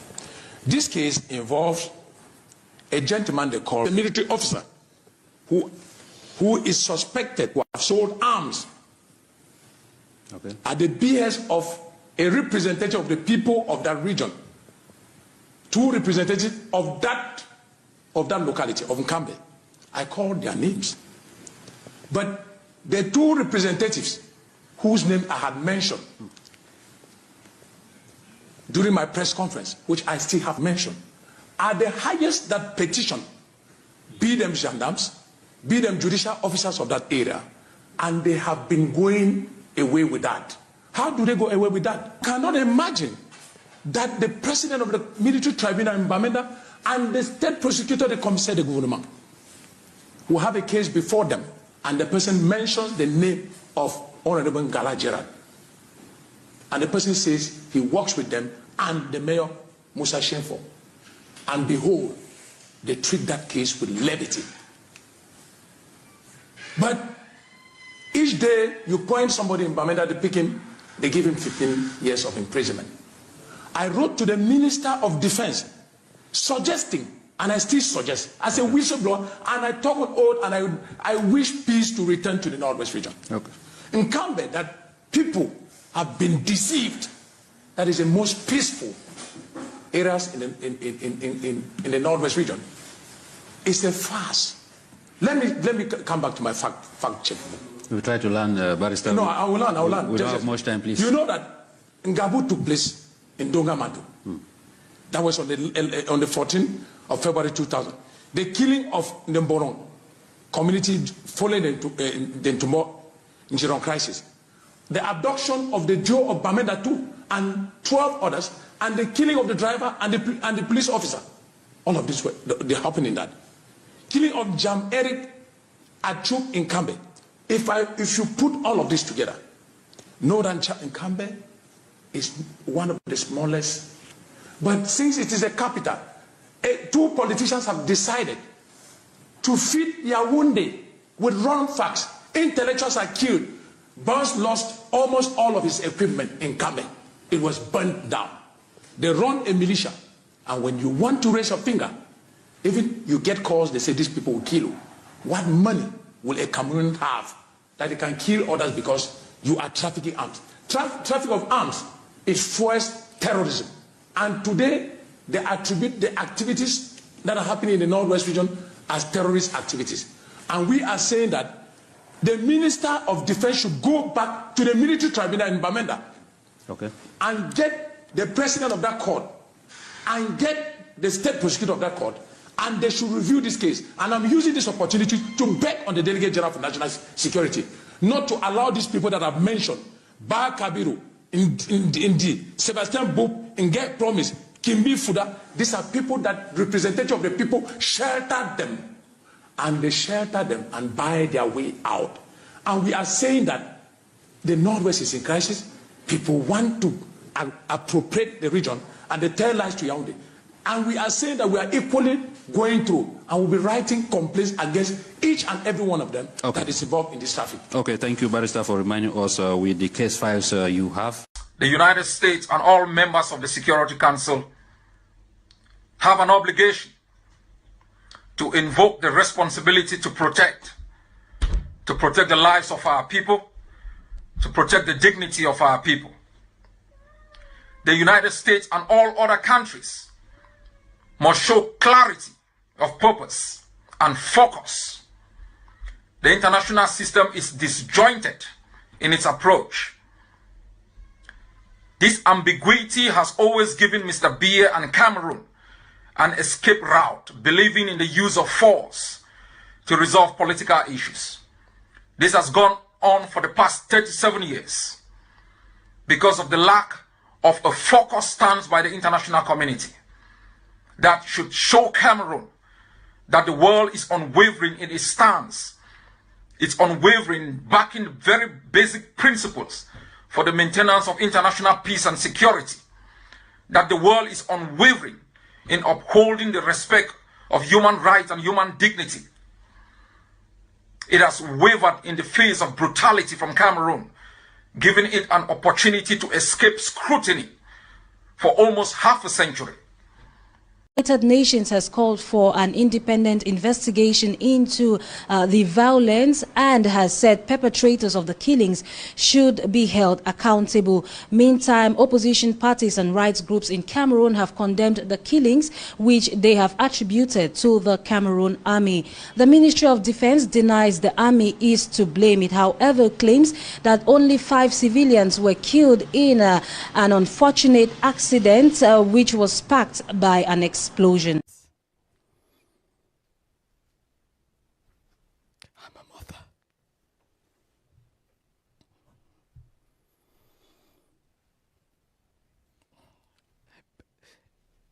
There's been a lot of talk. We need action.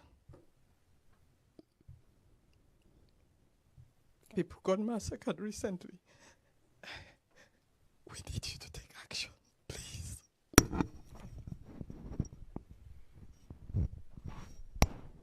The question speaks for itself. It's not even a question. And I think we all understand exactly what you're saying. As I said, Cameroon has pained me more than any other issue I've had to deal with. Human suffering is not philosophical. It's not something up there. I'll never forget that as a little boy in Budapest during the Hungarian Revolution, I saw people that had been run over by the Soviet tanks. And even when you're 7 years old, that picture stays in your mind forever. So I totally understand. I wish there was a magic bullet that we could fire to fix the situation. As I said, the international community needs to be absolutely united on this. Because of the outrages recently, I'm very much hoping that there will be much more of a unity in our willingness to be firmer in responding to this with the Cameroonian government. I wish the Cameroonian government would recognize the fact that there's no way they are going to win this militarily. As Gandhi said, when you have a policy based on an eye for an eye, sooner or later the whole world is blind. And that is exactly what is happening there. It's a disaster. It is absolutely needless. And I wish that there was a simple way to just put a stop to it at this moment. So thank you very much. Thank you so much. And the